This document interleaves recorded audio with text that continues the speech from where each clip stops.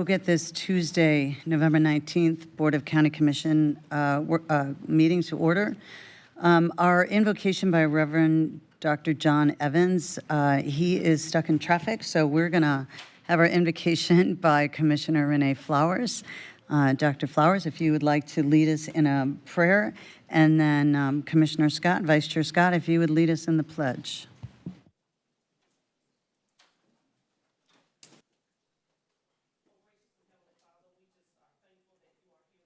Today, we are thankful for life, health, and strength, and we are thankful for you giving us the ability to make decisions for the residents of this entire county. We are thankful that we were able to come through the storm, and even though we know that we have a lot of damage to take care of, we know that you are in the midst of all of that. We are thankful for representation on the state and federal level who have all lent a hand in assuring that our residents are brought back whole in this community. We are thankful and grateful for all of the households that are present here on today. We ask that you keep them in your loving arms. For those that may be sick among us, we ask that you have a special blessing for them. As we move forward in this meeting, we ask that calmer hearts, heads, and minds prevail. We ask, Lord God, that you give us guidance so that we can make the decision that's going to be best for all involved. But more importantly, we are thankful and grateful that you have given us the ability to be in a right state of mind. We are thankful and grateful, and we continue to be thankful and grateful for the service that you have allowed us to do, because this is not something that is to be taken easy. Holding an elected office is very serious because it holds lives in the palm of our hands. We are thankful and grateful for the legislative staff that assist us, as well as all of the support staff. We are thankful and grateful for all that are here on today. And our prayer is that those who will come forward and speak will speak being kind-hearted, being respectful, and assuring that their point gets across while making sure that they are also being mindful of others. We ask all of these in your precious name. In Jesus Christ's name we pray, amen. I pledge allegiance to the flag of the United States of America and to the republic for which it stands, one nation, under God, indivisible, with liberty and justice for all.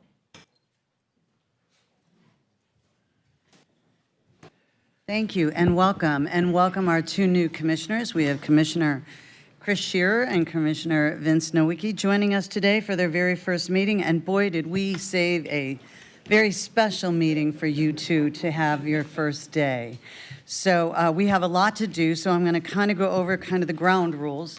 We're going to start with public comment. Public comment will be anything that is not on the agenda. So anyone that wants to speak on something not on the agenda, if you fill out these yellow cards, we'll have you up. You'll have 3 minutes to speak. We are going to stick tight to that 3-minute timeline, and as the day goes on, when we have more public comment, that 3-minute time frame could change depending on volume. So we're going to start with our public comment, and then after public comment, we're going to go to Barry to get an update on everything storm. So thank you. So I'm going to start with Aldo Della. And when you come up, we need you to speak your name and your address, and you'll have 3 minutes.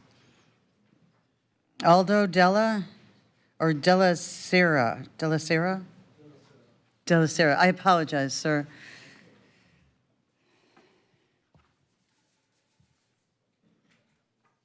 Good afternoon, everyone.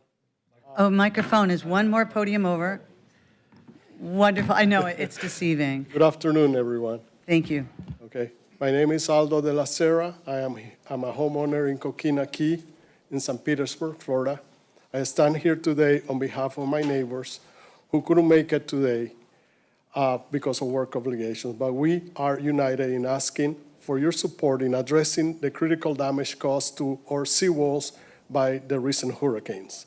30% of the seawalls in Coquina Key are destroyed. The destruction of our seawall was not an ordinary failure. Hurricane Helene, powerful storm surge, severely weakened their integrity. Just weeks later, Milton delivered relentless rains, 22 inches in a matter of hours, followed by a reverse storm surge that dealt a final devastating blow. This catastrophic combination has left the seawall collapse and our community vulnerable with damage and threaten private home, public infrastructure, and the environment. These seawalls are more than barriers for individual properties. They are vital flood defense that protect public roads, stormwater system, and utilities. Their collapse has already caused sediment runoff into our canals, contributing to worsening the water quality. According to the Florida Department of Environmental Protection, nutrient pollution sediment is a key factor in the harmful algae bloom like red tide, which we already experiencing in this October. And tourism is a cornerstone of the Pinellas County economy, which depends on clean waterways and vibrant marine ecosystem. Our waterways attract visitors who support the local businesses and generate billions of dollars annually, allowing the seawall damage to persist, threaten not only our homes, but also the county economic foundation. Ensuring repairs is now critical to preventing further erosion, pollution, and economic loss. Okay, the financial burden to the people in Coquina Key, these repairs are up to $100,000 per seawall, and many of us cannot afford it. So with this in mind, this is what we are asking for your partnership in addressing this, and we propose this in addressing this crisis. We propose financial assistance, securing grants and subsidies to help offset repair costs. Even partial funding could bring repairs within reach of homeowners and prevent further damage to the public infrastructure. Expedite permits and public-private collaboration, partnering with the community to identify sustainable solutions. Thank you. Thank you. Your time is up. He should be talking to the city. And I do believe what you need to do is speak with the city of St. Petersburg. That's their jurisdiction. It's not really the counties. So if you want to follow up with the city of St. Petersburg, and I'm not sure, Public Works probably, at the city of St. Petersburg. Yeah, they asked me to, Come here? they told me to come here. Okay. Well. So I'll tell you what, Renee, would you want to follow up with him in St. Petersburg? If someone wants to get with you, I'm happy to, but Coquina Key does fall within the jurisdiction of the city of St. Petersburg for seawalls as well as docks and davits all along that channel. But I'll get your information from someone, and I'll follow up with you and then connect you. Yeah. All right. So we'll get your. Oh, well, Mr. Gerdes is here too, so. Oh, that's right. That's even better. The city of Yeah. St. Petersburg's here. Yeah. Call Mr. Gerdes, and he's going to help you. Yeah. Okay. Thank you Perfect. so much. Thank you. It paid off to come now, didn't it? I forgot you. Okay. You know, I did neglect to say some things, and the folks that are speaking are probably not who I'm going to refer this to, but we are all grateful that all of you are here for the public, and this is going to include all our agenda items for all of you wonderful folks that are coming to contribute your thoughts. I just want you to know we do have some rules of decorum, and we do respect in this chamber, so we appreciate your courteous participation, and thank you per usual to our Pinellas County Sheriff deputies who are here. They're going to help support this meeting and help us keep order if they feel it's necessary. So I just wanted to put that out there and get it all done. That's kind of the work of the day. And we're going to continue with David Ballard Geddes Jr. And David, it's good to see you. Thank you, Madam Chair. David Ballard Geddes Jr. I live on Georgia Avenue in Palm Harbor. Everything this government seems to do is reverse engineered, from the layout of construction and development infrastructure scheming to the tune of the Constitution itself is reverse engineered for the purpose of making a bunch of money, engineering things incorrectly, then doubling down, creating a secondary business, correcting everything that was done wrong from the start. Based on the Declaration of Independence, our legislation is calling this pretentious, calling this a candid world, and is loyal to the British brethren.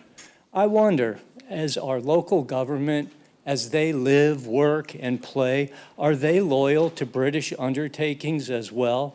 Article 6 of our current Constitution states that this Constitution is under this Constitution in its pursuance thereof, both in its capture of both land and water. In Article 1, Section 8, Clause 11, assailed as a ship of war from Article 1, Section 10.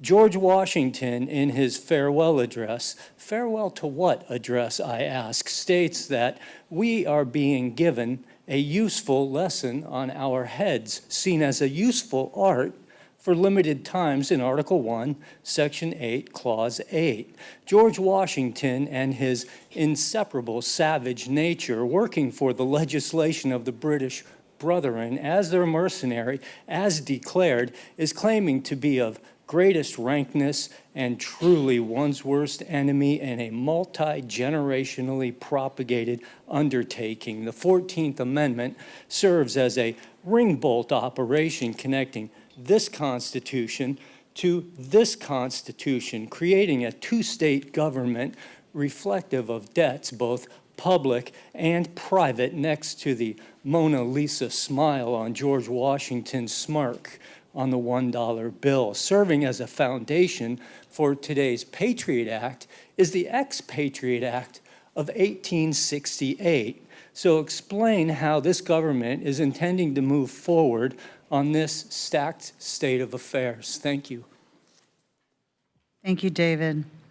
And then we have Gregory Godwin, and I know you're going to talk about Hurricane Helene. So if you want to come up and state your name and your address, and then know after we're done with public comment, there'll be a very in-depth discussion on the hurricanes. So come up. Greg Goodwin, 121 Carlisle Drive, Palm Harbor. Honorable commissioners, county professionals, and the press, please. I'm a 44-year resident citizen of Pinellas County. While a consultant, I perform many projects for the county, the Downtown Palm Harbor Project, Wall Springs Park, and the permitting of Veterans Reef, to name a few. So in addition to making Pinellas home, I have proven track record for serving you. Like many of your citizens, I have been severely affected by Hurricane Helene. I recently interacted with your building department. During this experience, I have learned about our post-Helene situation. Many of your citizens cannot move forward rebuilding their homes without receiving the substantial damage letter from the county's floodplain division within Public Works. The county has added resources to do this, 3 from property appraiser, 3 from Tidal Basin, and I believe 85 contract employees. They are tasked to determine, report, and inform the homeowners if their property is substantially damaged or not from the Helene event. Once completed, the building department can move forward, do their job, approving permits and notice of commencements to rebuild, recorded by the clerk of the courts, allowing your citizens to begin rebuilding their homes, restoring them to pre-flood states. There currently is a backlog with this process, and it is not working. It has been 55 days since this horrific flood event coming after Ian and Idalia. Your citizens have had many challenges, waiting to have their lifelong belongings and mountainous debris picked up from their front yards, dealing with their insurance companies, and now experiencing delays getting permits to allow them to legally begin their reconstruction projects in a no-loss, no-gain fashion. Finally, as a taxpayer who cares, I have a productive idea. I am willing to work at no charge with your professionals to help ease the current bottlenecks, delaying issuance of these permits, from facilitating strategy meetings to helping prioritize activities and bringing private sector techniques to the process. The track record for issuing these letters is paltry and unacceptable to your citizens. This pledges with no definitive completion date are blatantly hollow and insincere. Thank you for all you do as leaders of this county, and especially thank you to the law enforcement. Respectfully, I would like to know by tomorrow what is being done to remedy this situation for your citizens. We all want the same things. Follow the rules and get back to our homes and out of hotels. What do you expect people to do? So nobody in the county has asked for this catastrophe, but we're all affected, having to deal with it every day. So thankful and gratefully, Greg Goodwin. Thank you, Greg. Next, we have Ronald Walker.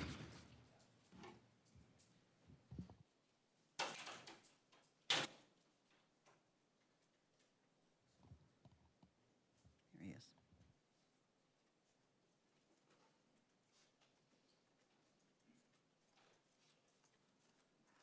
Ron Walker, 7100 Almerton Road.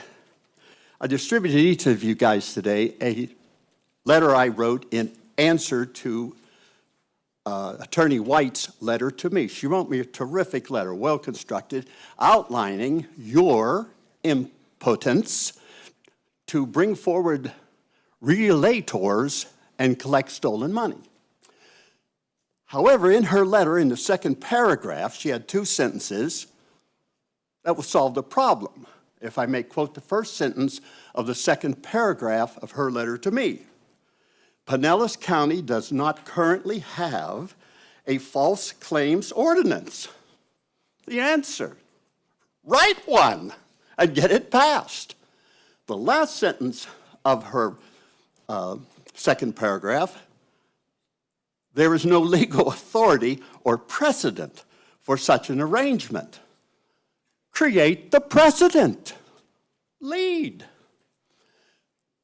Once you create the right ordinance, you're going to be amazed at the stolen money you're going to collect, particularly in underreported sales taxes. You're going to be shocked. And when the rest of the state sees all the money you're collecting, they're all going to copy your ordinance.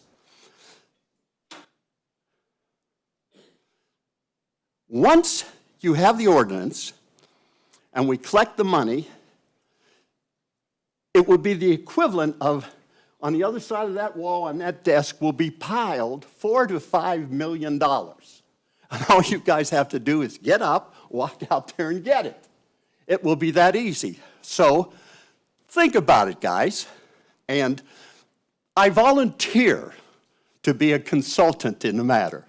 Take care, have a good day, and happy Thanksgiving. Thank you. Next up, we have William Schuetz.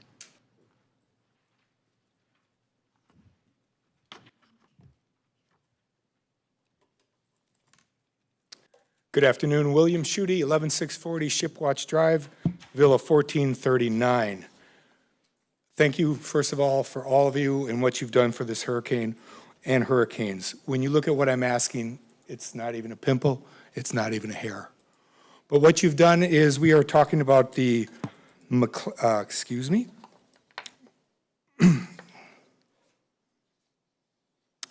McKay dump that they've put together next to Shipwatch development.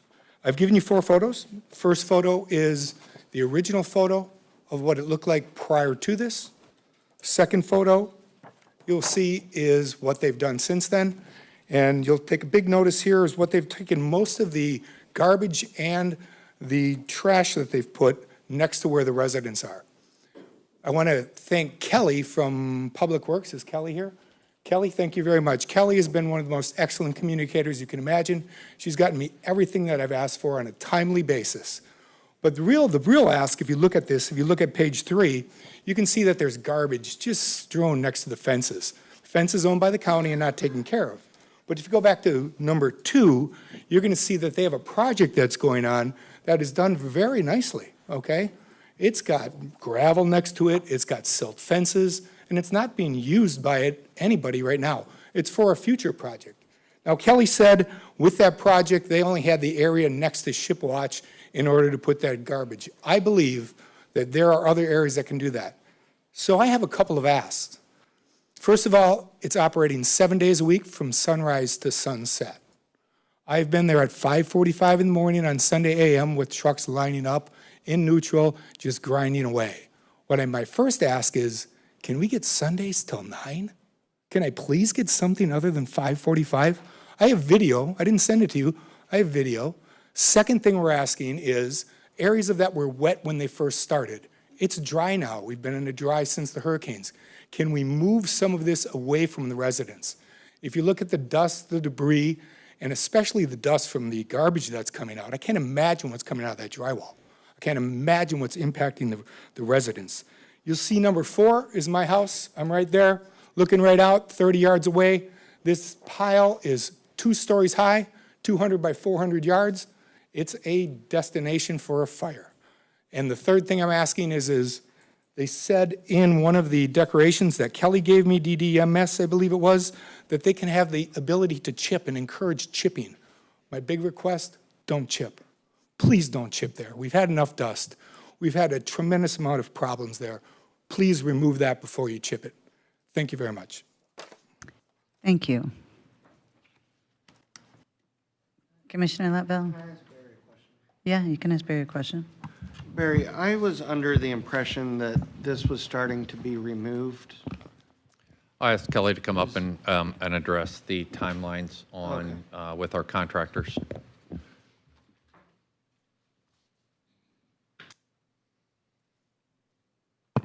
Kelly Hammer-Levy, Public Works Director. Yes, we have been hauling it out, and the gentleman who was just speaking sent me an email to that point, that thanking us for hauling some of that material out. But right now, our current schedule is to finish first pass by Thanksgiving, finish second pass by the end of December, and clear out all of the debris management sites by January. So we're hauling debris out and bringing some back in? Yes. So, yes, we are doing both, to manage the volume that we have on site at any given time. So to really know a timeline of when that's going to be cleared out, we would really need to know when all the debris is going to be picked up.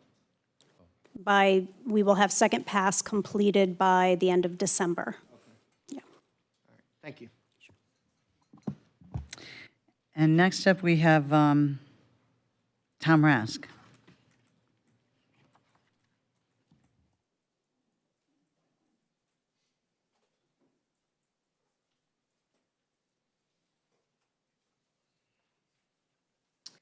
Good afternoon, Tom Rask, unincorporated. Oh, there we go. Tom Rask, unincorporated Pinellas County. Good afternoon, everybody. I'm not going to talk about how you're going to vote on the supplemental bond resolution, but just like with the hurricane, it sort of relates to that topic. I wouldn't be here if I knew that the Rays were going to send this agency a letter at 11:52, and I just want to go through this letter a little bit. All the material. Tom, then I would wait until we're on that agenda item. This is public comment for things that No, are Madam not Chair, on the agenda. I'm not talking about how you're going to vote on that agenda item, and can please stop, the clock has been stopped. You let the gentleman speak about Helene in general, and I'm not talking about how you should vote. I'm talking about the letter that this agency received. I would still respectfully request you speak about that when that agenda item is on the Are agenda. you telling me to leave the lectern? I'm asking you to talk about things that are not on the agenda, and anything that has to do with the Rays would be on the agenda. Madam Chair, the clock is running. I asked that the clock be stopped. I mean, this is obviously, I'm happy to stop the clock.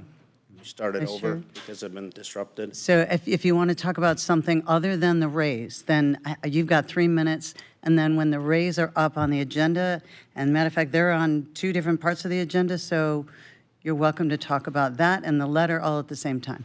Well, your county attorney is not, I'm not their client, but this is a matter of free speech. And so I respectfully ask, because I'm looking at what you did with the gentleman who came up and spoke about Hurricane Helene. I'm not, the agenda item is hurricane the is not on the- supplemental bond resolution. Yeah, that's not on the agenda for us to vote on. The hurricane stuff is, the Rays are. Jewel, do you want to see if I'm mistaken on this one? Your guidelines specifically do state that as to an item that you're going to be discussing under an agenda item, the comment should be reserved for that agenda item. Thank And you. that the So- citizens to be heard should be for items relevant to the county and the county commission that are not under a specific agenda item. So Okay. we're And happy may I to talk hear- about, may I we're talk here- about MLB in general, Major League Baseball? You can talk about MLB in general. I will allow that one. Is that better? Thank you. Thank So you. 3 minutes. And we'll move it back to 3 minutes, so you have the whole 3 minutes. Thank you. And that way, I appreciate it. sure.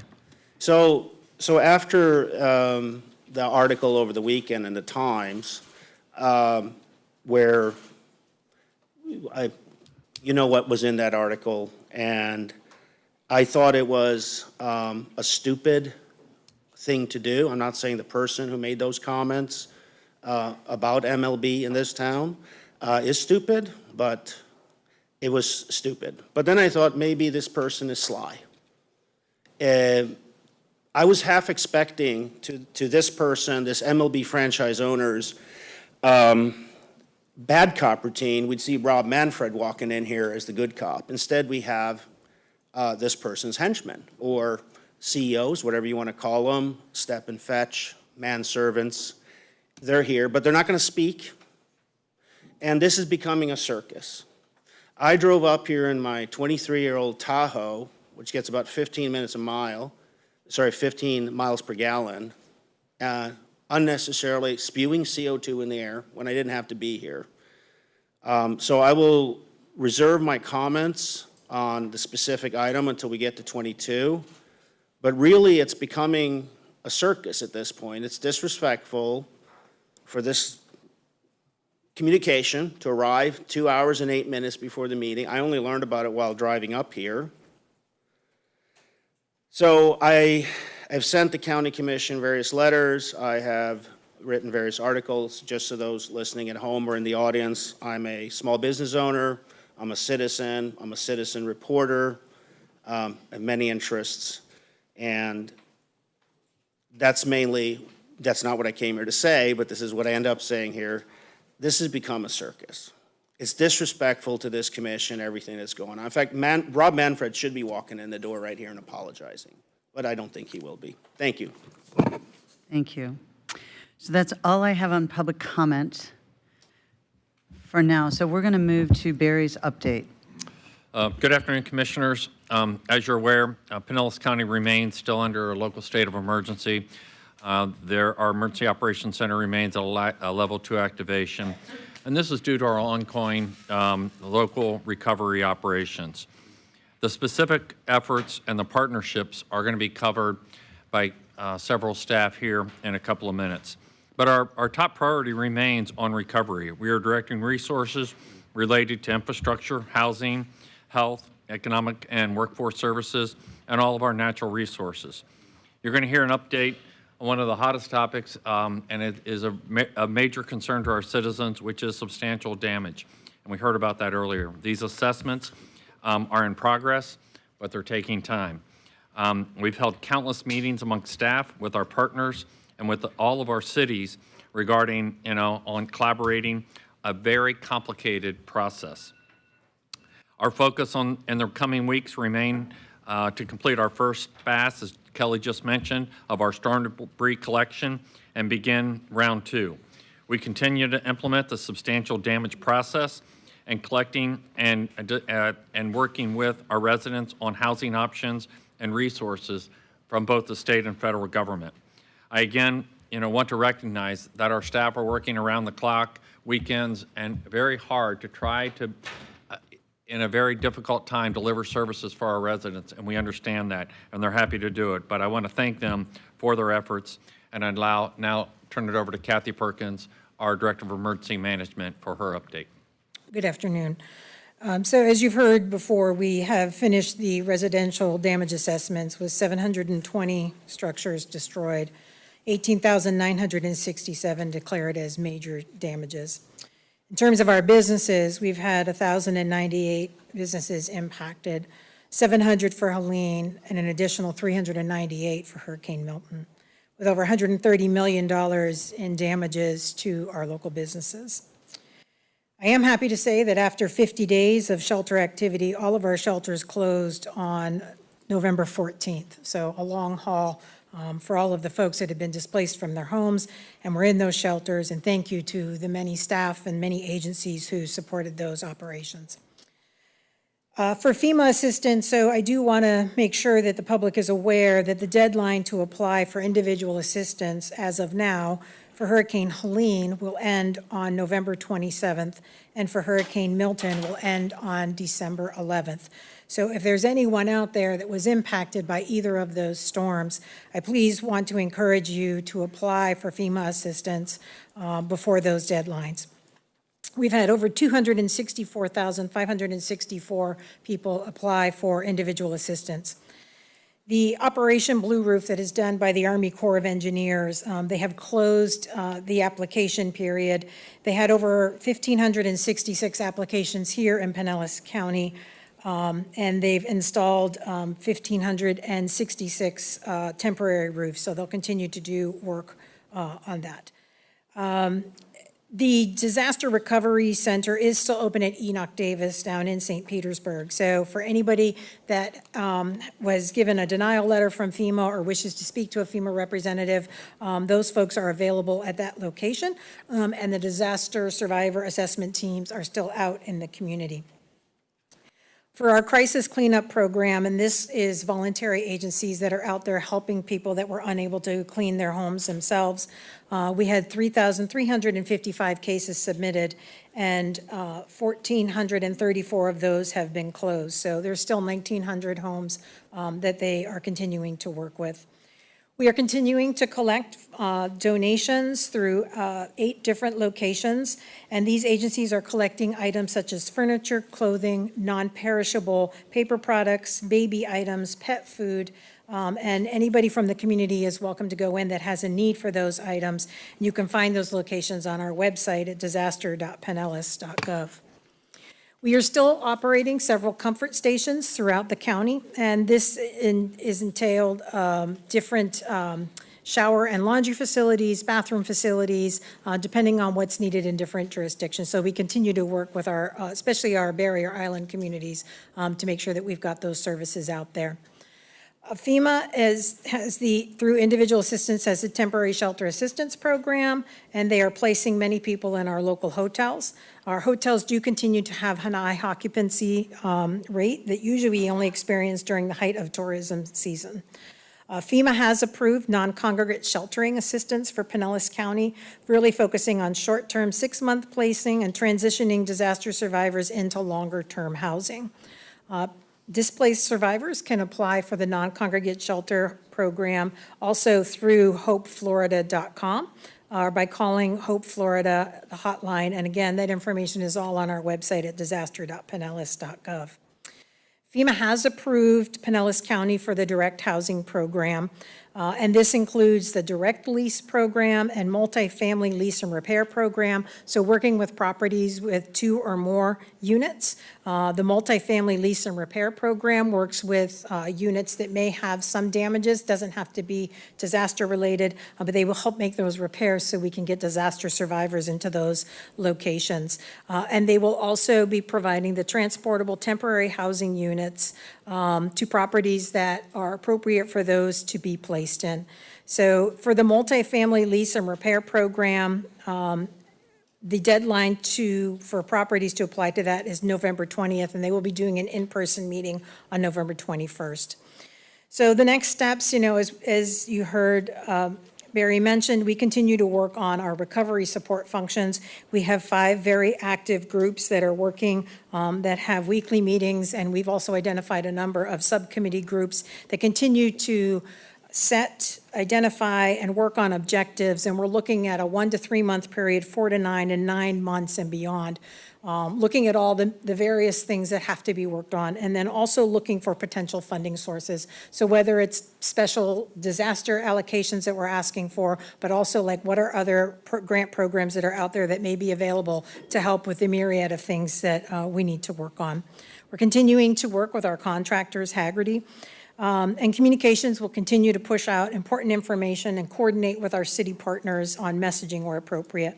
I do want to stress also that any of our entities, whether they're our municipalities, private nonprofits, or houses of worship, if they did work in relation to either of those storms, they can apply for FEMA for reimbursement. And that deadline to do that is December 20th. So I want to make sure that anybody that's out there that has provided assistance and is eligible are able to put in for those monies.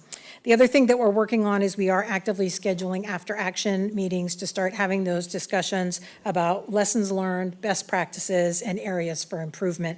Obviously, there's still a lot of operational work being done, but we will start having conversations starting in December and then many more in January. Some of the things like sheltering we can already talk about because we've been able to wrap that portion up, but other things are still active.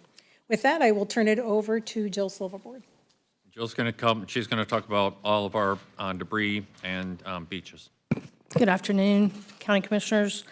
Jill Silverboard, Deputy County Administrator. You have had some tiny little update on debris already this afternoon, but I'm going to cover a couple of things under Public Works. There is the vegetative and construction and demolition debris. Those operations do continue, and Kelly gave you the expected dates for the first pass and the second pass, and we're looking at about 6 more weeks, so just if we can ask for everyone to continue being patient as we continue to remove and haul, not only from residential areas in our communities, but also from those debris management sites themselves. So trying to get all of that done. We do have a real-time dashboard with the actual pickups. That's available at disaster.pinellas.gov. And you can actually see where the tickets are being picked up. We have monitors that follow every truck.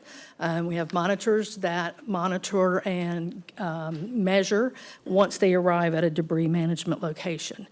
And in an effort to expedite our collections, we did close ICOT location to residents this past week, and that has gone well.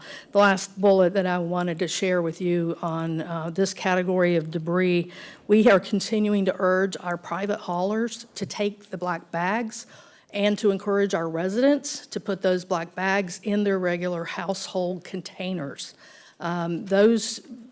We can't monitor those without opening the bags to know what is in them. So we have made provisions to accept those and not reject them at solid waste, but it's up to our private haulers that serve our communities to do that.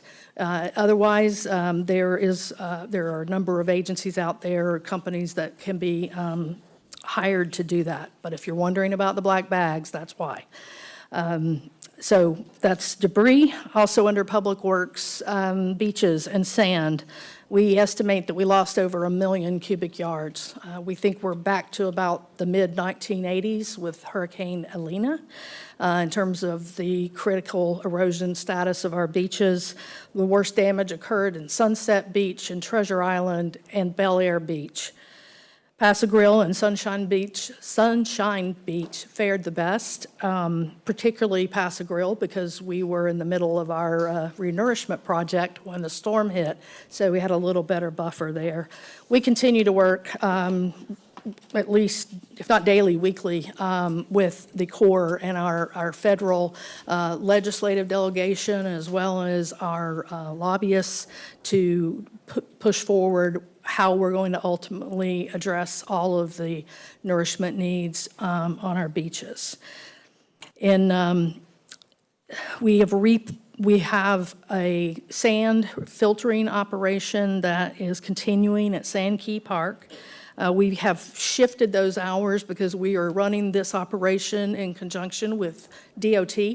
DOT is hauling sand, we're sifting. They are also taking away contaminated sand. So it's been a very good partnership with the Department of Transportation helping us out with that. And we have about 11 to 12,000 cubic yards of sand on site separate from the DOT sand. We're estimating the completion of the mission at Sand Key to be hopefully around mid-December. We've hauled tens of thousands of cubic yards of sand. Tens of thousands have been delivered because we accepted those from all the beach communities over these last couple of months. So total sand, we've replaced at Paso Grill 137 cubic yards. We have plans to start our dune plantings in the spring of 2025. And again, we're going to be shifting out of hopefully sand at Sand Key and get that park reopened. We still have some sand at Tiki Gardens and Indian Shores as well to come out. But it's, again, we're seeking your patience, but those operations will be finishing in a few weeks. Solid Waste has returned to its normal operations. State of Florida continues its operation and the mission with Ashbrit as they continue to remove debris from the state site that was opened and going to a final destination elsewhere in the state of Florida to a debris landfill. Permitted debris landfill. We currently have 6 regional parks that remain closed. Fort DeSoto, Fred Howard, Lake Seminole, Taylor Park, War Veterans, and Heritage Village. We've worked hard with our partners at the Botanical Gardens to make sure that they have safe conditions and have already reopened. We have contractors that are working in our 6 closed regional parks. It's primarily related to trees that are down, trees that were damaged, trees that are caught on other trees.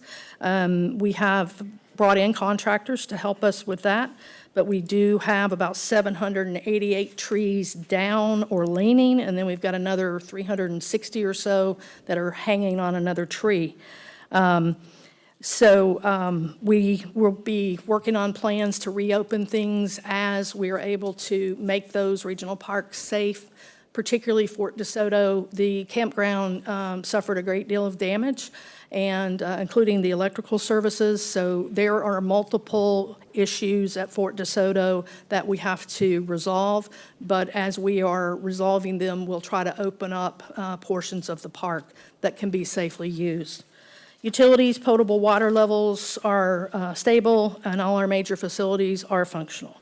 Our wastewater service levels are also stable. We did incur some damages at South Cross Bayou and William Dunn, and we had 12 pump stations that were damaged by saltwater intrusion. The financial assistance is continuing for our public utilities customers, and we have all the late fees and delinquent account deactivations remain suspended until January 1st. And as if you will recall, some point between Helene and Milton, we also did not make any charges for the consumptive uses that occurred when we had to turn the system off on the South Beaches. So we're trying to take care of our customers. Financial assistance is available to them separate from that. Those are my updates. I'm happy to answer any questions, or Kevin, Any questions? Andrew is ready to come up. Any questions? We got a couple. Commissioner Flowers. Go ahead. Thank you so very much for that update. I appreciate it. And I'm glad that you included the components regarding Fort DeSoto, because I'm sure you know we have been receiving a number of emails for persons who desire to kind of get back out to the park. And while I would love for them to be able to get back out to the park, it's one side is we need to clean up our communities and our neighborhoods because they're really calling. And then on the other hand, it's the recreational pieces. So thank you for that update.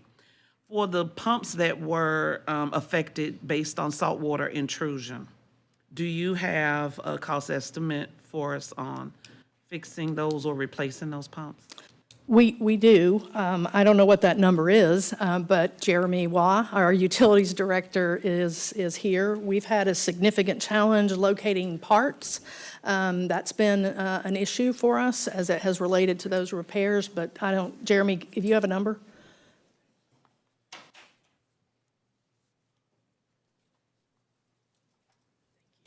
Good morning, afternoon, sorry, Jeremy Waugh, Utilities Director. So the sewer pump stations that were damaged from the saltwater intrusions equate to about $750,000 for just the electrical components. We've already purchased those, and we're still trying to gather the parts from Florida, from both Helene and Milton. So we're in the process of repair, and there are different stages of repair as the parts come in. Does that have any bearing on our efficiency or effectiveness to treat any of the waste that would normally? No, so the pump stations that were affected are the ones that are out in the communities, mainly on the beaches where the flooding occurred, some of the inland areas where the flooding occurred. But they're under temporary pumping situations right now, and we have generators and temporary pumps actively working, so the sewage is being pumped and has been for several weeks. Okay, thank you. And Jill, we've also received a number of emails from individuals who are asking us to request that the state come in and assist us in removal of debris and what all we're doing. And I know that we have state assistance. We do. Can you just briefly, so that anyone who's listening or would like to go back and look at this later, can you just briefly talk about our partnership with the state and other entities when it comes to debris removal, and that they, in fact, are partners with us in helping us to try to remove the debris from our neighborhoods and communities? Yes, so that is absolutely correct. The Florida Department of Emergency Management, as you know, ran the mission at our solid waste facility. Had they not done so, all of that debris there would have been a charge to dispose of all of that debris. So that was helpful. We're just really happy to see them taking it away to a permanent disposal location. But, just last week, for example, we had a notice received from FEMA that they are announcing federal grants through the state of Florida for Hurricane Milton, and for us, our share is, it's over 18 million. So that's specifically for debris. So that's just one example. There are only so many trucks and so many monitoring companies and so many locations, right, that we can store the debris. But we are working as diligently as the county administrator said to try to get rid of this stuff as soon as possible. Commissioner Scott. Thank you, Madam Chair, and thank you very much, Jill, for that very comprehensive report. Do we have a general time frame for when the other parks might get open? I mean, are we talking 30 days, 45 days? So Paul Causey is here, but it's my understanding that we hope to have, like, for example, on Sand Key, we hope to finish the sand mission and be able to reopen that park before the Christmas holidays. So each one's a little different. Lake Seminole had significantly more damage, but we are, we're trying to focus on those where we have the greatest amount of visitation, that being Sand Key and Fort DeSoto. So they all vary, but they're working to get them open as soon as possible, and within the next 6 weeks. Thank you. Okay. All right, seeing no additional, next. Okay, next up, Kevin. So Kevin McAndrews coming up. He's going to address all of our substantial damage and our process we're going to be using here over the next several weeks.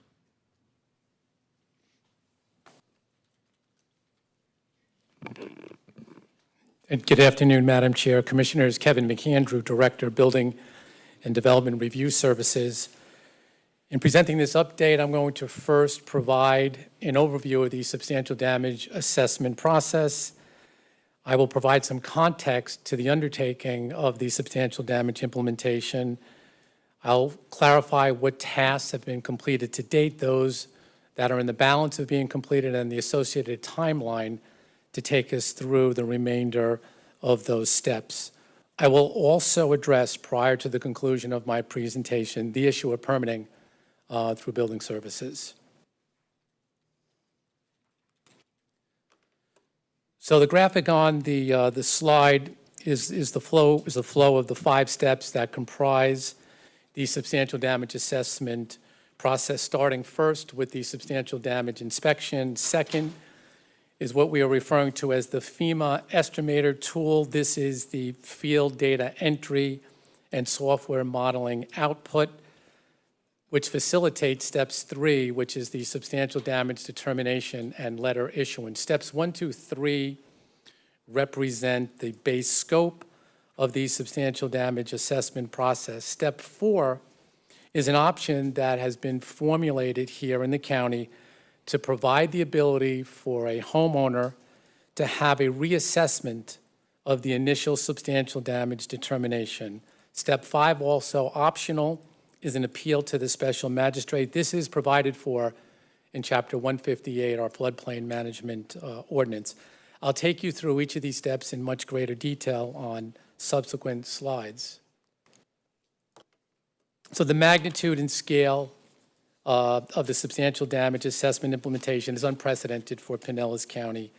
Historical storm events over the last 30 years have not resulted in more than 200 or 300 substantial damage assessments following any one event in unincorporated Pinellas County. The impacts of Hurricane Helene and Milton resulted in approximately 7,300 residential structures subject to the substantial damage assessment process and another 350 non-residential structures just within the unincorporated Pinellas County.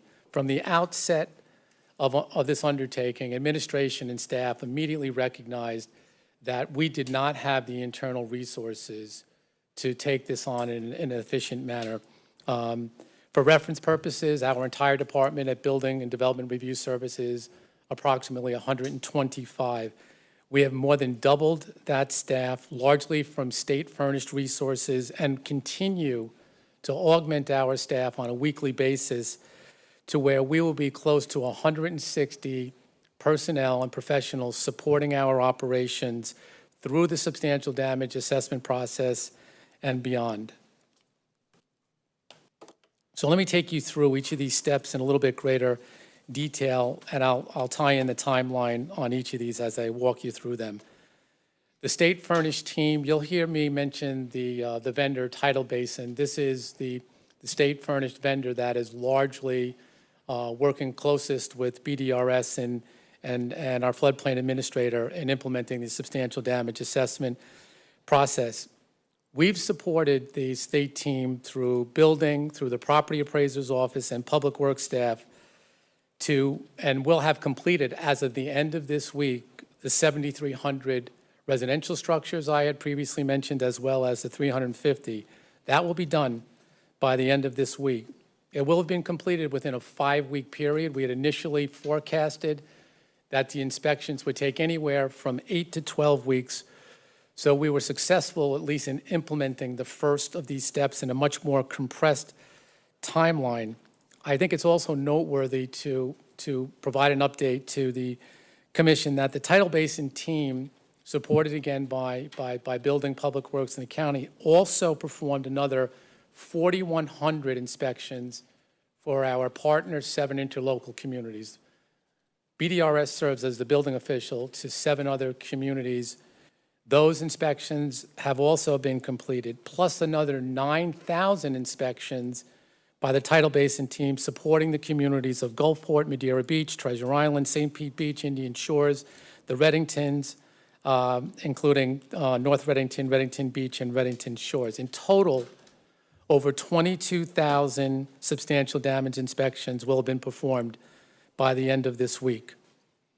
Reaching this milestone is by no means a celebration. It's an important interim step to facilitate an all-hands-on-deck approach in moving into step 2, which is the FEMA estimator tool and data output. And this has been ongoing now for a couple of weeks, so it's not as if we've waited to complete the inspections. This has commenced, as I mentioned. And what happens in this step is that each of the field inspections, that significant number of 7,300 and the 350, goes through a quality control review.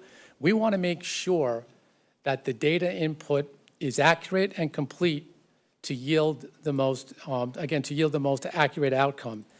In some cases, the quality control step will entail a reinspection. In fact, there's been hundreds already of reinspections, and there will be more because we got to get this right. And I want to point out that there was really good work and important work done as an early action item between staff at our property appraiser's office, our floodplain manager, and building on an early action item to calibrate the FEMA estimator tool. This is a national software tool. We calibrated that tool to local Southwest Florida construction typology to optimize the most accurate results of this tool being used. This is something, I felt was very important to share with you. The state team is performing both the quality control and the data input. The output of the estimated tool will reveal whether the 49% threshold is exceeded or not. And as was represented by the citizen earlier, we recognize that every day that a homeowner, a business owner is waiting for this determination only adds to the impact that they've endured to date and continue to endure. And so We have started this process several weeks ago, as an example, with 20 staff from the state. We've increased it to 36 as of last week. It will be increased to 50 by the end of this week, early next week. So we are making every effort to accelerate each of these steps that I take you through. The substantial damage determination and letter issuance, that is step 3. The data output that I referenced out of the estimator tool, this is provided to our floodplain administrator and building official who make the determination of substantial damage and issue the letters for homes and non-residential structures for unincorporated Pinellas County. From the outset of this undertaking, we've utilized a grid. There's an image of that grid up on the slide to manage the scale of this program, from the deployment of inspections, from the tracking of quality control, right through the input in the estimator tool. And we will utilize this grid also associated with the issuance of the substantial damage determination letters. The letters will be issued when each of the grids is 100% complete. And our approach to that, these will be sent out in batches. We will send out a batch that includes grids from North County, Mid-County, and South County, and continue that sequencing until we are done with all of the grids. By reference purposes, there's 160 grids that comprise unincorporated Pinellas County. Approximately half of those, about 80 or so, were impacted by Hurricane Helene and/or Hurricane Milton. The first of these batches, which will be 8 grids, is anticipated to be issued tomorrow or Thursday, the latest of this week. We will continue to effort to release these batches as each of the grids are finalized over the next 4 plus or minus weeks, such that all of these letters will be out before the end of this calendar year. Kevin, I just want to clarify what you know, because it is confusing. We do the inspections for all unincorporated areas and for the 7 contract communities. The substantial damage determination, that letter is determined by each municipality. We only do that portion for the unincorporated areas, correct? That is correct. The floodplain manager or administrator of each of these respective communities makes that substantial damage determination. Because it's based upon each municipal's ordinance. We have an ordinance for unincorporated, and each municipality has their own ordinance. So that determination is made by the ordinance that was in place at the time of the hurricane. Right. To participate in the National Flood Insurance Program, every community has to have an ordinance that Barry is referencing. From a communications... Kevin, we have a couple questions, and I don't know if you want us to wait till the end, but I'm interested, first off, who are the 7 cities? The 7 are 7 contract communities: Bel Air Beach, Bel Air Shore, Indian Rocks Beach, Kenneth City, Oldsmar, Safety Harbor. I mentioned last Bel Air Bluff because there were no substantial damage assessments required in Bel Air Bluff. I can repeat that again if necessary. Yes. Bel Air Beach, Bel Air Shore, Indian Rocks Beach, Kenneth City, Oldsmar, and Safety Harbor. And those seven communities I had mentioned entailed approximately 4,100 substantial damage assessments. These were, of course, many of these along the beach were the most significantly impacted with the storm surge, and so there was a significant concentration of assessments required in these 7 communities. So I'm going to throw one more thing out there, just a second, Commissioner. So I'm getting communications via email and on social media from some beach communities that are saying that they're waiting for these letters to come from the county, not from the state, not from theirs. They are telling the residents that they're waiting on the county, and they're not one of these 7 cities. And so I think it needs to be clearly drawn out and outlined. I know you're trying to do this with these slides, and I understand Della's going to send these slides to us. I wish we had them in advance. But I think every one of us need these slides so we can share, because the communities are getting very mixed messages. Wow. And it is not clear. And so they think that the county is sending people to help them. The county is hoarding all the people coming from the state to help, that we're not sharing those resources. So I think we need some clarity on a lot of that stuff. And I know you gave me an outline on some of the beach communities, on the resources that they've asked for, the missions they've sent, the assets they've received, and many are still waiting on those assets. And so I just want to kind of be clear, and maybe I've jumped in too soon and we need to do this at the end, and if you want to do that at the end, that's okay.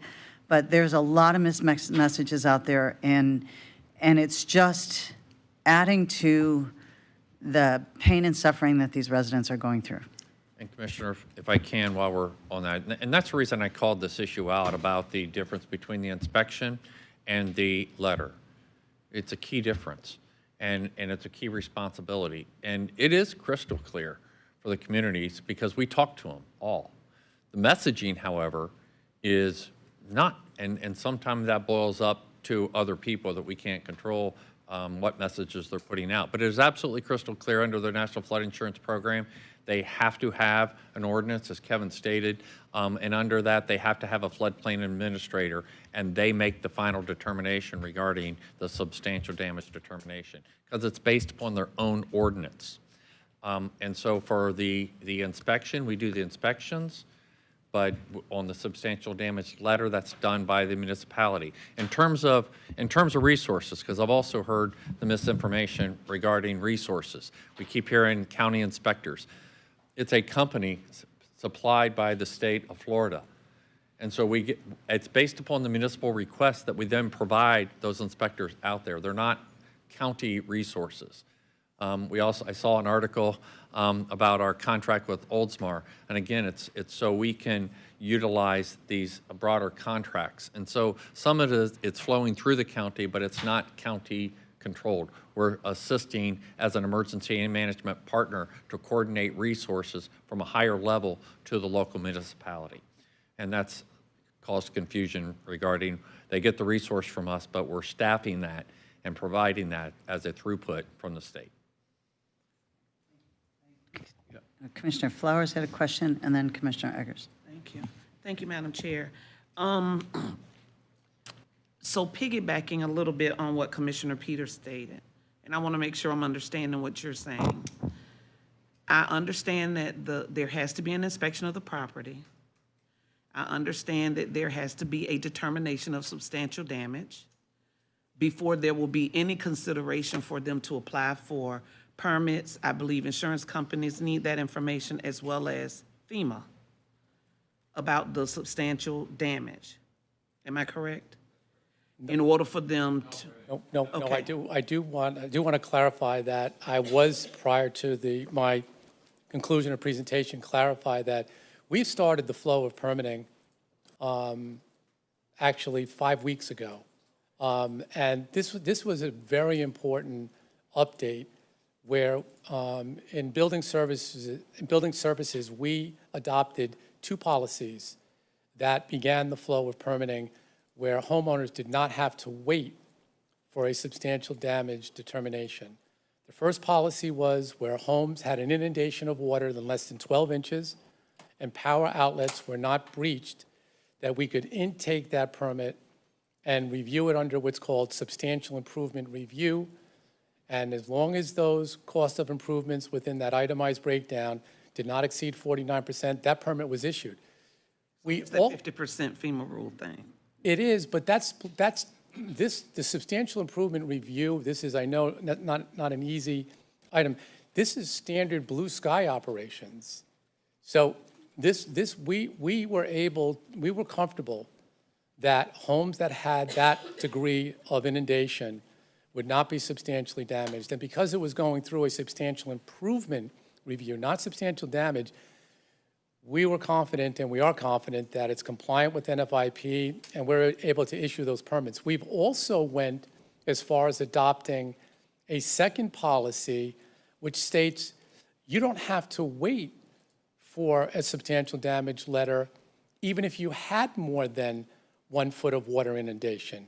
We'll intake that permit and have what's called a detailed substantial damage assessment performed. This is an itemized cost breakdown, line by line item, materials and labor, including if a homeowner wants to have a private actual cash value appraisal. We're intaking those and reviewing those now as an alternative to waiting for a letter. We've issued approximately 700 permits over the last 5 weeks. This is gaining traction. We are making refinements each week to facilitate the flow of permits, but again, we've been looking to communicate this as best we can, but we've recognized from the outset that we had the ability to have 2 tracks running concurrent. We'd had the ability to issue permits and concurrently perform the substantial damage assessments, all under the umbrella of NFIP compliance. Okay, so that's still a little confusing, and here's why. Because I've referred, and thank you very much, Tom and Barry, I've referred a number of persons who have sent emails, who are sharing that there was not substantial damage, and that their contractor was looking, to go ahead and get permits to do whatever work because it was not substantial damage. It didn't impact outlets, electrical, or anything of that nature. And they were given 2 to 3 different responses, which all resulted in them not getting permits to do any work or anything until I sent Tom and Barry the email. And again, thank you too very much for working on that. So somewhere along a communication line, information is still a little bit confusing.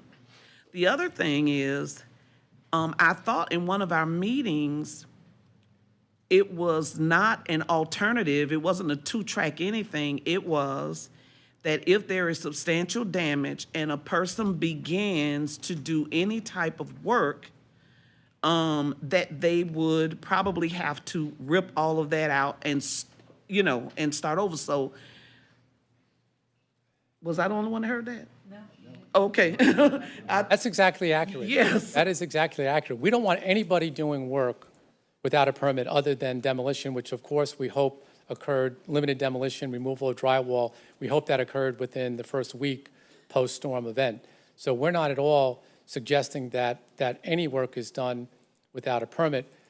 What we're clarifying, and I think a good example of what occurs is that a contractor or a homeowner comes in for a permit and they're saying that they had less than 12 inches of water. And when we look at the substantial, if there was an inspection performed, we look at that inspection result and it says that there was 36 inches of water on the outside. So the presumption is that there was 36 inches on the inside. And so what is occurring, if a homeowner doesn't have the photographic evidence to demonstrate that it was less than 12 inches, we're scheduling a reinspection. I mean, this is a tedious process, but it's one that we have to do. We need to be thorough. We'll schedule a reinspection. We'll go out. And we have found in almost every one of those cases where a homeowner is represented, they had less than 12 inches. When we performed the reinspection, we validated that and it allowed that permit to go through to issuance. So And I don't want you to think I'm being like antagonistic towards you or whatever. It is just, I guess it's confusing and a little frustrating because when the residents reach out to us, of course, we're going to share that information with any of you guys to try to get appropriate information and handle it accordingly. I want to make sure that I'm telling people this is the process and I'm giving them the right information. And then if they follow the process and for whatever reason they met with the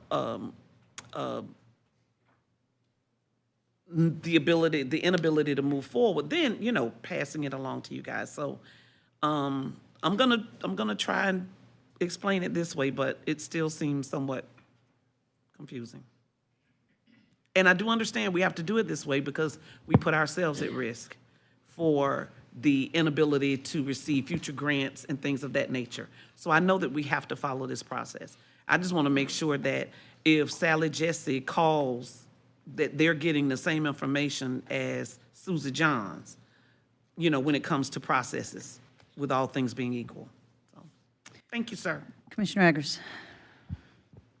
Yeah, I mean, when we get permits, we usually have contractors doing the work, and they speak the same language. And this is kind of using residents, using contractors, I don't know, maybe some engineering people or whatever, to try to get clarity. You said that they could go through a process, or even the regular process of getting a permit, after which, at some point, there would be a determination whether they hit 49%. No, this would, if, again, the 12 inches and below is one path.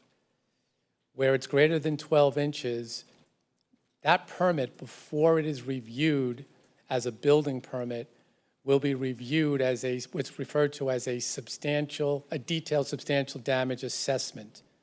And that is a line-by-line itemized cost of the total cost of repairs. And again, there's the option for a homeowner to present, if they want at that time, a private ACV appraisal. But a determination, a substantial damage determination, is being made before that proceeds into permit mode.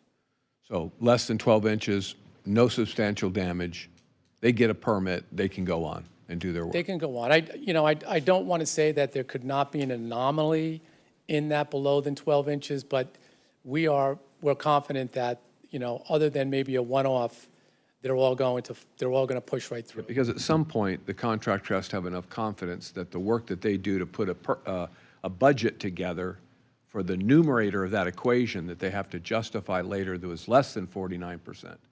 So there's a lot of work that goes into that budgeting process off of whatever drawings are being done. So it's very tedious process. And so back to the appraisal part, you mentioned something about getting a reappraisal. Is that when after it's been determined to be substantially damaged? So I can speak to that on the next slide, which is going to be the appropriate time to address when the greater likelihood is that we would see an appraisal submitted. If you have further questions, of course, we'll stay with this slide, but I can address that. Are we putting these letters that we're doing, and I'm trying to figure out this critical path between doing the inspection, doing the estimator work, doing the letter. Why is it taking so long to get the letter in people's hands? To me, that's the real, maybe it's a part where we just don't have the staff to do it. I don't know, but we've gotten the inspections done relatively quickly. And it seemed to me that we're talking about the end of the year for permits, for the letters in some cases. Is there more resources that are needed to help get that process along? I just don't understand what the critical path is for you. We've recognized the need for resources. I mentioned that we started with 20 to put the data input and run through the estimator tool. That's now been increased to 50. You reach a point where there can only be so many staff that can efficiently make these entries into this tool and to have it done accurately. Where we believe the 50 is the right number. I mentioned that we were able to compress these substantial damage inspections. We're looking to do the same on getting the letters out. At the moment, we're projecting that 4+ week, but we're going to make every effort to compress that. And so the estimator piece is part of the delay. The letters that are being generated are just kind of administrative once that estimator tool or estimator process has been. It is. I don't want to oversimplify it. There's a pretty sophisticated technology build to automate the issuance of letters. When you're dealing with 7,300 structures, they're all going to get a letter, whether they are or are not substantially damaged.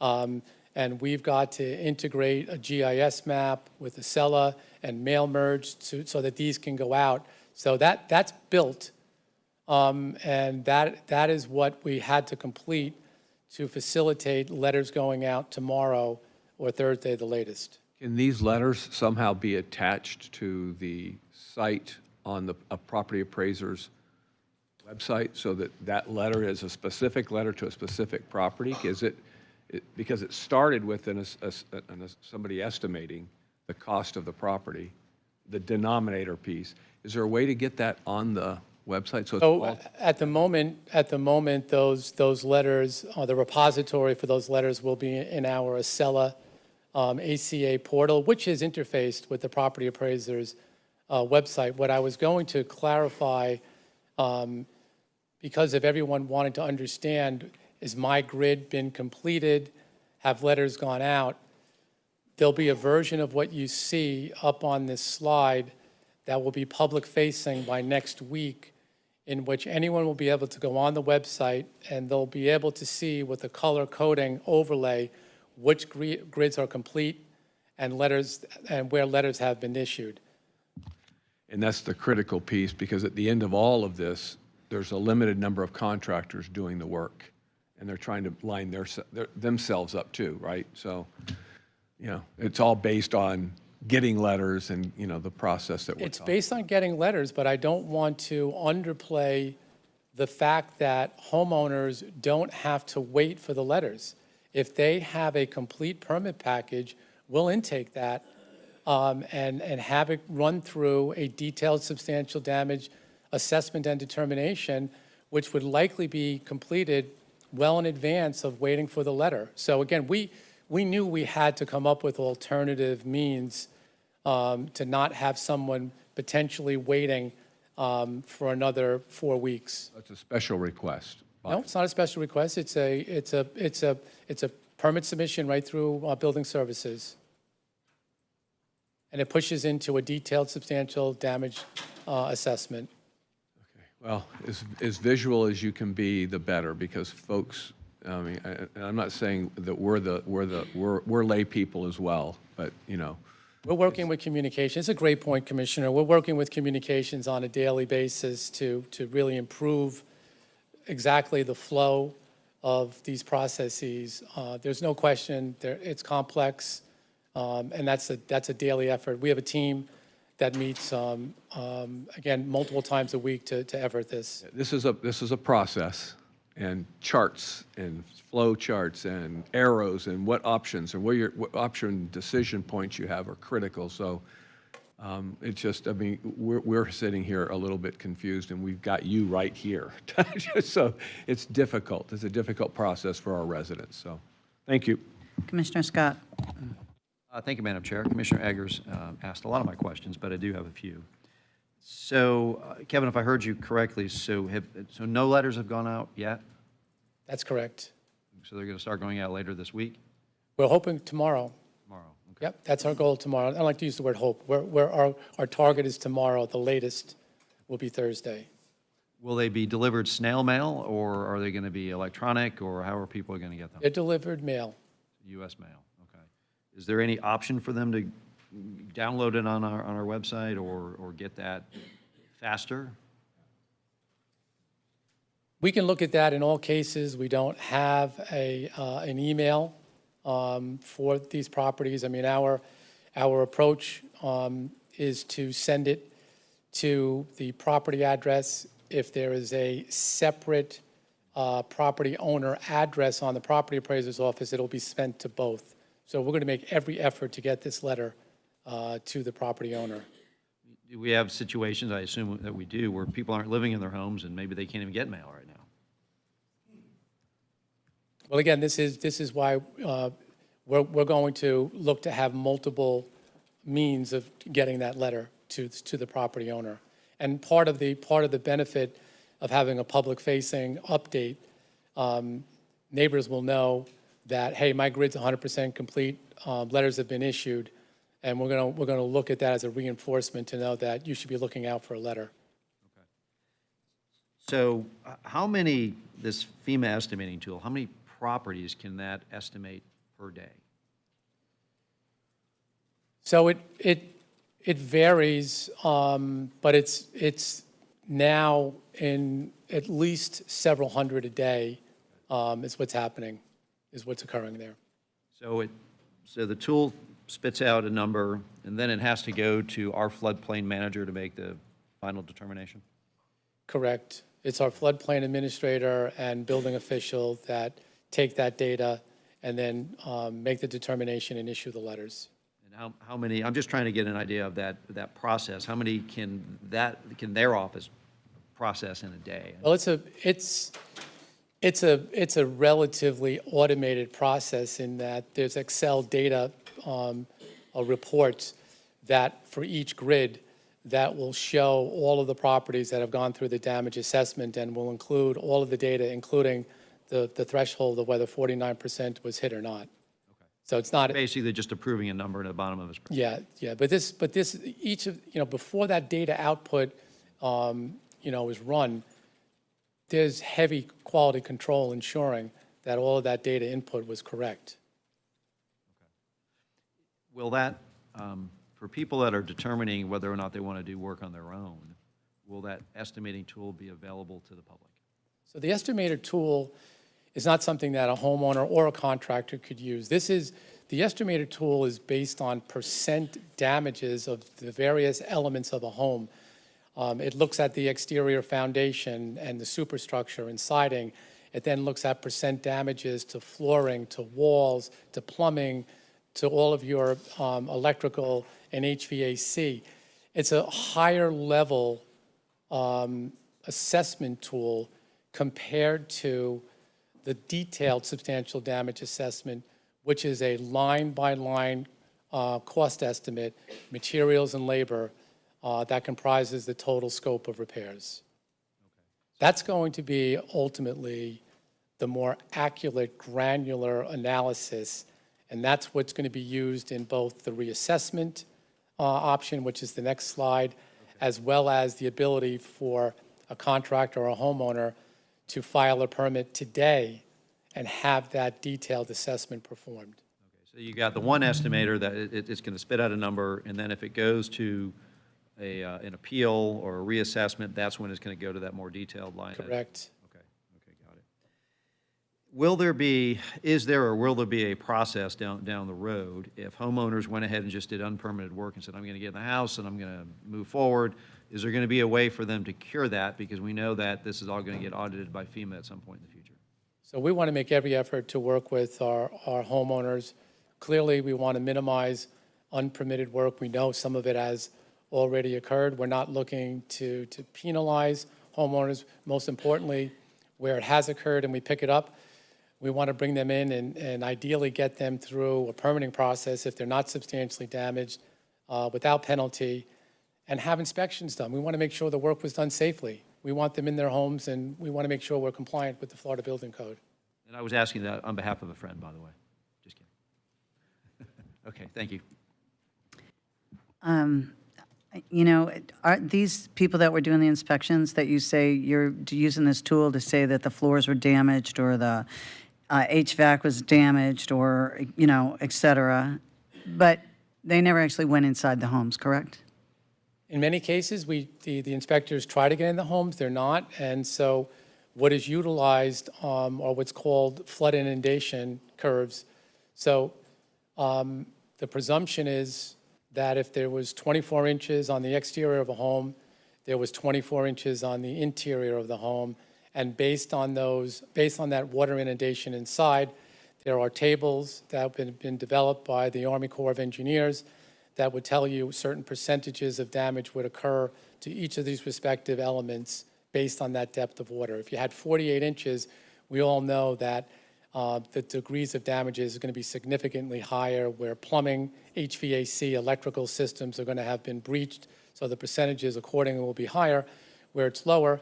But this is where I go back to homeowners that come in and say, I only had 10 inches, we'll perform a reinspection. And we'll go out there and validate their representation if they can't present photographs. So I find that frustrating because I had my home open for a long time and then I got looters. If they didn't go inside my house and they based it on the outside, that wouldn't be accurate. I didn't lose floors. My air conditioning, my unit did not get wet. You might have thought it did, but it didn't get wet. It works. It wasn't running, but it works. And so, and then you say, then I have to wait and have them come back and re-inspect again. And it is just like the wait. But if I'd have known they were coming, that door would have been unlocked and open if they came after the looters came, because it wasn't until after the looters came that I locked the door. So, but again, you know, mine, I had 30 inches of water. The only thing that I lost damage on was drywall, not floors. I'm sure my electrical outlets have to be replaced, but not a hot water heater, not an HVAC, not a return, not a bunch of the things that you just mentioned, then I'm certain you're going to tell me I have severe damage. Not you, because I'm in a different city. But I find the whole, I will tell you, I'm as frustrated as our citizens are. There's no question that I am equally as frustrated as our citizens. But the fact that they didn't go inside and were making assumptions concerns me. Because this is complicated already, but you're making assumptions without any facts, and that I have a problem with. And so, and I know it would take even longer, that if they had to schedule these and have somebody there, and I don't want anything to take any longer, but I just see that as problems for a whole lot of people, that that claims are being made when there's no substantial facts to back that up. And I'm sure we can discuss that, and then they can come out again, but to me, it's just, the whole thing is frustrating when assumptions are made and it's not based on reality. So, and I know you got to finish your slide, so so we could go on that. And then I do have a couple things when you're all done that I have for you. Oh, sorry, Commissioner Scheer, sorry. Push the, yes, the right button. Thank you, Madam Chair. Kevin, I had a couple of questions on the assessment letters themselves. Are they just required in areas that are flood zones?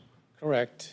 It's a regulated floodplain. In many other cities, are just referred to as a special flood hazard area. So homes outside of a regulated floodplain are not subject to substantial. Which floodplains require these letters right now?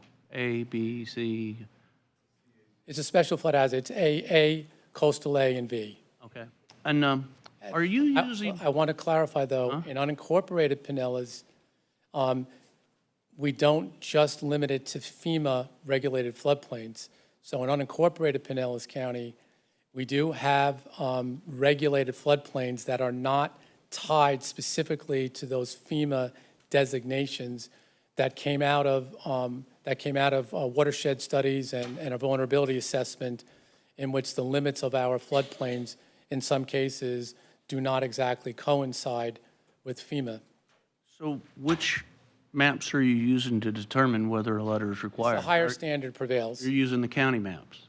It could be one or the other, but it's the higher standard prevails. So whatever is in a regulated floodplain, it could be within the FEMA, it could be within our county regulated floodplain. So if somebody could come to and say, hey, FEMA says I'm not in this floodplain, I'm not required to have this letter, and then the county is requiring them to get the letter because we're saying the county maps are smarter than the FEMA maps.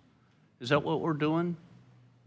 So this commission adopted our floodplain ordinance going back, I believe, prior to my time coming here, but they adopted higher standards.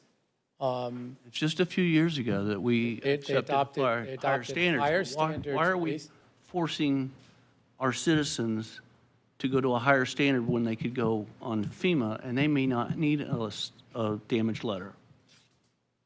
Well, it's the higher standards are part of what has resulted in the county having a community rating system of 2, which has resulted in that benefit of up to a 40% reduction in floodplain insurance rates within the NFIP program. Well, it might save a little money on flooding, flood insurance for some people, but we're condemning many, many more houses, the damage that's causing. Why can't we just allow people? Commissioners, the vulnerability assessment was adopted, and that was incorporated within our ordinance, and therefore that was what was in place at the time of the hurricane. So if we had a separate discussion, but I'd have to ask staff in terms of whether there's a difference there in terms of the enforcement of that regarding the substantial damage determination.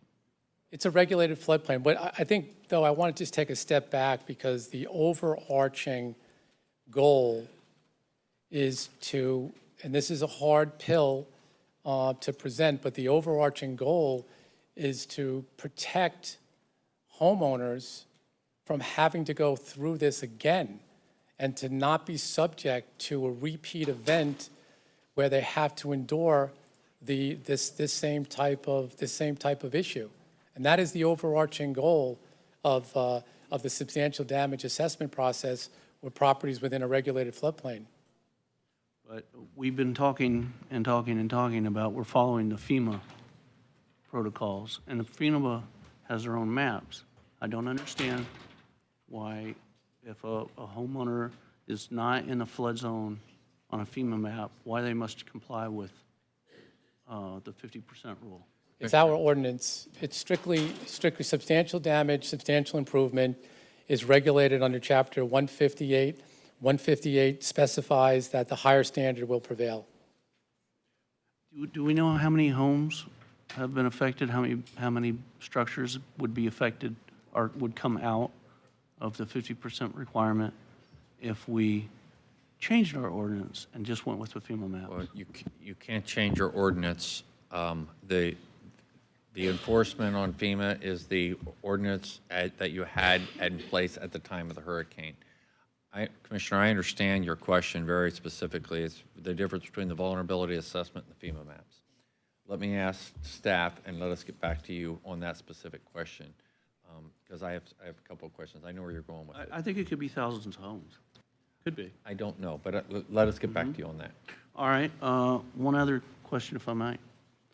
Homes that are in the floodplains that require the letters, if they were built after 2015 or 16, they were built to FEMA standards, are you requiring those homeowners to get these letters as well?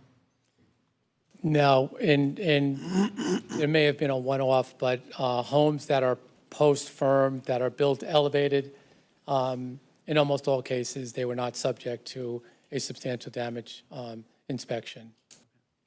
All right, thank you.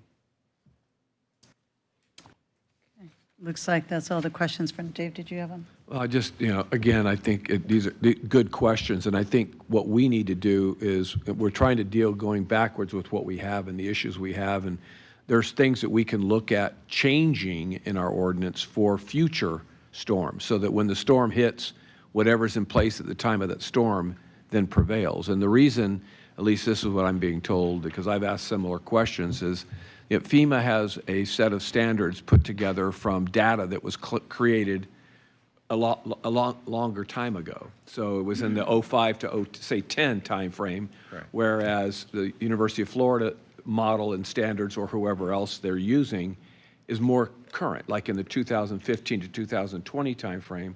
So they've erred on the side of caution to use the higher standard. That's essentially what's been used. Whether that's right or wrong, you're anticipating the latest information to make the decisions based on that. But I do think it warrants conversation, say in the off season, which is coming up January, February timeframe, before we see another summer of storms, if we're happy with what we have. I think that's a fair question. Thank you. You want to go ahead and finish your slides? Thank you. So step 4, which I had initially identified as an optional step to a homeowner, this is the reassessment option. Property owners that receive a substantial damage determination letter will have the option to pursue that determination being reevaluated through a reassessment. And I covered this, I'll just hit it real briefly. The distinction in the reassessment is it's not based on the FEMA estimator tool. It's based on a very granular, detailed, line-by-line cost estimate that is evaluated in making that determination. And it's within this process, we expect and anticipate many of the homeowners that get a substantial damage determination to pursue the reassessment. Within the letter that will be issued, we are including the instructions as to how to file for the reassessment. The reassessment filing has the option to include a private actual cash value appraisal. I think it's also important to note that Mike Twitty at a prior work session updated, and this is included in this package, that homeowners have the ability to take advantage of what they're calling a pre-storm building value reconsideration, which in many cases is going to increase the value of the structure, having a benefit to the homeowner in not piercing that 49%. The reassessment process, though, again, is one in which will be performed by a state team, a different team of professionals.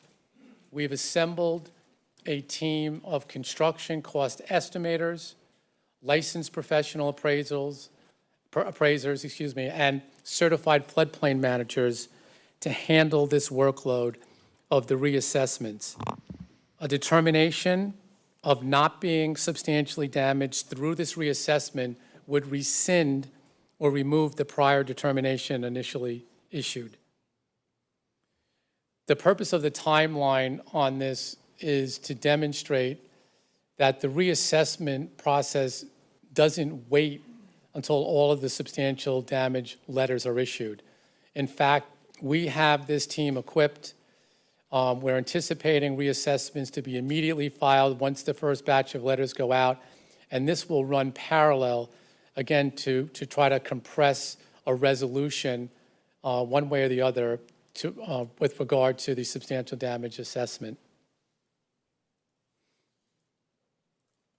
The final step is also optional, and that's the appeal process through a special magistrate. And property owners that are dissatisfied with the reassessment determination will have the right to appeal to a special magistrate. This is a provision within Chapter 158 Floodplain Management Ordinance. It's also a FEMA requirement under substantial damage assessment processes. Efforts are currently underway to have qualified special magistrates in place, including the administrative support services, to accommodate this process. Commissioner Latvel has a question. Thank you, Madam Chair. Thank you, Kevin. Going back to the pre-storm reevaluation that Mike Twitty's office is doing, which is a great thing that the property appraiser is doing, do we know how many residents and property owners have taken advantage of that so far? I do not have that data yet, but we can circle back with Mike Twitty on that. Okay, thank you. Was that the end of the presentation? It is. It is. I'd sort of inserted my permitting update earlier, which I was going to conclude with, but that does conclude my presentation. Okay. Any other questions for Kevin before he goes? Commissioner Eggers.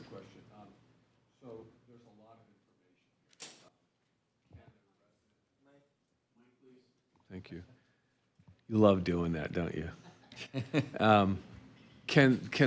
Who does a resident call to find out, like, where to begin this process, where to end this process, can they call somebody and talk to somebody like you that can help guide them and or their contractor through this process? It seems convoluted. I'm not saying it is, to people that might be trying to figure out where they can jump in, how they can jump in to accelerate the process. So, great question.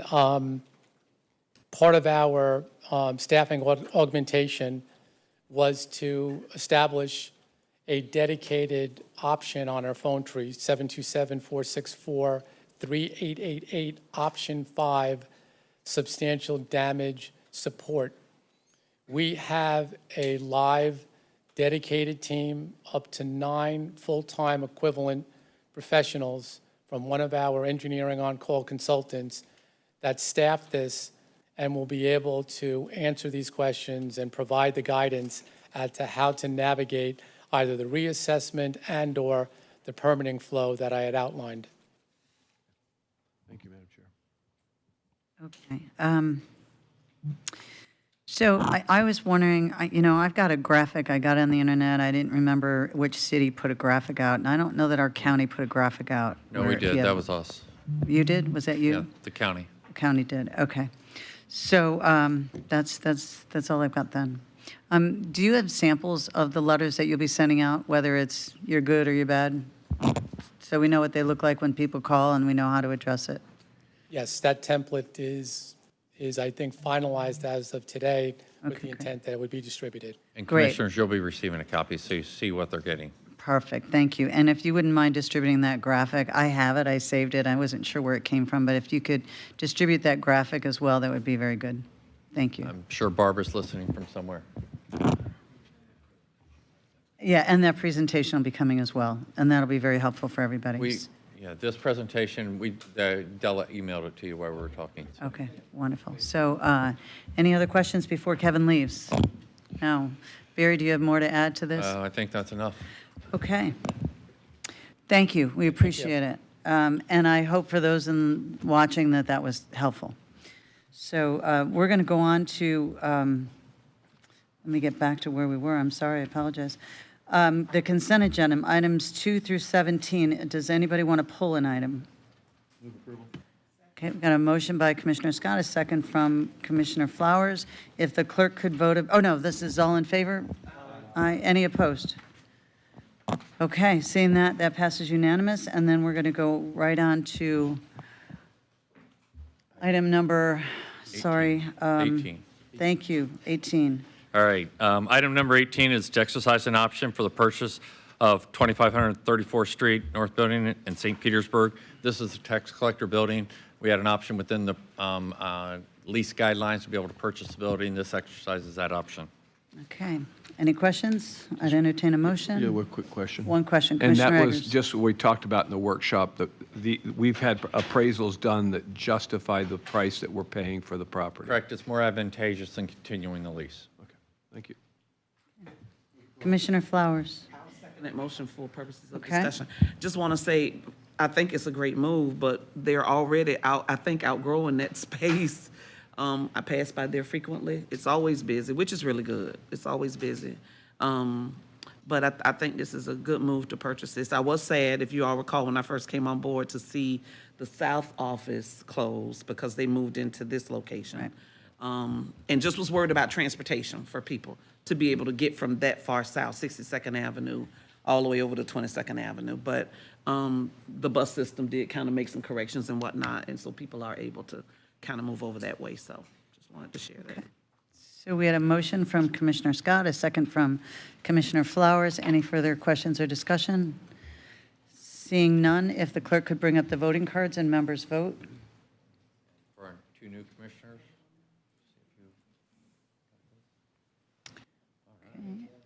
And Commissioner Latvala is a yes. His machine is not working, so that passes unanimous. We're going to go on to number 19. Item 19 is Affordable Housing Program project funding for Oasis at Bayside. This is for the land acquisition of a property that does a land restriction. This is 304 existing multifamily units, a total investment of just over $59 million. Okay, we have two citizen comment cards. One of them is Tyler Hebert. He had to leave, but just for the record, he is for this project. And then we have Michael Burke. Is Michael Burke here? Michael, you can come on up, state your name and your address, and you'll have 3 minutes.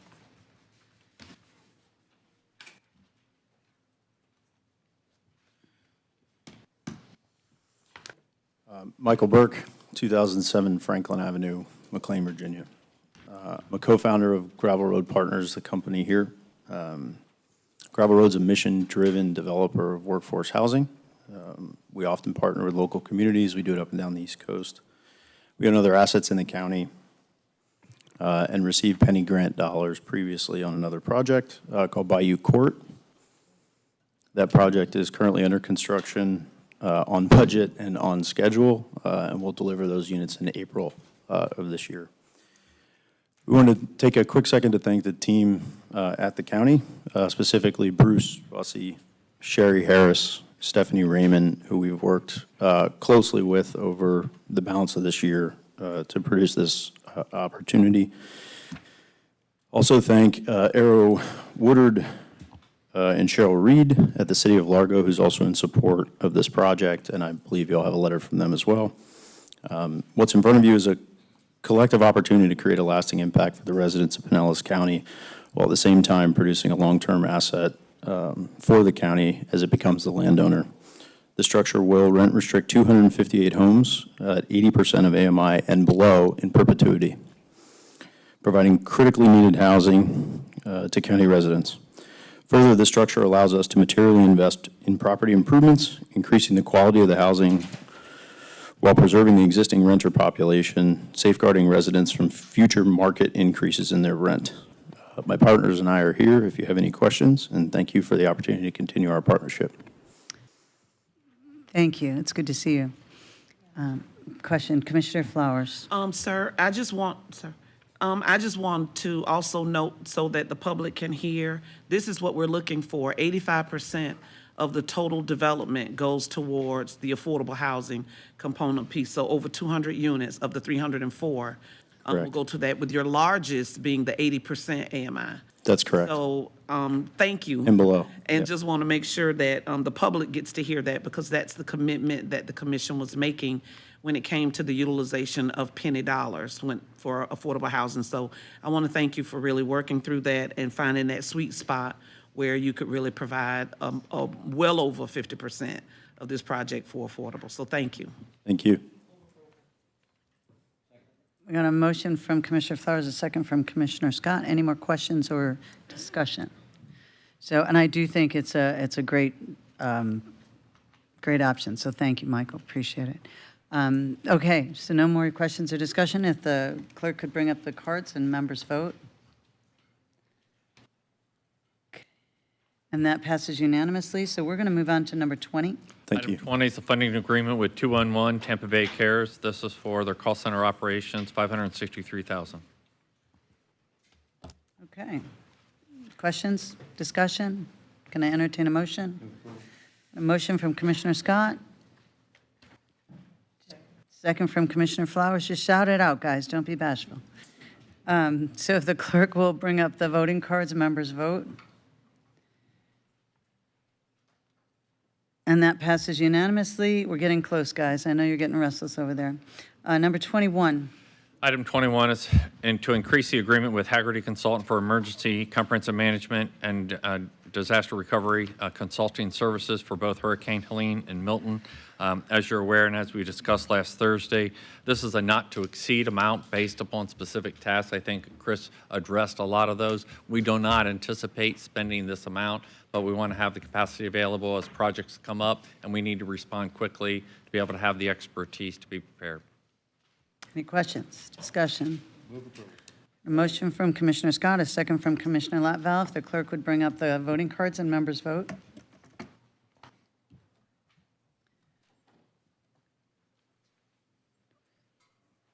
Who are we missing?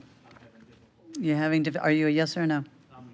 You're a yes. Okay, we'll get some IT people in to help you, but you're a yes. Okay. That passes unanimously. We are going to the long-awaited number 22. Item 22 is Pinellas County adoption of the Tourism Development Tax Revenue Supplemental Bond Resolution. This obviously is a supplemental to the resolution adopted on July 30th.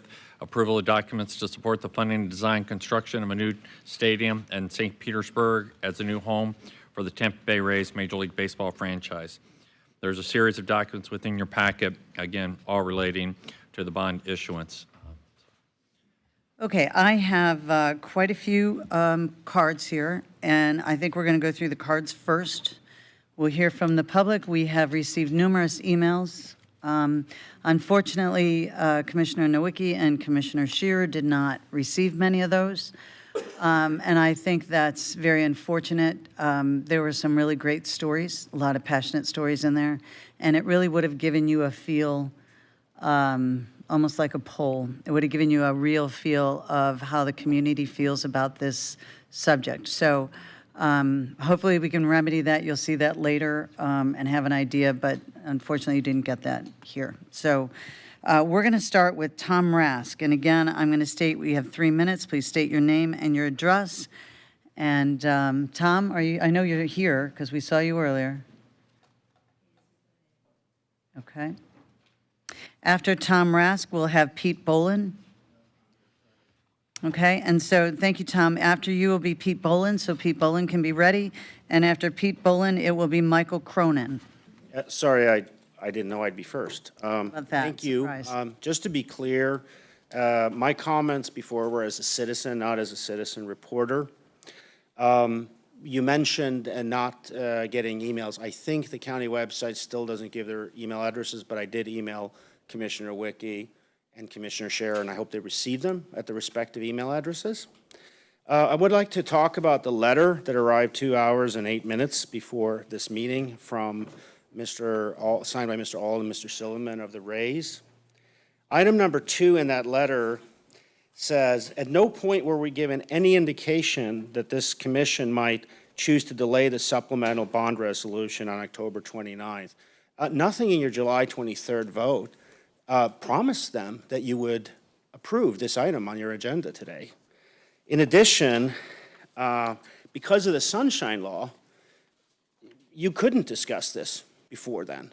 The only person that could possibly have known where the wind's blowing is Barry Burton. He stepped out of the room, I believe. And so if the Rays want to blame anyone, we could point to him. I could point to him and blame him. I'm not going to do that. They started the blame game with Stu Sternberg's talking through a writer at the Times on Sunday. He didn't talk to you. So I wanted to point that out. They started the blame game. Item 3, and by the way, the letter does not abrogate any agreements that the Rays or Heinz Rays have entered into. Keep that in mind and please proceed with this vote. Item number 3 in the letter mentions that the new stadium has to be ready for the 2028 season by playing at Steinbrenner Field next year under the current in-force use maintenance and operation agreement for the Trop. They have self-extended for another year. Of course, they can buy themselves out of this lease, but that's what they've done. There doesn't have to be a ballpark ready for opening day in 2028, and they can extend beyond that. There's nothing that prevents them from doing that. Their claim that they spent more than $50 million to bring this historic project to reality at this point, I'd love to see an accounting of that in accordance with generally accepted accounting principles. The letter says we won't be answering questions but listening carefully. Is that because they don't want to create material for any lawsuits that might follow now? If so, that's wise, but that tells you where they're at. So I referred before, you got an email from me early this morning. I said, are we dealing, and I don't mean to be offensive, it's just my style. Are we dealing with stupid Stu, or are we dealing with sly Stu? I'll tell you, either way, because of the agreements, how they're written now, and the current non-reload agreement, he's going to be sayonara Stu. He's leaving regardless of whether you give him a new stadium. So please vote no. Thank you.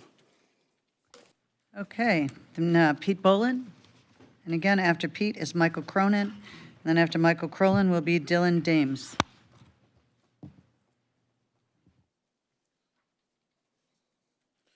Good afternoon, thank you. My name is Pete Boland of 4670 Chancellor Street Northeast of oft-flooded Shore Acres. I speak to you today not as a candidate for elected office or as a baseball fan, but as a family man, a native of St. Pete, a proud small business owner, a board member for the Florida Restaurant and Lodging Association Pinellas chapter, and as an engaged and concerned citizen. Now is not the time to relitigate the merits of the stadium deal and this historic gas plant redevelopment agreement. That time has passed. The deal has already been signed. Now is the time to move forward with our legally bound requirements and invest in our future prosperity. If we fail to do so, we are in legitimate legal peril, and the Rays Heinz Group could very well still walk away with a large chunk of real estate without any obligations to build a stadium. The bed taxes were first put forth to build the then Florida Suncoast Dome, now known as the Trop, in the late 1980s to lure Major League Baseball and Major League events. The money is legally restricted to tourism and tourism marketing and tourism generating capital improvement projects. It was bold to build the stadium back then, but we succeeded. The Trop has done both for our tourism industry, and we got a major return on that investment. Beyond the community events like high school graduations and the 81-plus baseball games a year at the Trop, The Trop has hosted the World Series, the Stanley Cup playoffs, the Final Four, the New Kids on the Block. They've hosted huge events at the Trop, and we've gotten that return on our investment, and so much more. Like the Trop, this new stadium project satisfies both legal uses for the bed taxes as well. If we don't move forward with this project, we'll be left with 2 empty, antiquated, storm-damaged stadiums without tenants. Yes, mark my words, if we lose baseball, we will soon lose the Rowdy soccer at Outlang as well. If you want to stick it to the Rays organization, like I have wanted to many times over these last 17 years, I'm still actually banned from their Facebook page from commenting. Now is your chance. Hold them to this agreement. Force them to take on these cost overruns and invest these billions of dollars into our beloved St. Pete. It is absolutely ludicrous to support funding stadiums for out-of-state businesses in Dunedin and Clearwater with these bed taxes for a couple dozen spring training games and not support this transformational project that will provide us with so much more. St. Pete and Pinellas is in the big leagues, one of only 27 places in the world. We need to stay in the big leagues. This is part of what makes us, us. It's time we move forward. We must fulfill our obligation to the public, right the wrongs of the descendants of the gas plant district, and deliver for the hotel and restaurant industry that put forth these bed taxes to begin with. We must stop the dithering. It's time to approve these bonds and fund this project so that we can move forward for the long-term prosperity and health of Pinellas County. This is your moment in history. Thank you. Okay, Michael Cronin. And then Dylan Dames is after Michael. And then I have Ron Diner after Dylan. Go ahead. Good afternoon, Commissioners. Good afternoon, fellow citizens. I am a new Pinellas resident, very proud to say, longtime visitor here originally from the Chicago area. And one of the main reasons that I decided to come down and start a new chapter in my life here in Pinellas County was because of all the development that I've seen going throughout the county. Now, I live in downtown St. Petersburg. I forgot to give my address, 225 First Avenue North. And everywhere you go, there are buildings going up, there are new businesses opening. It's just a very exciting time to be in Pinellas County and specifically the city of St. Petersburg. Unfortunately, recent developments have given me pause on whether I do want to live here for the long term. Folks, I believe we should honor our agreements, as Pete just mentioned. Obviously, there were multiple phases to this process that everyone is aware of, but if you asked anyone in August of this year, they would have said this is, quote, a done deal. What would it tell businesses who are looking to invest their time, money, effort into Pinellas County? One of those businesses, Foot Locker, specifically decided to come down here to relocate their headquarters specifically for this deal. But what would it tell other businesses in the future if we say at the 11th hour that we're going to pull the rug out from underneath the Rays and this deal that will significantly benefit the community as well as the future of business here in Pinellas County? Supposedly, we have sufficient funds. That has been talked about on the record, of course. We've heard from the chairwoman herself regarding the beach renourishment and also the ballpark. These funds, as was just mentioned, can only be used for specific purposes. And given, obviously, the situation that is before us today, I can't think of a better way to use these funds. Think of people that come in to our county who had never heard of it before because they come in for a series. And the way Major League Baseball works now, all teams play all teams. So every other year, you're going to have potentially new visitors to this county that'll say, well, I came for the Rays. I went to the Dolly Museum. I went to the beaches. We're going to come back here in the off season when these games aren't being played, and we're going to go to those beaches. And the only reason they have sufficient exposure to our county outside of those fine Visit St. Pete Clearwater ads is because they wanted to go see their team play the Rays. So I really, really urge all of you to think very carefully about this because the future of the county, our reputation, and frankly, those like myself who want to move here is at stake. Thank you very much. Thank you. Next up is Dylan Dames, and then Ron Diner, and then Robin Davidson.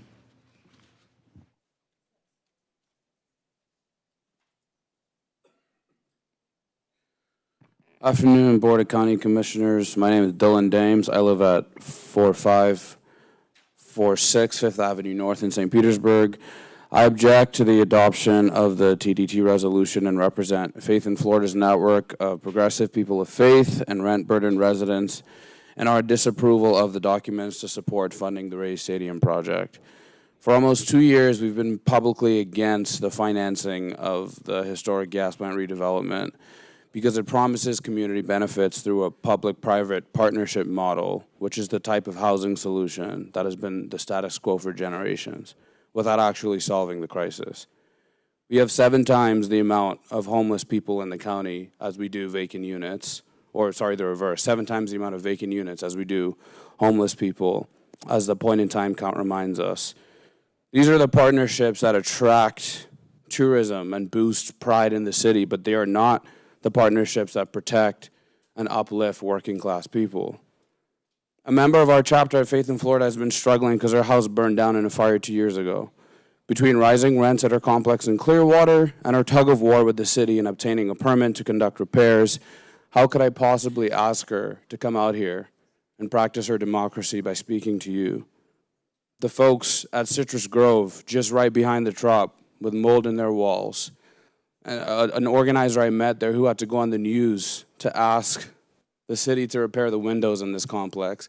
How could I ask her to come out here and practice her democracy? Somebody that I just canvassed doing hurricane relief who begged me to come back and bring more relief. Her kids are eating dry cereal because they lost everything in the storm. How could I ask her to come out here and speak to you guys? The last time I gave a public comment, I shared a timeline of the city's interaction with the public on this deal. That included the report published by the City of St. Pete, our mayor's community conversation series where people asked to keep ownership of the land and pursue a social housing concept where housing costs are based on a percentage of the occupant's income. These concerns were echoed again at the CBA process and again on July 18th when the agreements were approved. As residents recover from historic hurricane damages, it's harsh that the redevelopment of the Rays Stadium remains such a stubborn priority for you, our leaders. Whether the Rays stay here or not, you'll be stuck with us, the residents. In an even worse scenario where they retain redevelopment rights and don't actually play any games, you'll still be stuck with us, the residents. And residents are getting the short end of the deal again because the rent restriction breakdown promised at this site, it promises to make the area even less diverse. This is a continuation of the displacement started at the project's genesis. We are willingly pursuing a debt curation to fund a private enterprise. It was discouraging before, but it's heartbreaking now. I hope you'll vote no on the motion before us today. Thank you. Next up is Ron Diner, and after Ron is Robin David Orr? David Orr. Thank you. Commissioners, I'm Ron Diner. I live on Brightwaters Boulevard in St. Petersburg. Today we face a decision with profound implications for our community. This is not about opposing baseball. It's about prioritizing what truly matters for the future of Pinellas County. First, hurricanes are our new reality. Hurricanes Helene and Milton devastated our beaches, wiping out over 30 years' worth of coastal infrastructure and leaving us with $130 million in repairs. Some say we currently have enough money in the TDT to fund repair the damages, but what about the future? With stronger and more frequent storms becoming likely, the $130 million today won't cover the inevitable costs of tomorrow. We need to protect TDT funds for future beach-related repairs that safeguard our economy, homes, and infrastructure. Second, tourism depends on our beaches. Beaches bring 40% of visitors to Pinellas County, supporting over 100,000 jobs and generating $2.9 billion in wages annually. Visitor spending exceeds $6.7 billion a year. These numbers make clear that our beaches and the jobs they sustain must be our top priority. And if there were surplus TD funds, they should be spent on the other assets that drive real tourism, promoting our museums, the pier, and the thriving food scene. These attractions bring in visitors. Only 4% of visitors cite sporting events as the reason for coming to Pinellas compared to 40% who come for beaches and cultural experiences. Third, St. Pete faces severe infrastructure needs. St. Petersburg faces $5 billion in needed stormwater and sewer improvements, as well as $1 billion in seawall repairs. If the city fails to prioritize these critical infrastructure needs and tries to juggle the dual responsibility of storm protection and funding a stadium, it risks financial disaster. If St. Petersburg goes broke trying to fund both the $1.6 billion, and that is actually the costs that they're going to incur, and the $6 billion in needs for infrastructure, the county, where will the county's investment be? Down the drain along with the water from a failed system. We must protect our infrastructure before we invest in a stadium that doesn't guarantee economic growth or benefit to the community. The hurricanes have changed everything. And everyone knows that this deal is not a deal until all of the financing is in place. This is not the time for risky spending. It's time to focus on resilience and prioritize what benefits all citizens. A vote no isn't anti-baseball. It's pro-Pinellas County. Thank you. Thank you. So Robin Devidor, did I say that right, I hope? David Hobbs. And you told me and I didn't keep that. Thank you, and thank you for, hopefully you forgive me for that one. After Robin is Michelle Dyson, and after Michelle would be Peter Kent. Thank you. Thank you. My name is Robin David, 4830 Osprey Drive, South St. Petersburg. I am here today on behalf of the 530 members of the League of Women Voters of the St. Petersburg area and the League of Women Voters of North Pinellas County. You've seen me here before. We've been studying this issue for almost a year and a half. I want to respond to some comments that have been recently made in the press. There is enough bed tax money to spend on this deal. Why shouldn't we spend it? Having enough money doesn't mean that it should be spent on bad deals. According to the independent Florida Tax Watch report, this deal disrespects taxpayers. Why?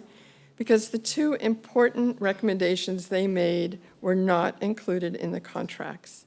One, revenue sharing, and two, a clawback provision that recovers some of the taxpayers' investment if the economic benefits don't materialize. Other counties have these provisions in their MLB contracts. They are reasonable. Vote no and send this deal back to be rebalanced in favor of the taxpayers. Are you making a knee-jerk reaction to the hurricanes? Voters have spoken clearly about their opposition to this deal well before the hurricanes. Both the leagues and the Mason-Dixon polls of registered voters found a supermajority wanted the right to vote on this deal. They wanted the Rays to pay rent and to share revenues. They spoke clearly at the last election. Taxpayers are particularly incensed that they are paying up to $55 million to not only repair, but improve Trop Field, and it will be demolished 2 years later. While that has to be done, it only makes sense that the facility continue to be used while a new deal is being worked out. When $60 million of county property taxes and $700 million of city property taxes called TIF are diverted to pay for this stadium, taxpayers must make up the shortfall. Add that to the $5 billion city infrastructure expense to fix a 50-year-old water, wastewater, and stormwater system, and we are going to drown in taxes. Who will stay here? Who will move here? Do the financial projections support the investment of bed taxes? Well, there are no financial projections because the Rays won't share them with the public. But I wonder if anyone thinks that after the MLB invests $700 million in this new stadium, that the average ticket price will remain at $27. What will ticket prices be in our new stadium? We don't know. How are the Rays using the taxpayers' $1.2 billion? We will never know. It's time to end this trust me deal. Thank you. I appreciate your comments, and we did receive your email, too. Michelle Dyson. And after Michelle is Peter Kent. And after Peter is Tom Kilty. Hello, my name is Michelle Dyson. I'm actually an employee at Tropicana Field, so if I get a little emotional, we all lost our jobs. I work in the concessions department there. I'm probably more recognizable than the two other gentlemen in the room, but I'm here today to express concern for the future of the field. As commissioners, you were elected by the people, for the people, and nothing brings people together like sports. For the newly elected, we brought you here to raise us up, not to undermine the project. So I know you're fiscally responsible and be willing to keep this deal. I voted for you. For the St. Pete and Pinellas County are thriving today because of its strong baseball history. It's what made our county. It's what brought many people here to put down roots. Though our history may not have executed the transition of the gas plant district 30 years ago to perfection, we have this opportunity to make it right. Tropicana Field did create jobs at the time and has made money and memories for this community. From ball games to graduations, it's been part of who St. Pete is. As leaders, we always talk about diversity and inclusion. Sports and the people involved naturally build this without ever being forced. At the Trop, we are a family, a community brought together from many diverse backgrounds, all for the common good. I know building, repairing, and funding stadiums does create complications and difficult decisions to a city. So I hope you and the Rays ownership can work together to keep the Rays right here in St. Pete, the city we love and the city that loves the Rays. It's not just a stadium, it's home to us, to all of us. It's a home where everything thrives around it, hotels, restaurants, shopping, even the guys who play the buckets outside of the stadium. This is growth for our future. Losing funding and moving forward with the stadium will leave a huge hole in our city. All the things the city has asked for are included in the Hines development, affordable housing, green space, etc. But the jobs that are created and the tax revenue that this brings would drive the future of St. Pete. This is a once-in-a-lifetime decision. Lose or raise, and we will never have baseball again. Look at Oakland, who lost all of its sports team, no longer a thriving city. So I ask on behalf of all of us that love the Rays, do the right thing, get the deal done, work with each other, and let's move on to a bright, sunny future of St. Pete. Raise up. Thank you. Peter Kent. And then Tom Kilty. I'm hoping I'm saying that right. I apologize.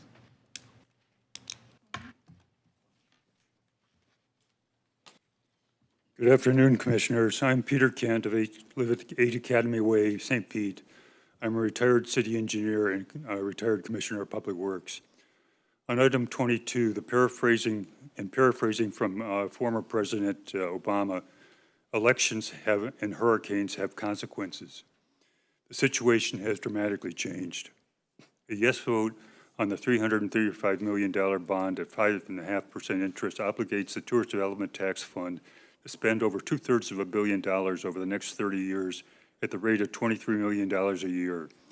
The county tourist survey shows that only 3% of the tourists who give the reason for vacationing here in Pinellas as attending a live sporting event. This means that the TDT fund will be giving a $118 subsidy for each tourist who attends a sporting event for the next 30 years. Spending of these TDT taxes on beaches, museums, and other attractions will attract more tourists. Also, a mixed-use development built on the 17-acre stadium site could generate $2/3 billion more in city, county, and school taxes over the next 30 years. A no vote will allow the city to renegotiate the $2.4 billion in funds and land that they are giving the Rays. Instead, these funds should be spent on the $5 billion needed for the infrastructure and hurricane preparations and recovery. Maybe the Rays could continue to play at a renovated Tropicana Field with a glass curtain wall under a raised roof for far less money. The remaining acres could be developed into a beautiful mixed-use extension of the downtown St. Pete. Please vote against item 22, giving $2/3 billion of TDT funds to the Rays Stadium and force a more reasonable renegotiation with the Rays. Thank you. Tom Kilty. And then you can tell me how I didn't say that correctly. After Tom is Jean Marie Leon and Michael McCarthy after Jean Marie. You have actually said it right the last few times. It is Tom Kilty. Well, look at me. 14 Humphreys Road, Safety Harbor. I'm an off-the-cuff person, and two things that have happened while I've been in this building is what I'm going to focus on. Ms. Sherry, you mentioned about the passion behind the people involved here today. So I want to spend most of my time talking about my passion and how it relates to what we've talked about today.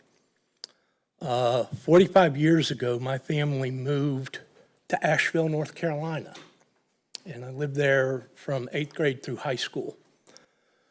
My neighbor, 3 doors down from where my family lived then, just took his first shower at home yesterday because of the storm damage that they received. Realize it doesn't apply to Pinellas County, but it's still a fact. A lot of the rest of my passion is involved with being involved in the sports industry, either as an employee, a lawyer slash volunteer, and a season ticket holder. That has, of the 40 years since, that has compromised all but 4 of the years of my life. Lightning season tickets, Buck season tickets. I'm an original season ticket holder with the Rays for 3 years, and now I've been consecutively the last 15 years a season ticket holder for the Rays. That's what I'm passionate about. I could take 10 people's other times to talk about this. The second thing that happened when I got here today was when I was given the card to fill out. The person at the desk gave me an example card. Make sure you return it to me, because I would have never known to put agenda item 22 or anything like that. So when I got done and I handed him back the card, he said, you returned it. And I said, I told you I would. He said, yeah. He said, I kept my promise. I think that's why we're here today. Thank you. Thank you. So Jean Marie Leon and Michael McGrath. Good afternoon. My name is Jean-Marie Leon. I came here to speak from the heart. I didn't write anything. I've been following this deal for quite often. I hear Pete speak about it. We both heard about it. But most people that speak for the deal so far have an interest in it. Pete has 2 businesses that depends on the Rays. The gentleman on 200 First Avenue, it's a high-rise, which has also business interests. I don't. I lived there for 30 years. I'm a retired military veteran, and this deal is wrong. It's wrong because the hurricane allowed our district to figure out that our wastewater plant was being neglected while promising millions of dollars to the Rays. This is a condition that's been plaguing St. Pete for years and years. Now, the fact that the deal was done with Rick Kreisman as well. Welsh came in and scratched it. So the deal's not done until the deal is done. You have been given a perfect opportunity to make a better deal. And here's how it can be done. NFL team, the Jaguar, is relocating playing in Gainesville so that they can use their current stadium and build upon it. And that thing is beautiful. And it's only costing them $1.3 billion. Now, that's a stadium that can contain 70,000 people with a walk around on top. You have the opportunity to reshape that deal. While they are playing in Hillsborough, you will have data, factual data, that you can use to see what is the economic impact of losing the Ray and getting the Rays. 2 years of strong data. They are not in Pinellas anymore. They are in Hillsborough. That's 2 years data of economic data that you can use to justify your decision to the people. In the meantime, you have a skeleton stadium that can be reshaped, rebuilt, and still meet the 2028 guideline that they so want. So there is no issue here. The issue is work together to make a better deal. I'm not against to raise lots of friends that love the Rays. My daughter loved the Rays. She will not go to my USF game with me, but she'll spend money on a Rays jersey to go to the game. So it's not a condition of whether or not the deal can be done. It's a matter of a better deal. Thank you. Thank you. So Michael McGrath, and after Michael McGrath is Chris Steinacher. Good afternoon, Commissioners. Thank you for the opportunity to speak. My name is Michael McGrath. Address is 1560 Central Avenue, St. Petersburg, Florida. I'm here on behalf of Sierra Club Florida as a staff member, lead organizer, representing our thousands of members here in Pinellas County and also across Tampa Bay, who care deeply about our community's resilience, sustainability, and also future prosperity. We stand at a crossroads with the proposed race stadium and historic gas plant district redevelopment.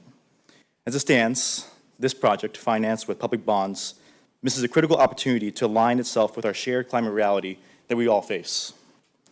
Hurricanes Helene and Milton vividly demonstrated the destructive power of climate change, underscoring the urgent need for infrastructure capable of withstanding these challenges. While progress is made, the current stadium deal does not guarantee many of the things that we were advocating for, including a stadium built to withstand a Category 5 hurricane.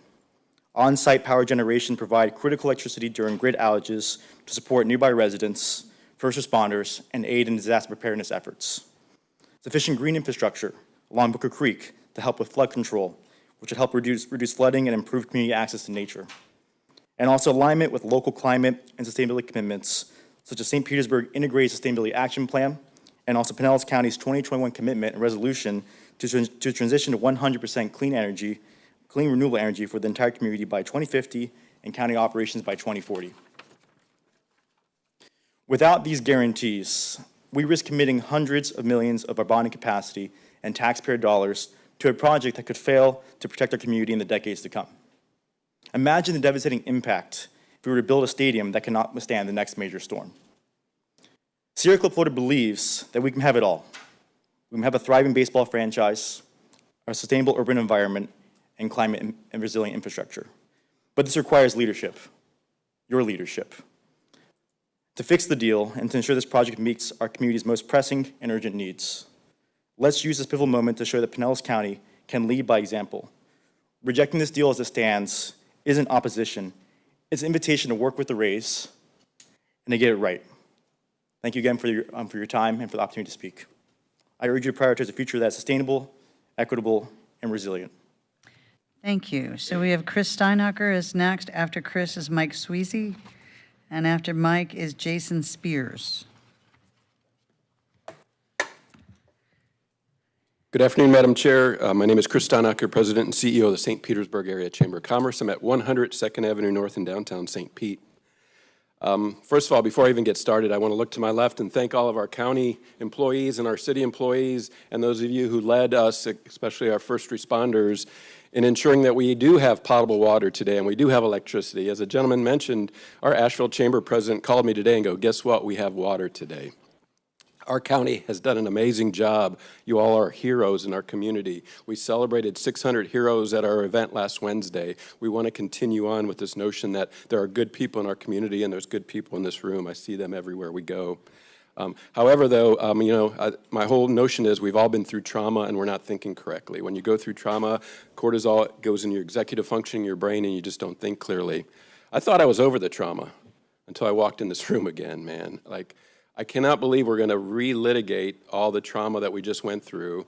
We're going to redesign a deal that we all have agreed to. We all said that was the best deal that we could do for the county, for the city, for the Rays, for the community.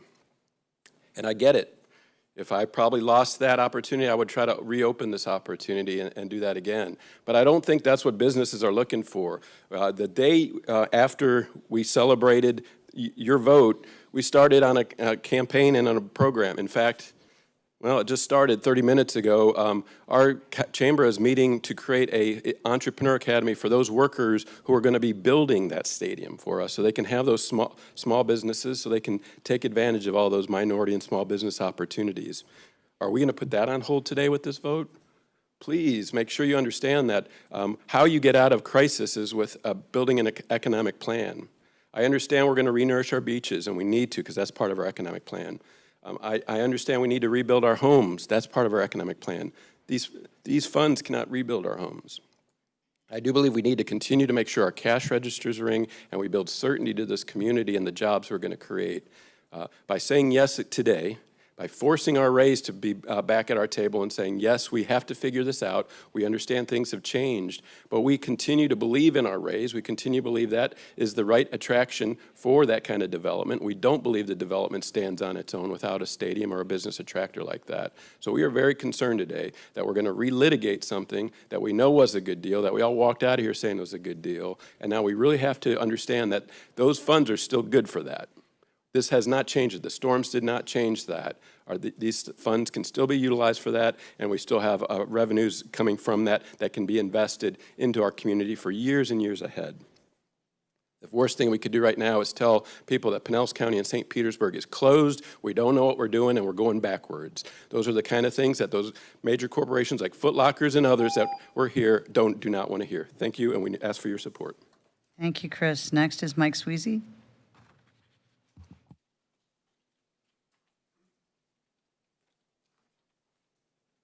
Good afternoon. Thank you for having me. My name is Mike Swayze. I live at 235 3rd Avenue North in St. Petersburg.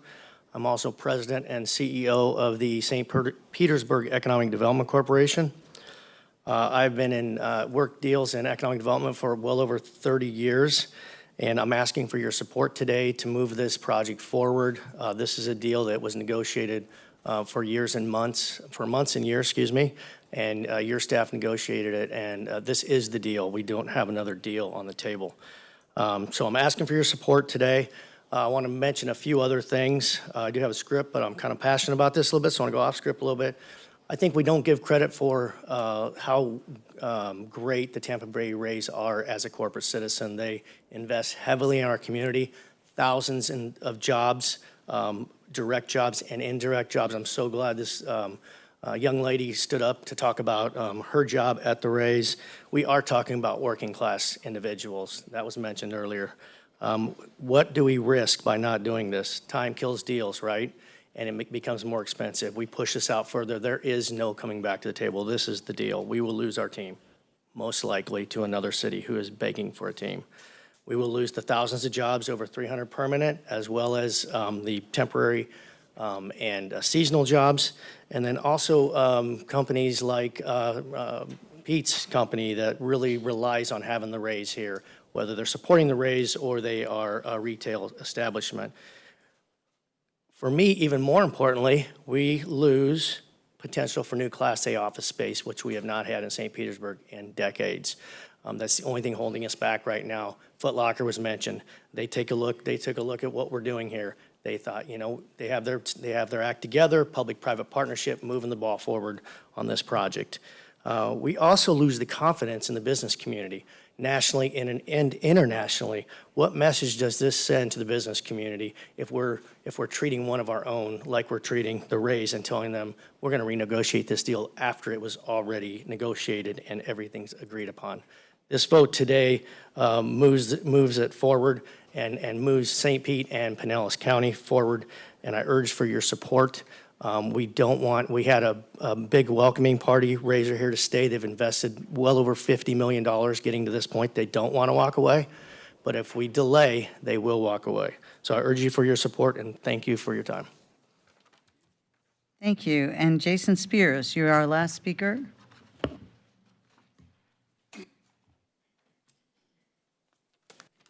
Good afternoon. I live at 445 34th Avenue Northeast in St. Petersburg. My name is Jason Spears, and I stand before you today in support of approving the bonds that will fund construction of a new stadium for the Tampa Bay Rays at the historic gas plant district. Professionally, I'm one of the owners of Peninsula Mechanical Contractors. We're a SBE certified company with the county, and we've been in Clearwater and Madeira Beach for 45 years, so we're very deeply rooted in this community. I also hold leadership positions in various business associations. I'm the current board chair for the St. Pete Chamber of Commerce. I also sit on the board for the EDC, and I am the chair-elect for Associated Builders and Contractors, which represents the largest consortium of apprenticeship trainers and general contractors and construction professionals in the state of Florida. Collectively, the St. Pete Chamber, the EDC, and ABC represent approximately 2,000 businesses, and our boards agree with this deal. This is great for business, this is great for our community, and we've always supported this, so we advocate for a yes. Personally, I'm a resident of St. Petersburg, but I'm one of the few people who was born and raised in North Reddington Beach. My family's lived there for 50 years, and they were devastated by Helene. Hurricanes Debbie, Helene, and Milton brought devastation to our community that is virtually impossible to comprehend unless you've experienced it firsthand. It's just indescribable. Like many others, my family will be spending this holiday season stressing over navigating FEMA rules, insurance documentation, displaced living conditions, and seemingly endless debris piles. The emotional, financial, and mental toll that these hurricanes have taken has been exacerbated by uncertainty. The uncertainty of not knowing whether their home will be deemed substantially damaged and demolished. This uncertainty will linger far after the cleanup. The Tampa Bay Rays are facing the exact same challenges that those who have been affected by these storms. The Rays have been displaced from their home, and they're looking for certainty. They're looking for certainty so they can focus on doing what they do best, which is fielding a championship caliber team that draws visitors from all over the country and serves as a source of pride for locals. A yes vote represents certainty. Certainty that Pinellas County will honor the commitments made in July so we can begin the process of building a new home for the Rays. As a practical matter, a new stadium will anchor one of the largest economic developers in the history of Pinellas County. The tax revenue generated will be reinvested back into the community, perpetually funding critical infrastructure upgrades and other public works projects that the bed tax cannot fund. This is a true once-in-a-generation opportunity, and I hope you will reaffirm your support. Thank you. Thank you. So Barry, are there any updates or presentations you want to provide? No, Madam Chair. We've obviously, the commissioners that have sat here, we've been through a number of documents. Unfortunately, for our two new commissioners, I have met with individually. We've discussed this, but obviously they don't have the past history. We did not have our consultants and stuff teed up to come in, and so we don't have any additional presentations at this time. Next steps. I know you got comments, so why don't we do the comments discussion? Start with Commissioner Lavelle. Thank you, Madam Chair. Before I ask my questions, I want to ask something of Jewel, and it's something that her and I talked about privately, but since it's been a little bit in the press, I want to ask her publicly. It's been reported, as you may have read, that the Philadelphia Phillies made a political contribution to a family member of mine. And actually, a reporter for the Times asked me if I was going to recuse myself from voting on the Phillies. The Phillies has been brought into this discussion partially by me, and when we discussed this in my office, I told you that the Tampa Bay Rays had also donated to that same political committee of a family member of mine. Is there any reason why I need to recuse myself from this vote? There is not. The situation you described is neither a prohibited conflict nor one that would require you to abstain from voting. All right, thank you. I have some questions of Barry, if that's all right. That's fine. You all know the Rays were here, but they're not going to answer questions, so I'll just put that out there. That's fine. Matt had to leave. He chairs a committee that I guess they didn't think this would go as long, so he chairs a committee. And so he had to leave to go chair that committee meeting. So I believe Brian is still here, but just know they are here, but they're not going to answer questions. I just wanted to make that clear so we just don't go down the road. So go ahead, Commissioner. And I appreciate their attendance. Barry, and I'll have some questions for Don too, if he wants to Make get his way teed up. since he drew the short straw by Joel. Barry, have you spoken to the Rays since our last meeting? I have. Okay. Were those productive discussions? Or? Well, I think they made their position known, but Okay. there was really not much to discuss. So. Right. So much has been delayed, or I'm sorry, much has been made of the delay from our last meeting, which was right after the hurricane, 6-1 vote. The legal advice that we were given at that meeting by Don was that we had time to do that. Recently, Mr. Sternberg said, and I will quote, "The county commission upended our ballpark agreement by not approving the bonds. That action sent a clear message that we lost the county as a partner. The future of baseball in Tampa Bay became less certain after that vote." There's been a lot of delays in this process. This was the first time that the county commission had ever delayed something. Is that correct? That's correct. And that was right after hurricane. Yes. Thousands of homes destroyed, businesses. We had a lot going on. Both of y'all were part of the negotiations. You were our main negotiator. And I will say publicly, as I've said before, even though I was one of the 2 no votes, you negotiated with our best interests. During the negotiation process, there were delays. And the county commission never negotiated in the press. We never gave a reason why. Over a year ago, I believe it was September of 2023, there was an outline of an agreement that was made. We had the ceremony at the Trop. After that outline of the agreement, and there were other, agreements that were made, did the Rays ever try to change things that were already agreed upon? There was a lot of back and forth regarding the lawyers in terms of the framework to put an agreement together.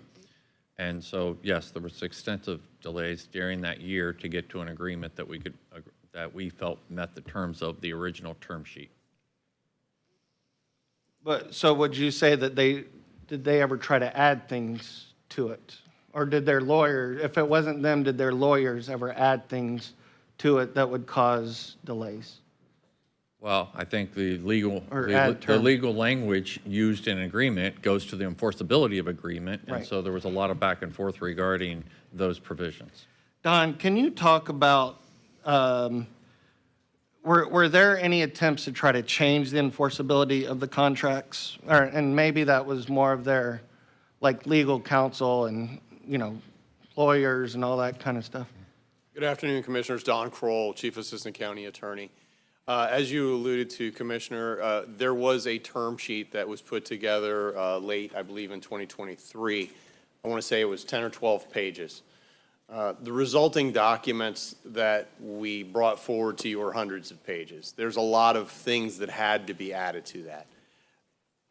Whether there were changes to that in negotiating those, some of that is a question of perspective, but there was a lot of back and forth. There was a lot of work done that required multiple iterations and from time to time some backtracking on one side or the other. But yes, there were a lot of changes that were made over that time period. It's the best answer I can give you. Okay. Barry, do you think any of those delays happened because the county commission gave you clear instructions of where we wanted to go and they were trying to add things or change things that you were uncomfortable with? Well, that's a difficult question to answer. I mean, I think to your point, were there things that could have been easier and brought this deal sooner to where we wouldn't be under a time crunch? Absolutely, during that process. Yeah. But that was a resulting back and forth and interpretations, and certainly they had a lot of outside counsel that played into that. Okay. Now I want to talk a little bit about the Trop.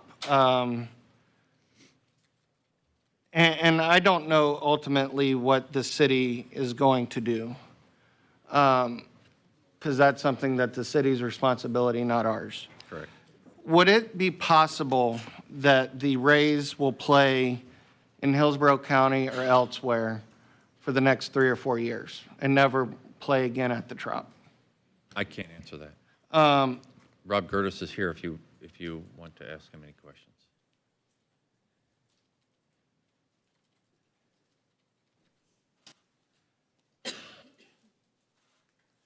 Good afternoon, Commissioners. Rob Gertis, City of St. Petersburg. And before I respond, I just have to take an opportunity to thank Pinellas County. You were tremendous partners during both hurricanes, and we're very grateful to you and your team for everything that you did. So thank you so much. Is it possible that they would never play again at the Trop? So first of all, let me say that what we would like to do is repair Tropicana Field so we can get them back in there as soon as possible. That's our contractual obligation. We believe it's the most financially responsible thing to do when you take into account insurance and FEMA proceeds. It's fiscally responsible, and it's also best for the community, we think, to have baseball back in there.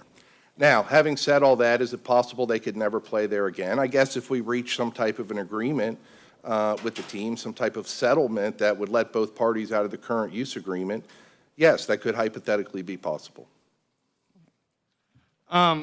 Do you think, and this might be a hypothetical, but do you think the Tampa Bay Rays could tell the city, okay, if the damages are $50 million, instead of repairing the Trop, just cut us a check instead, and we're going to continue playing in Tampa? Do you think We've certainly had discussions with the team about that. I'm not going to go into specific numbers in a public setting. I'm certainly happy to get on one-on-one calls with commissioners if you'd like to talk about that. But right now, we believe that based on the insurance proceeds from the repair and the potential 75 to 85% FEMA reimbursement, it's more fiscally responsible for us to repair the stadium than to use some other general fund money to enter into some type of an agreement that would never be reimbursed by FEMA or insurance. Okay. And this might be a bit of an awkward question for you, Mr. Gertis. If we vote yes on this today and it passes, could the Rays still turn around and sue the city of St. Petersburg? I mean, I'm not an attorney, but I think somebody could sue somebody anytime. Is there something specific that? Well, just for the fact that they're not able to play at the Trop this year. No, I don't think under the current use agreement that's not possible at all, no. All we're responsible for doing is acting diligently to repair the stadium, and we will be asking City Council on Thursday to approve repair of the roof and move forward with the repair. In the agreement from the 1990s, doesn't it say that the city of St. Petersburg has to provide a place for the Tampa Bay Rays to play? It says that we need to repair Tropicana Field for them to play there. I mean, I guess if we just said we're not going to do anything, they could sue us, but that's not our intent. We're going to live up to our obligations under the agreement. Okay, all right, thank you. That's the end of my Trop-related questions in city. I just have a couple more. Back to the bonds. The drop-dead date is still March, correct? Allow me to put a little clarity around that. When we met in October, frankly, I did not expect you guys to talk about a delay. I frankly thought you were going to go up or down with this. And in the hundreds of pages of these documents, I tickled my memory, and a March 31st, 2025 deadline came to mind. I went back and reread that provision. That March 31st, 2025 deadline is a provision that relates to Stadco, the Rays Stadium Company's satisfactions of conditions precedent. They have obligations to meet before the county is obligated to go forward with offering the bonds for sale.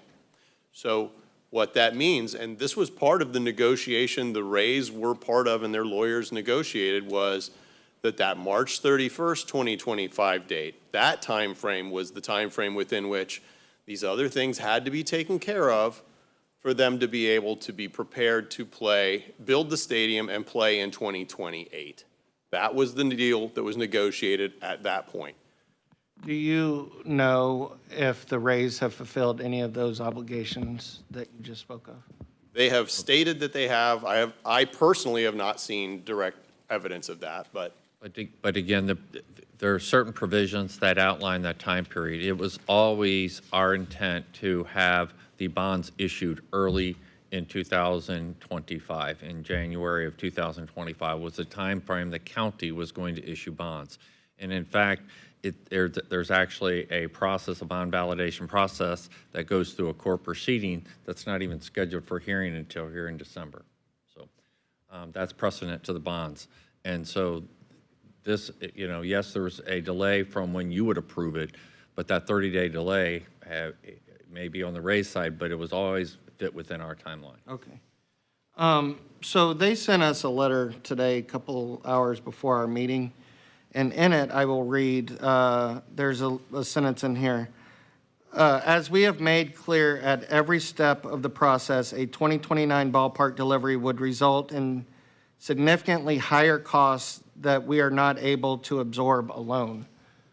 Do you take that to mean that they're expecting us to kick in even more money, or? I think that the current deal has all cost overruns for the project to be borne by the Rays, and that's the deal that's before you, and that's the deal we support. This, and I'm not a lawyer, the letter that they sent, it's not legally binding or anything like that, is it? It does not abrogate our current agreement, if that's what you mean. Okay. I don't have any further questions, Madam Chair. Okay, I assume everybody has some questions, so how about if I just go around the room, and then, since you all haven't gotten the emails, I thought you could digest everything, and then you guys could go after, is that all right? Okay? It's fine with me. Okay. I just thought you might want to hear all the, because you missed a lot of the other, unless you were watching past meetings. So I'm going to go to Commissioner Eggers. All right. Yeah, this obviously, first of all, the idea of rushing this deal concerns me. I am not going to feel rushed by the statements that were made by the Rays. I mean, this has been a process, but frankly, not as much for us here in this room. The county commission has not been a party to it except through Barry and except through Don representing us there. We've really had little chance to have that discussion. I remember back in August, I was asking for 30 days to delay to talk about the deal itself because I have questions about it. I had concerns about whether it was a fair deal, and that was not accepted. And so, again, for the record, I did not support the deal then. And I've been a little bit concerned about the lack of communication, the lack of contact, since then. And then the comments that were made that it was on us. I think some of the concerns by the commissioners back in October were that nobody had been contacted about this, where are we going to play thing. And I'm not going to make the value judgment about where they should be playing. They should be playing in the Philly Stadium in Clearwater or over but there was no communication that I'm aware of to staff or to us about that. And so even the folks that voted for the deal back in August were a little bit concerned and wanted more details. So that wasn't on us. Just again, I'm not trying to finger point, I'm just saying don't finger point. This is a big deal. I am clearly been on the record as supporting stadiums. I'm not an anti-stadium person. I just want to make sure that we're getting the deal done and it's fair. Some people say that today's just ministerial. I heard that. You just need to approve the bonding. It has nothing to do with the deal. I never did get a crack at the deal. I didn't understand the deal back then in August July when it was approved. So I see there's no reason to rush this, number one. So just a couple of questions. Is the stadium deal, Barry, I guess goes to you or to Don, is the stadium deal and the development deal bifurcated? In other words, we can do one without the other? Or are they tied together so if the stadium deal happens elsewhere, they could still do the development here? Or do they both have to occur here? I'll take that one. There's a complicated nuance. answer. Yes. Yeah. It's a complicated answer. The question wasn't complicated. Yes, indeed. So to basically restate what I think I hear you asking is if the stadium development itself, the stadium and the two associated parking garages does not move forward, is that the death knell for the historic gas plant remainder of the property? And the answer to that is a very lawyerly answer of, it depends.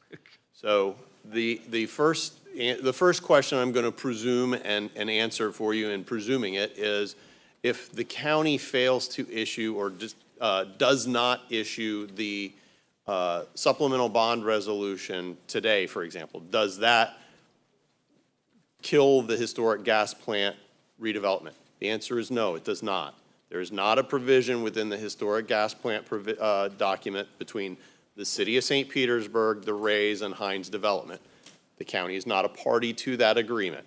There is not a provision in that agreement that makes the county approval of the supplemental bond resolution a condition of that. There is a provision in the historic gas plant provision, and I've looked at it and I've talked with the city attorney about this. There is a provision in there where if the Rays, if the stadium development, development and funding agreement, there are some provision there for automatic termination if the stadium company, Stadco, the Rays Stadium Company, fails to meet certain conditions precedent, it will automatically terminate. And if it happens under those circumstances, some of those circumstances, there is a provision within the historic gas plant document that will cause them to no longer be able to take down property for development. There is not a provision that ties, I believe, the city's decision of whether or not to continue forward with issuing bonds on the stadium development, the development and funding agreement. I do not believe that is also tied to the historic gas plant, but I haven't looked at that one as closely. I've focused really on the county's efforts relating to that. Does that answer your question? Kind of, yeah.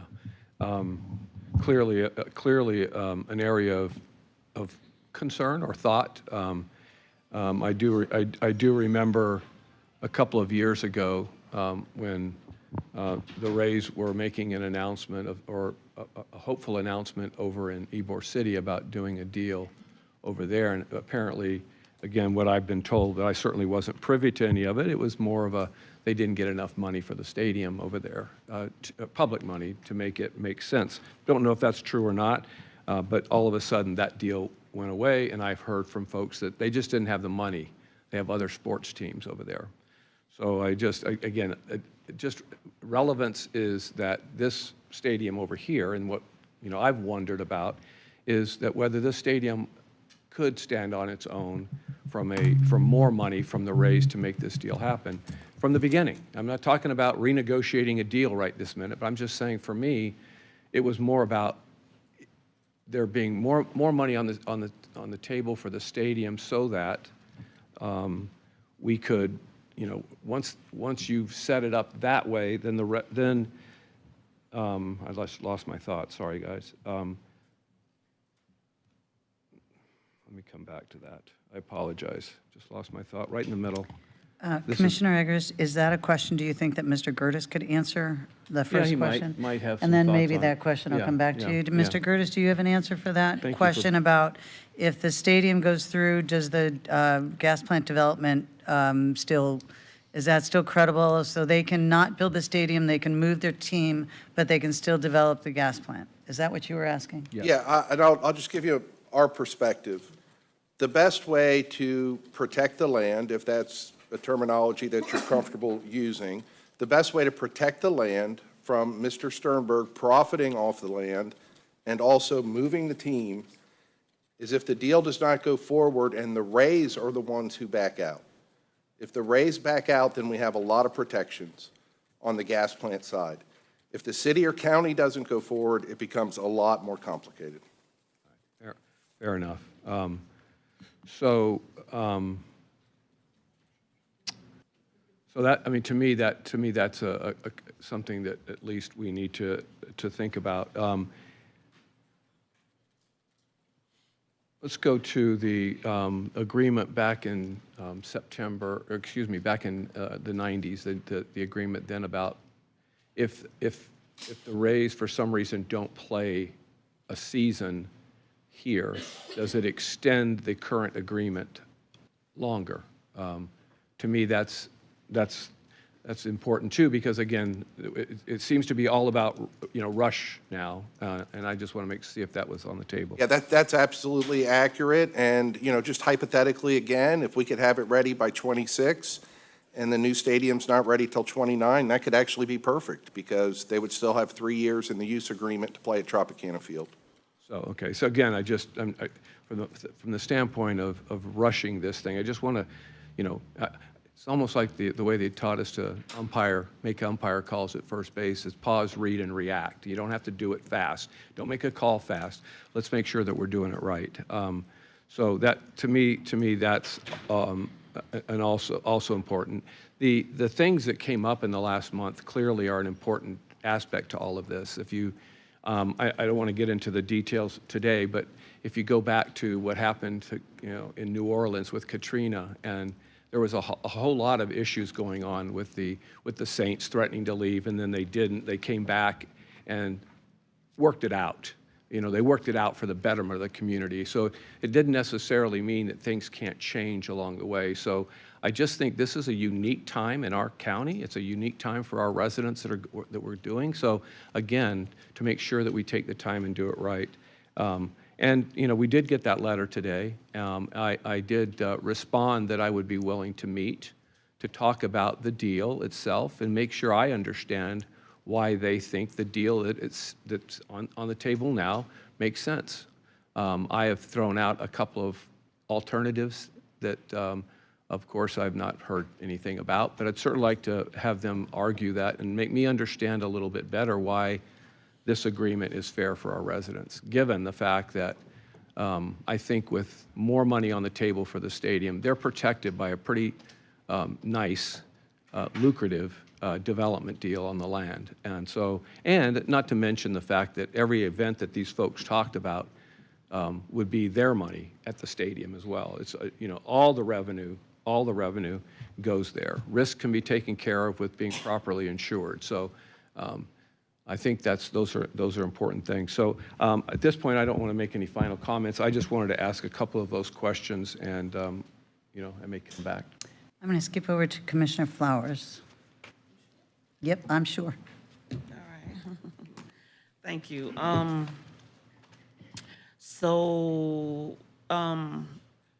will make a comment before I start asking questions. This is no jug at anyone. But I just will say that through the entire process, when I've had my one-on-ones with Barry, even when the negotiations and the conversations were between then Mayor Rick Kreisman, our mediator, that's what I'm gonna call him, our mediator, and the Rays, every single time that I met with Barry, that was a part of a question that I would ask. Where were we in the negotiation process? And then when we started the dialogue and conversation after Mayor Welch, I would ask Barry, where are we with the negotiations? And if I heard something, I would reach out to Barry and say, I heard that this has occurred, and he would either correct me or expand or say, no, that's not necessarily accurate. I'm saying that to say, the reason I don't feel rushed is because through this entire process, I've stayed in communication with our county administrator, who was at the table with Don and with bond counsel, the gentleman who was the mediator. I'm sorry, his company name escapes me right now. Inner Circle Sports. Yes. And then even when he came here and provided us with his take on how things were going and answered questions, I don't feel rushed because I reached out and asked, because we couldn't do it, in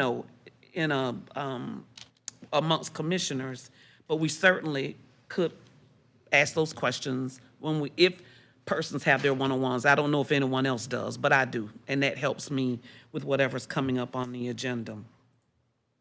So Barry, were you asked by us at any point after our last conversation and the vote to delay, were you asked to go back and renegotiate, or were you asked to have those questions answered, which really kind of dealt with where they would play until the Tropicana Field was renovated or restored?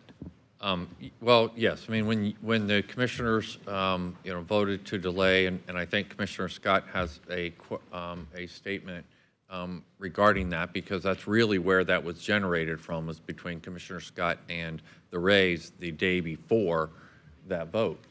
And so, I did reach out to the Rays because I was unaware of that conversation, obviously. And so I was trying to understand about the issues regarding them being silent on the location of where they can play their games. In fairness to the Rays, there were a lot of factors, and Matt did explain that there was concerns about the Phillies stadium meeting Major League Baseball standard and getting Major League Baseball approval. Size of the Blue Jays, but more importantly, they couldn't even discuss the issue with the Yankees, because the Yankees was in the World Series and they didn't want that distraction, in the middle of that. So there was a pause. I think communication could have been improved. There could have been outreach to commissioners explaining the predicament, and there was a lot of things going on. They were still trying to figure out at that point what they were going to do with the Trop. The city hadn't even begun an assessment process. So there was a lot of things, but that is when a lot of the confusion, ensued. Okay. And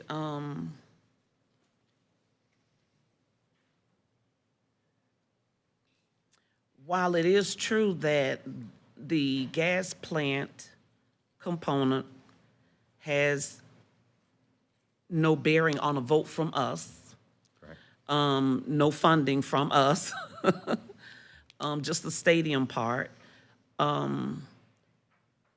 they are somewhat intertwined, which was the point I was making when we had our vote before, and it went 5-2. Because if A does not happen, B could potentially not happen, or happen in a different direction. And I had a conversation with Barry, and I shared with him, I understand that and I get that. However, and you all will probably say, there she goes again. However, when the stadium was originally just a thought by the Sports Authority, and then became fruition, and then became a team that Vince Namoli owned at that time, and then I had the pleasure of serving on city council, so I do remember those rather sporting conversations at the time. It has always been the contention that the community did not benefit at the level in which they felt they should from the purchase of that land, from the escheatment of certain properties, from employment, which has nothing to do with the current owners, again, Vince Namoli, from the current owners of the team.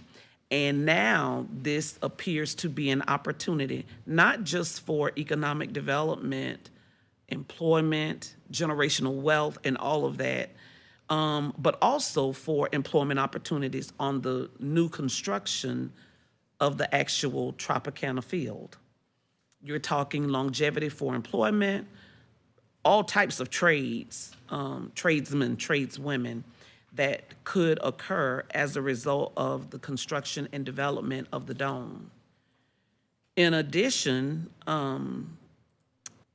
what to do or who would be partners with the gas plant area, focusing on a total of 1,200 units of affordable housing, 600 on-site, 600 off, small business space that would be affordable, a museum, a hotel, conference center. So while it is true that the county's not a part of that particular contract or deal, it still impacts the county because it impacts our residents and the potential for generated revenue, because our tourist development taxes are generated through hotel stays. With that hotel and that conference center there, that's generating that revenue, again, that would come back into the pot, if you will, for individuals. And I think that's something probably people, I've not heard a conversation about, and I don't think that's right.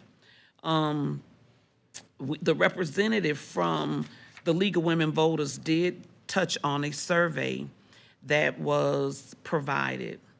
and the results of that survey. What she did not say was that there was also another story that talked about the way that the survey was formatted, the way that the questions were asked, and whether or not the way that that survey was presented was fair and open-ended. So yes, a survey was put out there. It had, and I'm sorry, I did not pull it up because I was focusing on conversations.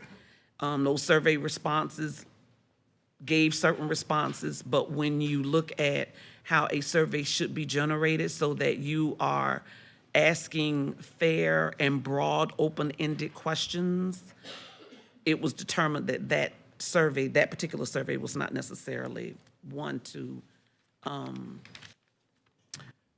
that was completely at value. I'm trying to say it nicely. The storm was nobody's fault. No, you know, we may not, I don't know, we may not have even been here having this discussion if it wasn't for the storm coming and doing the damage that it did do. But that did happen. And please correct me if I'm wrong, but I thought when we had that initial conversation, I thought it was that it was the desire for the Rays to look for a place in Pinellas or Hillsborough. I thought that's what I heard.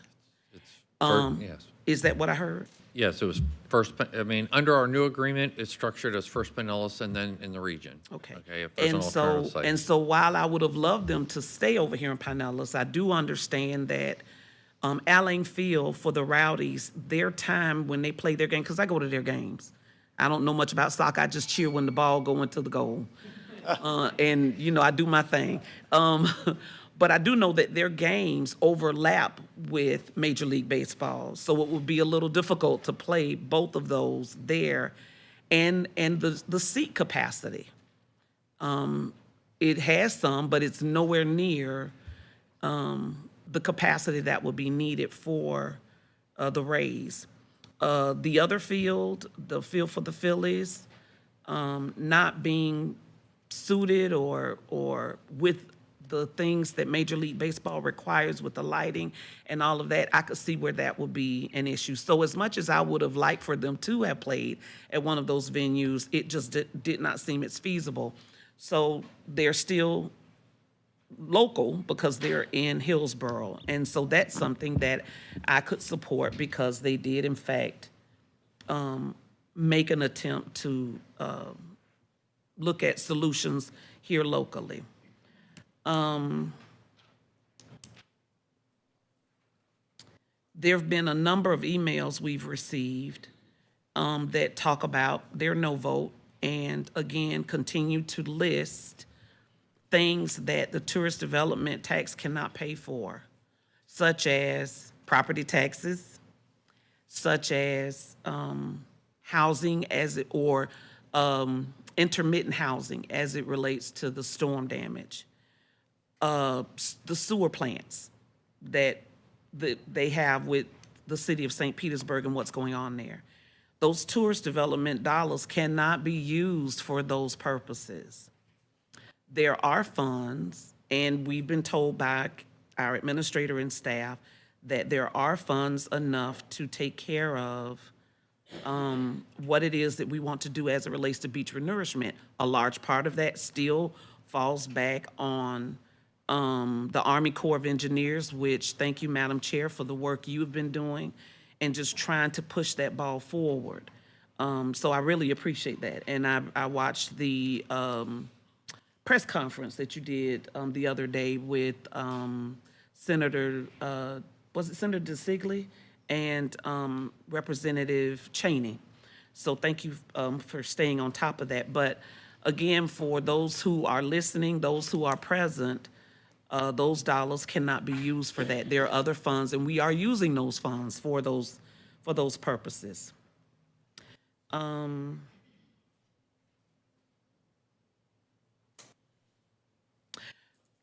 Barry, is it not accurate that when we initially started the conversations negotiating this, contract that our funds will be put into, I'm going to say, a kitty, and that the raised dollars are used first before other funds, before our county funds would be used. Is that? Yeah, there's actually several different things that are, that will formulate over a period of time. The first being that the Rays have to put $150 million into, that's held into an escrow, and that's prior to the issuance of sale of the bonds. And then there's other things that have to occur after that as a series of steps that are outlined within the agreement. But, and there's additional funds, obviously, before it's actually turned over to be able to have them as managed funds. Let me, if I could clarify, they will have to have spent $50 million before we put money into the kitty, as you call it, which is the Construction Funds Trust Agreement. And they have to have $100 million from MLB. Oh, is that what it is? Present. At that point, then there's the first $150 million comes out of city, county dollars to catch that up, and then it's all relative money. So I'm sorry I just wanted to. No, that's good, because I thought I heard it, but I wanted to make sure that I was accurate. I wasn't all the way accurate, so thank you for making sure that I had that information. For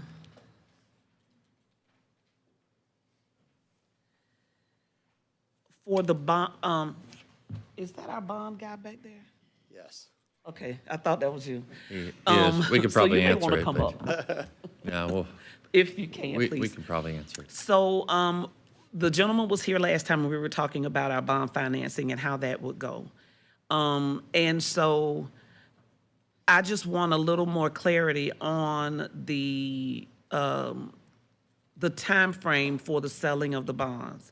Because when we had our meeting previously and we talked about whether or not the delay in the vote would delay, you know, going forward, I think I asked you if there would be any penalty to the county if certain things didn't happen, certain dominoes didn't fall.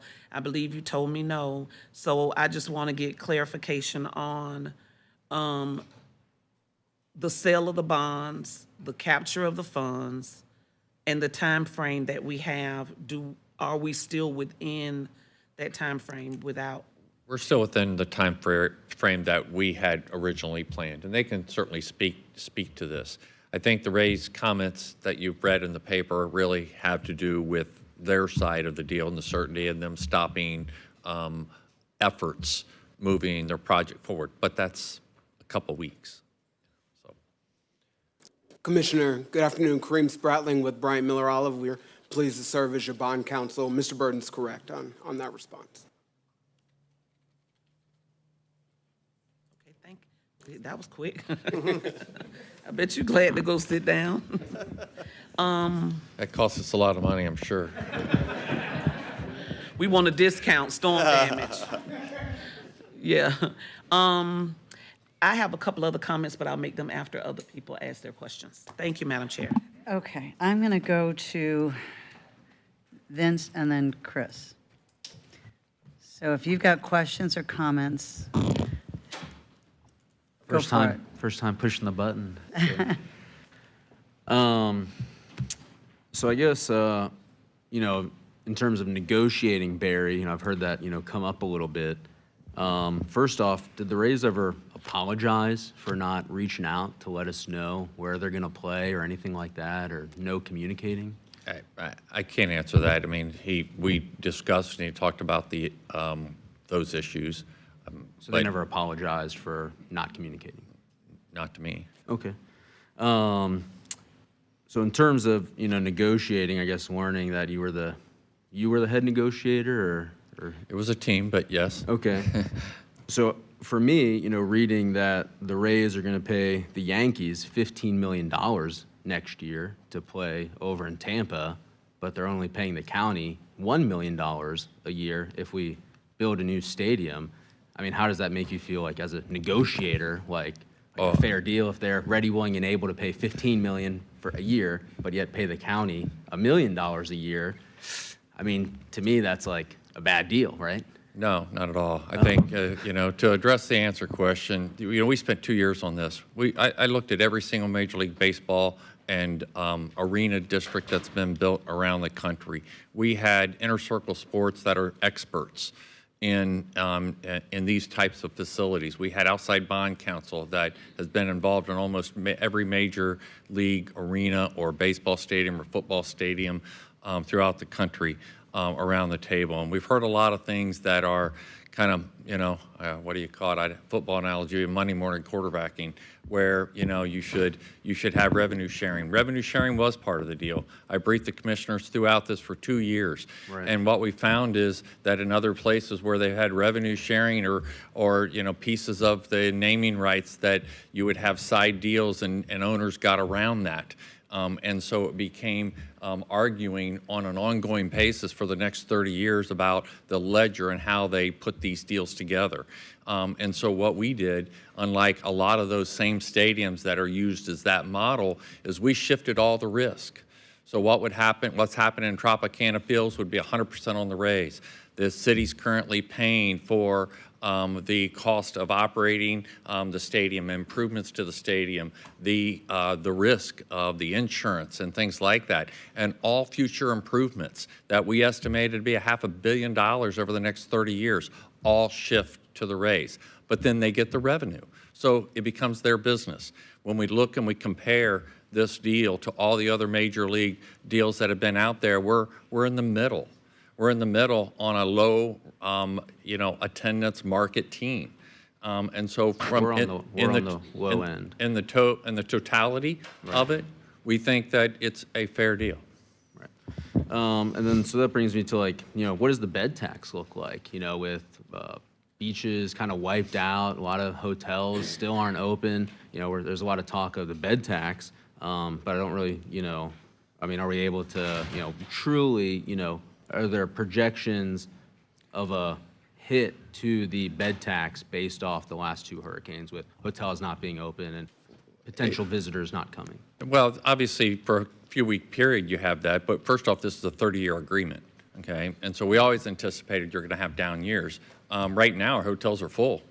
Not for a good reason, but they're full. The ones that are open? Well, I said not for a good reason. I mean, So, I'm going to interrupt. Within 2 weeks of the storm, we had 80% of our hotels operating, open and operating.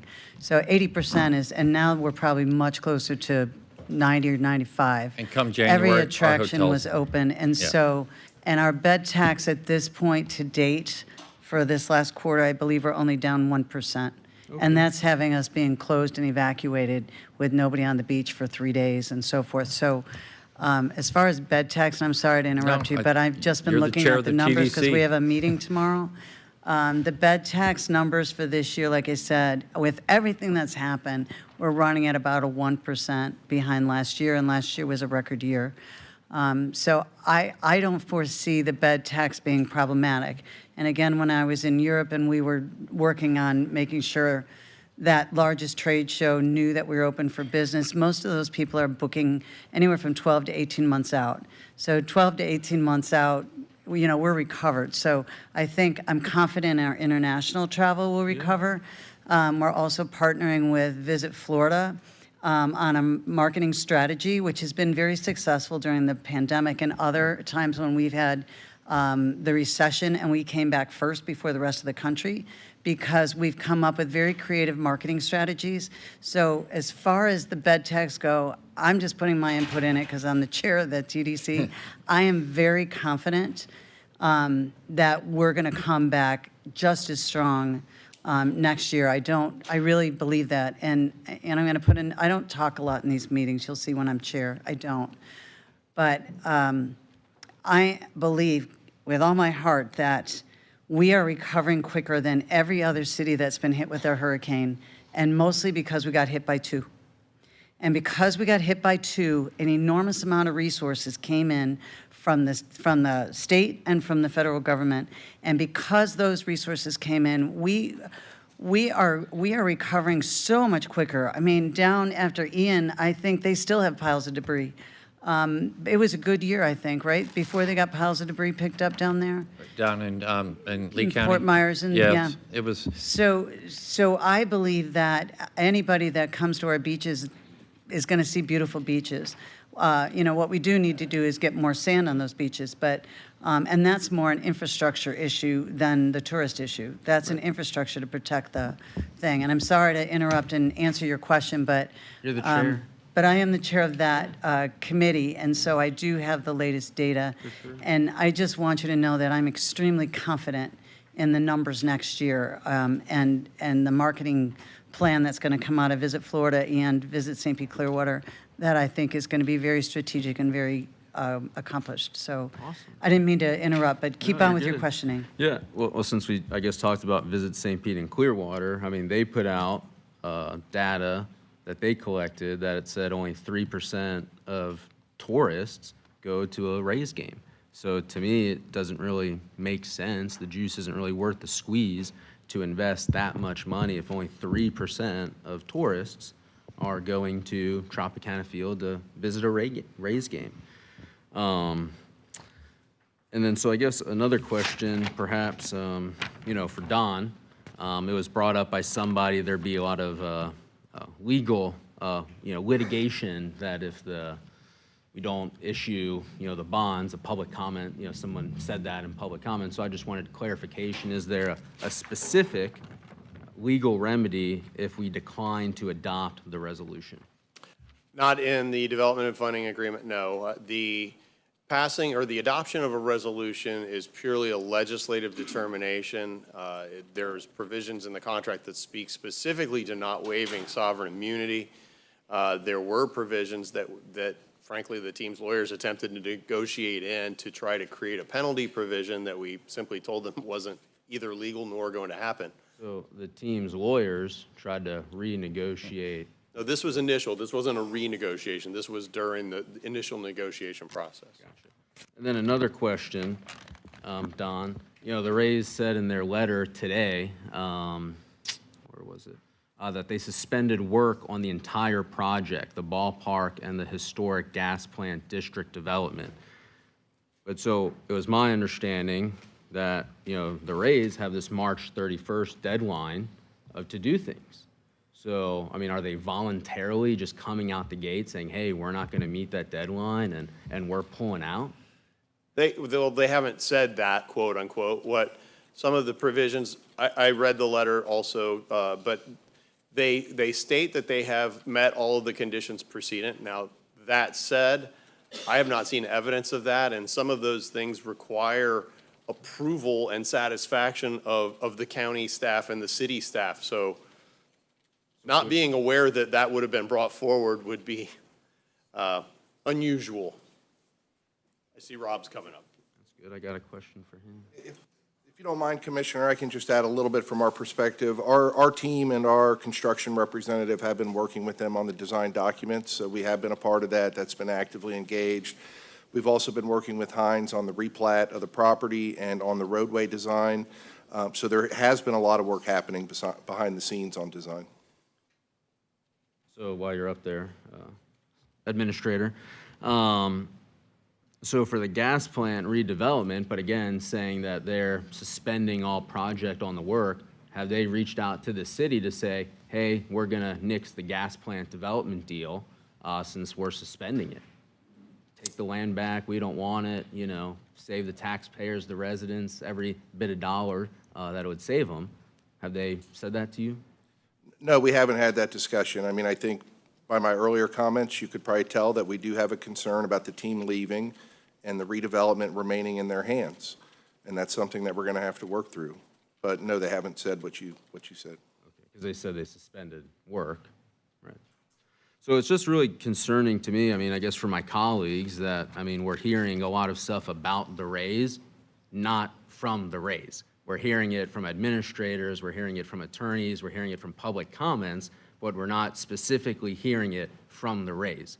So, I mean, if they want to be a partner, which from their letter, it seems like they don't want to be a partner, I mean, they could have talked to us today. I mean, I thought it was a great idea that, the chair invited them to come and speak at the workshop last week. And so again, we're just hearing a lot of things from the peanut gallery and other sources, but I mean, I like to hear it directly from the horse's mouth, what the team wants to do. And I mean, their tail isn't gonna wag this dog. So, I mean, I have no problem with, you know, slowing this down and not moving forward with it today. I'm going to switch over to you, Chris. Do you have any questions or discussion or comments? Comments, actually. Okay. First of all, I'm very disappointed that the Rays are forcing this vote and issue today. I don't see that it's required. It's not a condition of our contracts. I don't even know that it's needed. We have $180 million in bed tax funds. How hard would it be to go to Bank of America and borrow another $150 million on a 5-year balloon at 3%? Why do we even have to float bonds? They say we have to float these bonds to get it going. I don't know that we do have to have bonds. We can finance it without them. We have tens of thousands of people in our county and cities whose lives have been destroyed. Our citizens have lost their homes, their jobs, their businesses, their cars, their furniture, their clothing. Our people are hurting, and they don't have any work. Requesting this and forcing this issue right now is insensitive as it can be. The Rays should have sent a representative here today to declare to the whole county, we are your partners. We want to do everything we can to help you rebuild your county. We're going to help you get back in your homes and rebuild your beaches because we're a part of this community and we're here to stay. Instead, all I have seen today is ultimatums in the paper. Ultimatums that we must commit $2 billion in public money and property, or they will leave. This is an egregious demand, and it reeks of corporate selfishness. Now, I have dozens and dozens of unanswered questions about this deal. We don't even know who owns the development rights. Should they decide, or we decide, that we don't want to fund the stadium? Who owns the development rights? I can't even get a clear answer on that. I do not know the meaning of this letter that we received today. I read it right before I got here. I can't figure out if they're saying they're out of here, or if this is just another demand to make it happen today, or they go away. I don't know what it means. And I also don't know the cost. The cost is going to be to rebuild our county. I don't know how much money City of St. Petersburg needs to raise to rebuild its water treatment plants, its water system, its stormwater system. And, you know, that's why I'm here. I'm here to make sure these things get rebuilt. So the infrastructure for the county, how much is that going to cost? The beaches. The point is, I have a lot of questions about the feasibility of financing a new stadium and our infrastructure needs. I don't know what they all are. And until I do know, I don't know. I can just tell you that if I'm going to make an error, I'm going to err on the side of caution. I believe a true partner would understand this community needs to evaluate our damages and our future financial commitments. And I would hope that they would say, you know, take a pause for the cause. Take a couple months. Relax. We're all recovering. Everybody's got hurricane brain. I got it. Everybody has it. So let's all take a little time. That's my 2 cents. Thank you. Don, I saw you were ready to answer something that he said. He had a question about development rights. Did you know the answer to that? Under the historic gas plant document, again, that is between the city, the Rays, and Hines, the Rays-Hines group have the ability to take down property and develop it. There are ties to that and different strings attached. Again, while the two documents are separate and the county is only party to the Rays Stadium piece, the stadium side development, as Commissioner Flowers pointed out, they're economically intertwined to some degree. But that's largely a Rays and Rays-Hines determination on how those work together. Okay. Well, a lot of people in St. Petersburg helped me get to this place. get to this seat, and I'm looking out for their best interests. And I need answers on things like that before I can make a competent decision. Okay, I hear you saying you're not ready. I think I'm going to go to Commissioner Scott. Thank you, Madam Chair. I don't have any questions, but I have plenty of comments. First of all, I want to thank Commissioner Flowers for explaining the uses of the bed tax and things we cannot use that on, so thank you for that. Commissioner Peters, you talked about the current status of the bed tax, and I've had lots of discussions with Brian Loack on this as well. I am very confident that we are in a good place with our bed tax. And Commissioner Nowicki, you brought up the stadium lease, the $1 million a year. That was something that I originally wasn't crazy about, still not totally crazy about it, but as County Administrator explained, that's part of the negotiation process. You know, there was just a lot of give and take throughout this process that took years, quite frankly, and that was just the way that it worked out. You know, it may not be, you know, if we renegotiate, there's no guarantee that we get anything better than we have right now. We might end up with something worse. So I'm going to have a few comments about the Ray's current posture. I want to set the record straight on a few things in the media, and then we'll kind of see where this goes. But so at our last commission meeting on the 29th of October, we voted to delay till today for a month, or 3 weeks rather, just because, you know, we weren't even a month away after a hurricane, and we just wanted some clarity as to where the Rays were going to play for 3 years and what the future of Tropicana Field was going to be. The day prior to that meeting, I reached out to Brian All with the Rays and had a discussion with him. And I didn't bring it up at the time because I thought the substance to that might cause unproductive conversation, you know, in the media, in the court of public opinion, and, you know, finger pointing and blaming, et cetera, et cetera. Unfortunately, Mr. Sternberg does not share the same communication strategy that I do, as evidenced by this. So, you know, by saying, you know, we killed the deal by delaying the vote, and the action sent a clear message that they lost the county as a partner. So, you know, to be clear, we did not vote to kill the deal, nor should a 3-week delay in a 30-plus year commitment be a deal killer to begin with. So that's just a totally ridiculous statement.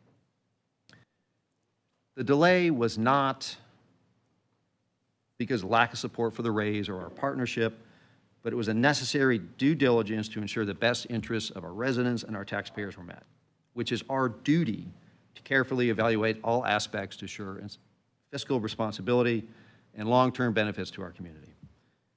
As a result of Mr. Sternberg's attacking this commission, which is exactly what he did, I do feel it is appropriate to share my details of my call with Mr. Auld. I called him to ask him just very simply, what are your plans, what are your intentions for the next 3 years? Well, I got a non-conclusive answer to that question.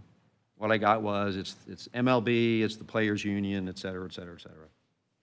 So I further pressed him and said, look, myself and likely a lot of other elected officials would find some confidence and some comfort if you could just make a public statement affirming the partnership with the county and the city, and saying that while there's still a lot of unknowns, you can't make any specific commitments of where you're going to play, that your first priority would be to play in Pinellas County, or at least stay in the region and play as close to Pinellas County as you possibly could. And that further, you know, putting some heads in beds for help our hotel occupancy would help us pay for the stadium. The response I got back, I wasn't expecting. The response I got back was, I'm doing everything I can to hold this deal together because our revenue projections and our cost estimates have all gone in the wrong direction, and we are on the hook for all cost overruns. So this was the first indication I had that the Rays might be having second thoughts. They might be looking for a way out. So I called the only person I could talk to about this, which was Barry Burton. So I thought it was important for him, as the chief negotiator of the deal, to know that this deal may be going south, They may be sticking their toe in the water in other markets, or they may want to renegotiate this deal. And by sticking their toe in other markets, I'm not talking about Tampa. But based on that call with Brian Auld, the day before we voted to delay it, 3 weeks before this garbage appears in the Tampa Bay Times, at this point, you can only conclude one of a couple of things. Either Sternberg wants out of the deal, he wants to renegotiate the deal, and he wants to hang the failure on the county commission. Particularly, I believe, our newest members, okay, who I think he's counting on to vote no, personally. So I don't know where we're ultimately going to go with this today, but I just want to, maybe a word of advice to my newest colleagues here, is I would ask you to just think very, very seriously about how you vote on this. Because your opportunity to put your imprint on a generational project this big does not come around often. You guys were just sworn in last night. This may very well be the biggest vote of your political career. When you look back on this in 10, 20, or 30 years, I want you to be able to do it with the conviction that you did everything you could to maximize the potential in your community. And how you vote on this may define you for the rest of your political life. So just think about it very, very seriously, however you decide to vote on that. So in July, we voted, this body, not unanimously, but we voted for the stadium to fund that stadium project. Whether we like Stu Sternberg or not, and right now I don't like him a whole lot, we have an obligation to follow through with that, because that decision affects business investment, economic development, and employment. For businesses to thrive and just not survive, to function properly, to be able to make long-term strategic commitments, and be able to realize a return on those investments, they've got to have certainty, not indecision. It would be irresponsible for us to back out of that now. This is not about Stu Sternberg. It's about a $6.5 billion project, okay? $6.5 billion of economic impact that will be generationally transformative. The bonds don't get issued until the Rays have $100 million hard in an escrow account. And after we issue the bonds, if they want out of the deal, they got to pay to unwind all of it. They're legally responsible to do that. So I don't really see where we've got a whole lot of risk here. I think that we need to follow through with our commitments and put the pressure on the Rays. If they walk away, let Sternberg own the failure. Why should we own that failure? I mean, that's the way I feel about it. But looking around the room, I don't know that we have the votes today to do that. I really don't. So I'm going to make a motion that we, as much as I really just want to vote and get this done today, but I don't think it's there. So I'm hoping that we come back in December and our newest guys that maybe have a little more comfort, get some of your questions answered. So I'm going to make a motion that we table this until next month. Okay, we have a motion and a second on the table. I'm going to go back to the attorney and ask him the same question I asked him last time. And you did address this and said, we do not have an obligation to deliver these bonds currently, but the Rays do have an obligation to make sure we are very clear. I want to be very clear, and that way when it gets printed, it's printed properly. I just want to make sure that's very clear. The provisions of the Development and Funding Agreement, I believe it's section 3.6A, Romanet 1, put an automatic termination date for this of March 31st, 2025, in the event that Stadco, the Rays Stadium Company, does not meet the conditions precedent on it that they need to make, which are, and I could pull them up, they're numerous, some of which include they have to spend at least $10 million. It's probable that they've done that. They have to show 50% plans having been completed. From what I've heard from Administrator Gerdes, there's a likelihood some of that's been done, but today was when I heard that. There are numerous other things. They have to provide us with a project budget and a project schedule, updated project budget and project schedule that are acceptable to the county that relate to how this is going to go. They have to show where their cap stack comes from that meets the requirements of that project budget to our satisfaction. We haven't seen that to my knowledge. All of these are before, even if you pass this resolution today, which obviously that's not your motion, all of those things have to happen prior to us offering those bonds for sale. So I know it's a long-winded answer, but the time frame in the agreement relates to the STADCO condition precedent obligations. There is not a specific time frame in that agreement that says the county must issue bonds by date. Doesn't exist. There is not a provision in that agreement that says if the county doesn't issue bonds by date X, we get X. That does not exist. So I think that hopefully that answers your question. I want to make sure, did anybody think we weren't clear on that? Got that? I'm not going to ask the media, but. Okay. Now, I've not shared any of my comments or anything yet. So if you'll give me an opportunity. I completely concur with Brian, Commissioner Scott, on this one. It is generational. It is transformative.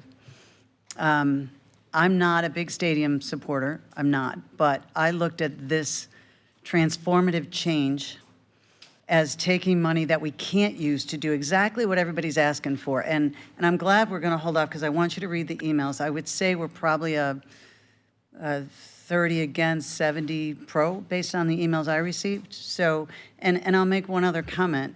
If the city of St. Petersburg hated this so much, the chairman of their council was the face of this deal. And she was reelected by a landslide. So if the citizens of St. Petersburg were unhappy, that's something to consider because you all took an oath to represent the citizens of Pinellas County. Not just one city, not just one district, but the entire county. We can't please everybody. But I have to take a look at that election because elections have consequence. And that election demonstrated that the vast majority of the St. Petersburg citizens did not have a problem with this deal. And you'll see when you get the emails that that's going to, if you only look at the St. Petersburg emails, you're going to find that the vast majority, probably a landslide, are going to support this too. So to me, it was taking money that we can't use. You've heard this, we've said this before. We cannot use that money for our stormwater, the TDC dollars, we cannot use that. We cannot use that for roads. We can't use it for public safety. We can't use it for a lot of things. But we can invest it, and the return on investment on this transformative deal can generate enough tax revenue, provided, and we've been throwing out numbers on this bond. My intention was that if we did this bond, we were going to pay it off right away. So people throwing out numbers like 600 million, I don't agree with, and I don't appreciate the numbers being thrown out because we never decided on that.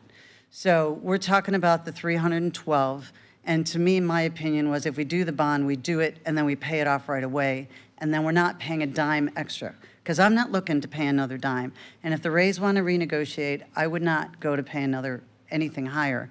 But the money that we would get, the return on investment, would generate enough revenue that we could likely ensure that we wouldn't have to raise taxes for a very long time.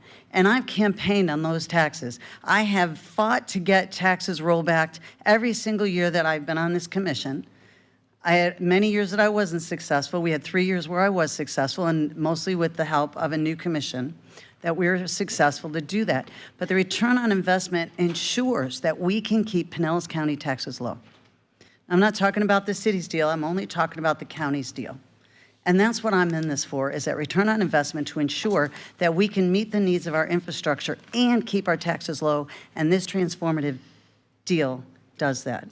Now, besides that, I'm going to bring up something that I don't want to bring up publicly, but I'm gonna, and I've brought it up publicly about 2 years ago.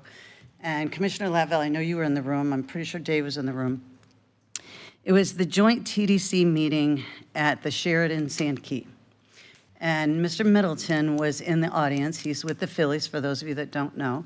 I'd not met him, didn't know him, didn't talk to him. But when I was in the legislature, I was working on a stadium deal before the legislature decided they weren't going to fund stadiums, so indulge me on the story. And I spoke to the head of the sports commission, and he said to me, so I knew the answer before I asked Mr. Middleton the question. He said to me, if we lose one more Major League Baseball team in Florida that does spring training here, There will not be enough teams in Florida to have spring training in Florida because there wouldn't be enough of that mixed play. So what I asked Mr. Middleton in that meeting, and I hope you remember, he was surprised and taken back by my question, is his answer to me was, you're absolutely right, Commissioner. If we lose another major league team for spring training, there wouldn't be enough teams here. We can't have our teams traveling in buses for 4 to 8 years. So the ramifications, and I'm looking at this as a transformational change, a generational change.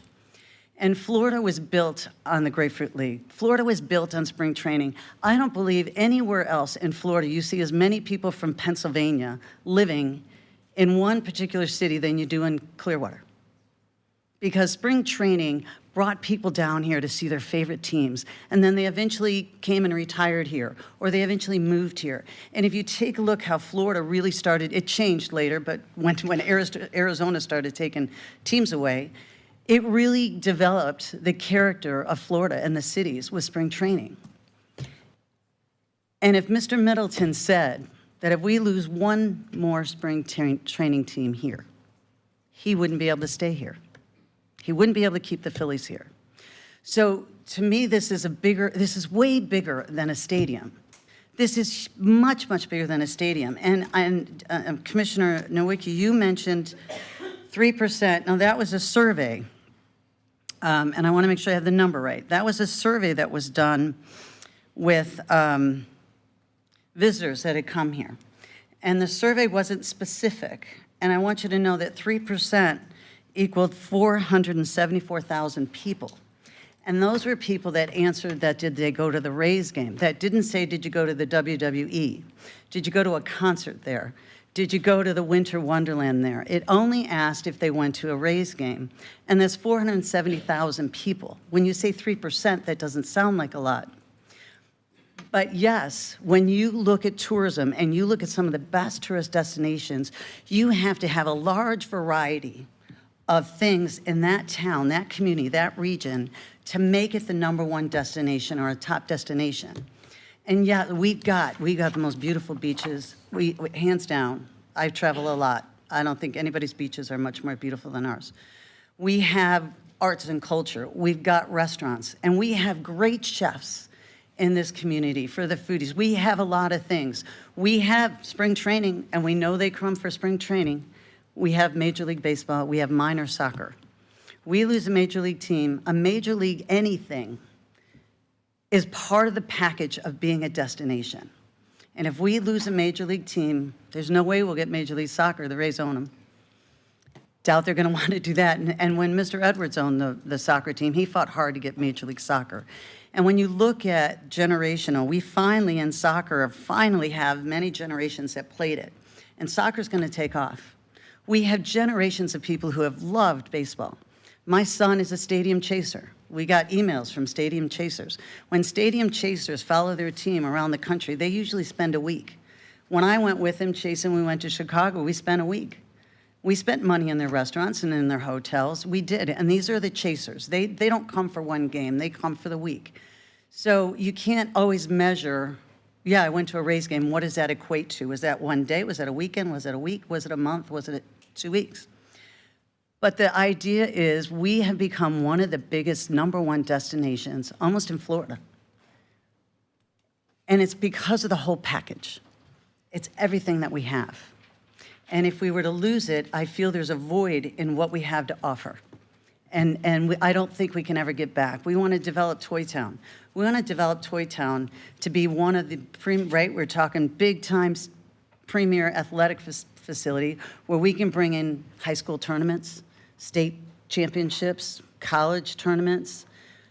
Even the Phillies were looking at upgrading their stadium so that we can bring in those kind of tournaments. Do we lose something if we lose that one, what I believe is transformative and generational change? You know, my kids, I was raising my kids, and my first two, they had to, you know, love Frank Thomas and love, that's the one, thank you, from the Marlins, right? No, Seattle, Mariners, there it is, thank you, Mariners. I had the jersey. It's been a while. But they had to love them, right? Because they didn't have a local team. And lucky when we had spring training, at least my son got to meet Frank Thomas because he came to play. But when the Rays came, I have 2 more sons after that, and every one of them had to be on the Rays Little League team. Every one of them, their team had to be the Rays. And as my older kids got older, they just loved. I got 2 sons that are season ticket holders, and it's not just because it's a family thing. Baseball to me is it's part of our culture. It's part of who we are. It's part of what shaped this country. It's the one constant that's been in this country is baseball. And I think that's from a movie, but it's true. And so it's not that I love the Rays, and quite frankly, I'm very offended by Stu and his comments. I don't think we quit. I think Pinellas County has a long history of being a great collaborator. I think we were one of the first collaborators that really did big things. Pinellas County is a great partner and a great collaborator, and I was offended by that notion that just because after horrific 2 natural disasters that they called us bad partners because we just took time to catch our breath. And so, to me, it isn't about the Rays. To me, it's about the big picture. It's about the transformative change. It's about the investment we can make and the return on that investment that can guarantee we can keep our taxes low. So it's not about, I don't care about the owners. I just don't care. I don't think they play well in the sandbox. I think they are not great partners. They're demonstrating that by that letter. I think they want to take their toys and go back home and start over and renegotiate. Now, me personally, I think with this new administration coming in, I think we're going to see interest rates come down. I think we're going to see inflation be reduced. I think they might think they have cost overruns right now, but I think they're going to be surprised with this new administration that some of that's going to go away. And so, to me, it's something different, and it has absolutely nothing to do with the owners. But I do have big concerns because to me, it's not about a stadium to me, because I'm not a stadium girl. It's the big picture. It's so much more than just a stadium. And, I got granddaughters that love to go to the Rays games, and they wear their shirts, and they love their little Rays teddy bear. I mean, to me, it's, my family got to grow up with them for the last 30 years, and it was wonderful to see them forget the Mariners and forget the White Sox and just go all in to have a home team. And there's just nothing like a home team, and they're finally getting to be here long enough that we can get that generational loyalty and love of the game and the team. And if they leave, then, they have to start all over without the loyalty. But I will tell you, there's one email, I hope you all find it. It's about a man, I hope you all read it. Now, I actually read every one of those emails, who had an 8-year-old boy who's got anxiety issues. Did you read that one? Yep, read it. It was an amazing story. And this boy couldn't go into buildings. He couldn't be around people. But his father got him to go through the gate at the stadium, and he got to go to a baseball game. And this young boy fell in love with baseball. Not the Rays, not the owners, but he fell in love with baseball. And this has been a milestone for his illness to get over his anxiety is baseball. It's so much more than a stadium. It's much more than a stadium. So to me, it's the big picture. And I agree that neither one of you have had enough time to really dig into the numbers on this. You haven't had enough time to really talk to the other side, maybe a different side than the people that you're campaigning with, to really get a feel of the lifeblood of what this means to the community and what it means to the future of, to me, the future of our taxes. Because if this, and then, quite frankly, I would much rather have control to hold them accountable than to let them get that 60 acres and not be held accountable by the county on what we're holding them accountable for. Because I'm sure that if we don't fund this and they're no longer accountable for that stadium, they're gonna take that 60 acres and they're gonna make a bunch of money, and they're not gonna make it look and live like what they promised, because it won't be the entertainment hub that without the stadium, it's not that. It's not that. Where they can make what they did at the Rangers, what they did in Nashville for music, they can put together this entertainment hub that is just an incredible destination. But you take the main component away, then you lose that possibility. And it's that whole picture that gives us the return on investment. If they start piecemealing it and selling off pieces at a time, which they can, you'll never get that. You'll never get that destination, because if they sell it off piecemealed at a time, you'll lose that connectivity and that vision. And so by us holding them accountable to all of it, if they're not going to play in the sandbox, then they go and they're showing their true character and their true colors. And that way, nobody else in this country or internationally is going to think that we're not a good partner, because we did make a commitment. And I don't want any business to think that we are not a good partner and that we agree to something and then later we change our mind. I don't want that image out there either, nationally or internationally. So I think there's a lot more here to it, and I think it's worthy of letting our new commissioners, since we don't have a deadline and we are great partners, we've got a long history of demonstrating that we are great partners. I think that I'm in support of this motion to put it down the road, let our new commissioners get acclimated, let them read the emails and the communications, let them talk to some of the building associations. How many associations sent us letters from my entire association saying that they support this and why? And talk to those people and talk about the why. And so I fully support this. And I'm going to move this. Commissioner Flowers, you said you had some comments. And sorry I went long, and we'll go to you after.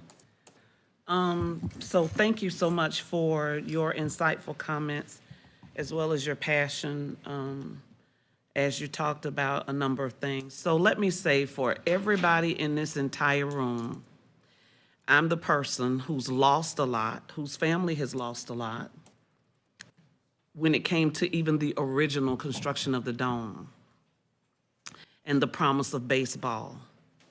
I'm also the person, if I'm not mistaken in this room, the only one in this room that has been dealing with the Rays Stadium issue the longest, since 1999. And this has been something, and through all of the reiterations and iterations of leadership, through Mayor David Fisher, through Mayor Rick Baker, through Mayor Rick Kreisman, and now with Mayor Ken Welch. So this is not a new conversation from me. The nuances, the things that are being said, it's not new, but it's disappointing. Because essentially, a community that has been waiting so long to have an opportunity to not only benefit from having a say in what could be or what will be the largest renovation or development project, period, in that part of the county. To just kind of see that dwindle is very disappointing. The number of hours, the meetings, the community roundtables, and all of that have occurred, not just during this election cycle, but for years, where people have had an opportunity to share and display what it is that they could see on that site and how it would look and how it benefited a community that has been suppressed and oppressed for a very long period of time. Currently, the proposed average annual salary in St. Petersburg, and I'm using St. Pete because that's where this is going to be, it's at $47,000. That's the average.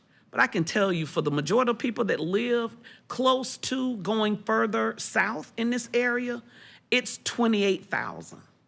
So the opportunity to be able to have a venue that they can actually work on, earn more than a living wage, is phenomenal. The ability to have a business or the opportunity to open your business in your own community, but at a level at which you can afford, is absolutely phenomenal. The ability for our children who are coming back from college, who work in finance and sports medicine and all of those other genres that go along with Major League Baseball, this is an opportunity and gives them a reason to come back home. But I'm kind of seeing this dissipate before my eyes, and that is sad. because this has been a conversation for a very long time. For me, it doesn't make sense to go out and borrow money to pay interest on that when you have the funds that are available and have been extracted specifically for this purpose, where we've had conversations about making sure that for these bonds that we can pay them off early and that we not have any interest penalties as a result of being able to pay that off early. So it just doesn't make sense to go borrow money that you're paying interest on when you have the funds that are there for this explicit service. Thank you again to my colleagues for reiterating. And I know that people in the community don't want to hear it, but these funds can't be used for some of the things that they're asking. But there are other dollars that can be used, and we are using those funds. The point in time count was done last month. Our homeless population increased 12%, 721 individuals. This project will bring 600 housing units on-site, 600 off-site. That is a nice, significant dent in that issue. Not to mention, we are continuously building and supporting affordable housing projects. We just passed one this evening. The gentleman from Faith in Florida talked about what we call Bethel Heights. At our last meeting, we actually voted for the sale of that property to go to a new developer. And I asked him a lot of questions about what he planned on doing, because that development has changed hands so many times and the residents seem to not get the things that have been provided and or promised. So while I applaud that, that was something that was brought up and a concern, I think we've taken some necessary steps to try to work towards affordable housing projects that are continuous, but also new ones that are coming on board. Can we house everybody? We don't have the resources. The resources aren't available to do that, but we're making a significant dent. And this partnership, I believe, makes a significant dent in that. As it relates to the water treatment, sewer plant, and all that in St. Pete, the county doesn't pay for that. That's the city of St. Petersburg. No offense. They have to figure that out. They are working to figure that out. A combination between, unfortunately, some increases in water rates, stormwater sewer rates, and then applying for other grants and things. The same thing that the county would be doing and we are doing to help bring ours up. The other concern I have, and we have had this come before us time after time, where a project has been delayed, and because of that delay, the cost increases in order to complete that project. 2 times, sometimes threefold. We had one project that just went away completely because the amount of money they came back asking us for, we were like, no, we can't do that. So I'm not saying this just because the Rays have shared this. I'm saying this because that is the time that we're living in. The longer you delay a project, the more expensive a project becomes. You can't get away from that. You can't get around that. And so while we have committed to a certain dollar amount, we've committed to that dollar amount, that doesn't mean that the price for the construction and development will increase. And the contract is very sound and very clear. Any cost overruns are to be paid by the Rays, not by the county. Do we have 2 new commissioners who have not had the benefit of some of the inside intel that we have? That is accurate. But I also know that this thing has been dragging on for so long. And any of us at any time, like Commissioner Scott did, any of us at any time could reach out and say, what's the deal? What's going on? I made my comments. I was disappointed. But I had a conversation with Brian All about my disappointment. It wasn't my anger, but it was just my disappointment when it comes to communication. But I also realized that sometimes balls move extremely fast. We've had that right here, where our own staff has been negotiating something. The ball didn't move fast enough for them to get with us in advance. And so we got that information when we got here to a meeting, and we were expected to make a decision to vote yea or nay. So I'm just extremely disappointed because I'm not sure if the questions that certain of my colleagues have would even change their minds. I'm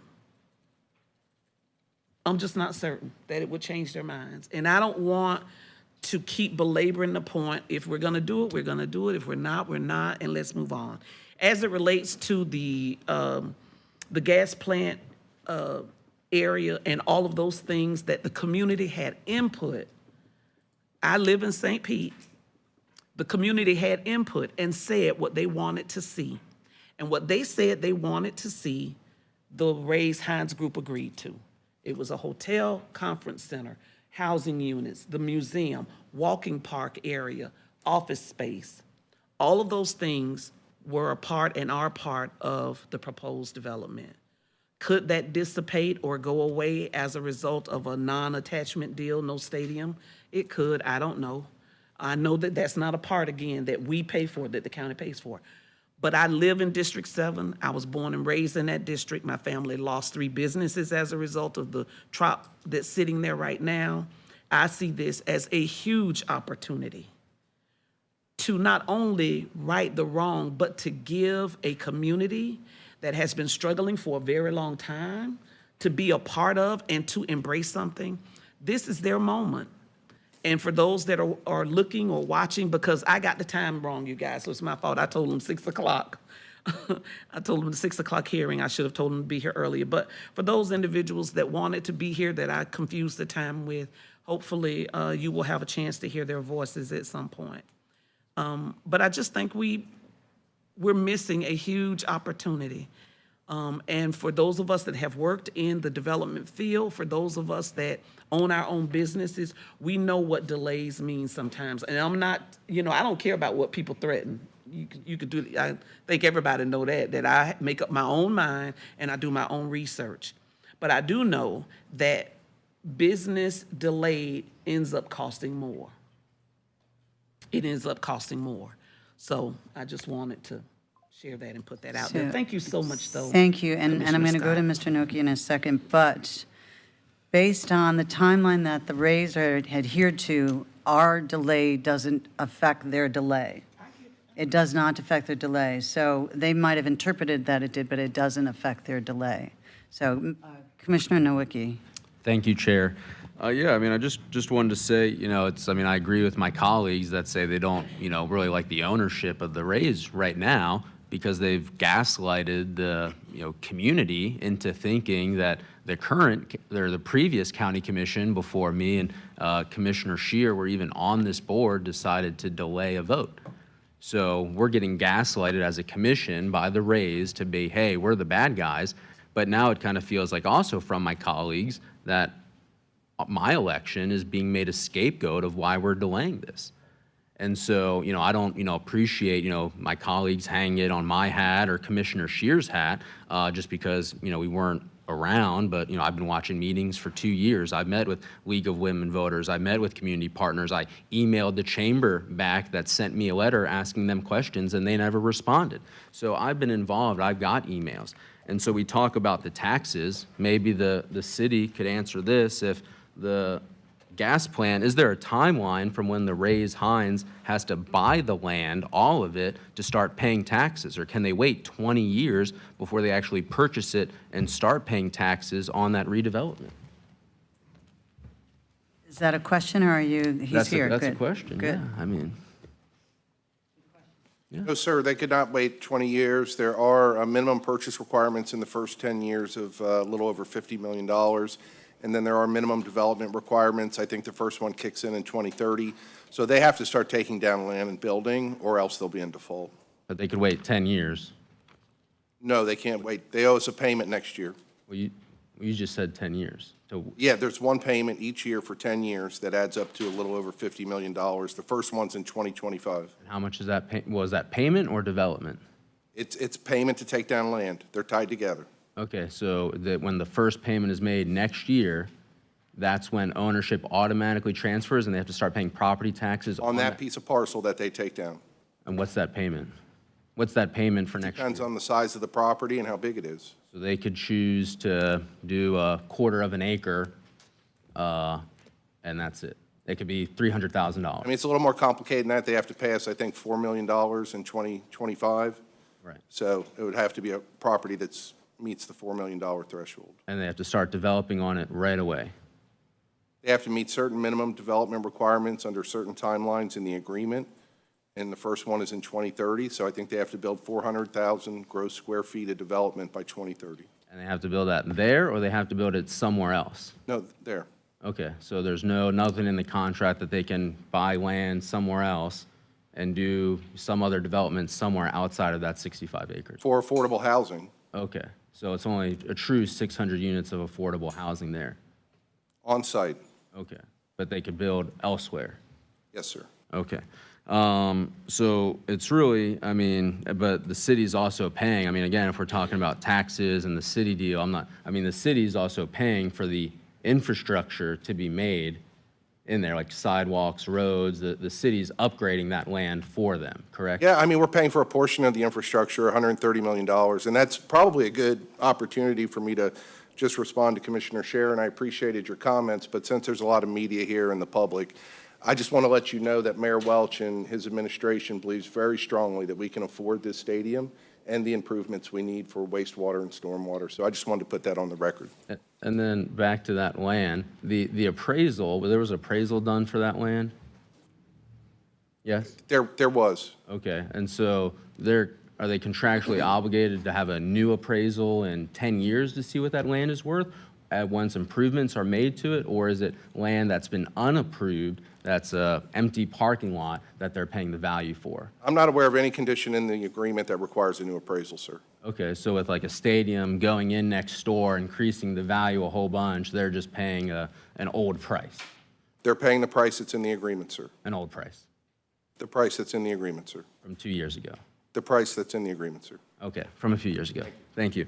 So it's really not, I think if, the commission really wants to really start to dive into the deals of the gas plant district for whatever reason, it's bad for the taxpayers, because I think they could go out in the free market of the city of St. Pete if they make those improvements to that land, $100 and some odd million of roads and sidewalks and infrastructure. I mean, that land would be worth over $1 billion, $10 million a city acre. So if we're talking, all the problems and all of this, possibility of a whole picture and maximizing the potential, wouldn't selling that land to a developer at a fair market price today of what it could be versus in 10 years, a portion of it, and then another portion of it, where they really are only paying taxes on a $4 million, which could only be $120,000 in property taxes.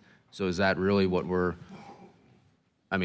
is that huge, big tax incentive of, a few $100,000 on $4 million? That's all they're gonna be paying in taxes.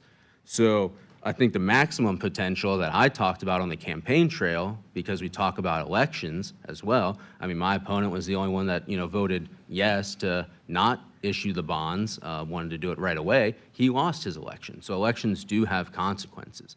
So, and again, I don't appreciate kind of being made the scapegoat of this board or my colleague, Commissioner Scher, just because we're new, that we should read all these emails. I got hundreds of emails from people. I got calls and text messages from people. And I wrote back saying, well, if the Rays cared half as much as you do, how come they don't pick up the phone and call me? How come they don't text me? How come they don't send me an email? You Google my name, you can get my phone number and text me. And they didn't do any of that. So again, I don't appreciate, being made a scapegoat. If we really want to dive into the details of the gas plant district, I think this commission will find that it's a bad deal. And if it's promised that, hey, this is transformative for generations and they're only doing it with the stadium, then how come they agreed to do two separate deals and not joint them together? So I think there's still a lot of questions. So again, I'm not in favor of this deal because the gas plant deal is a terrible deal for the taxpayers of St. Pete, because they could sell that land for hundreds of millions of dollars and invest that right away into their critical infrastructure, not wait 30 years for what I think was $470 million projected tax revenue back to the city and the county.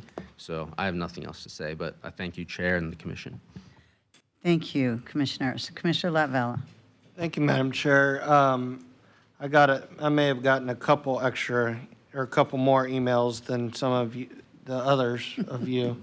But I do remember getting the same email that you mentioned about the 8-year-old boy and his father, and I responded to it because while I did not have special needs when I was 8, I remember going to baseball games with my dad. And when I was 8, my team, and I probably shouldn't tell this to my friends in Clearwater, but my favorite team was the Toronto Blue Jays because they had spring training in Dunedin. I didn't realize that they were in another country or whatnot.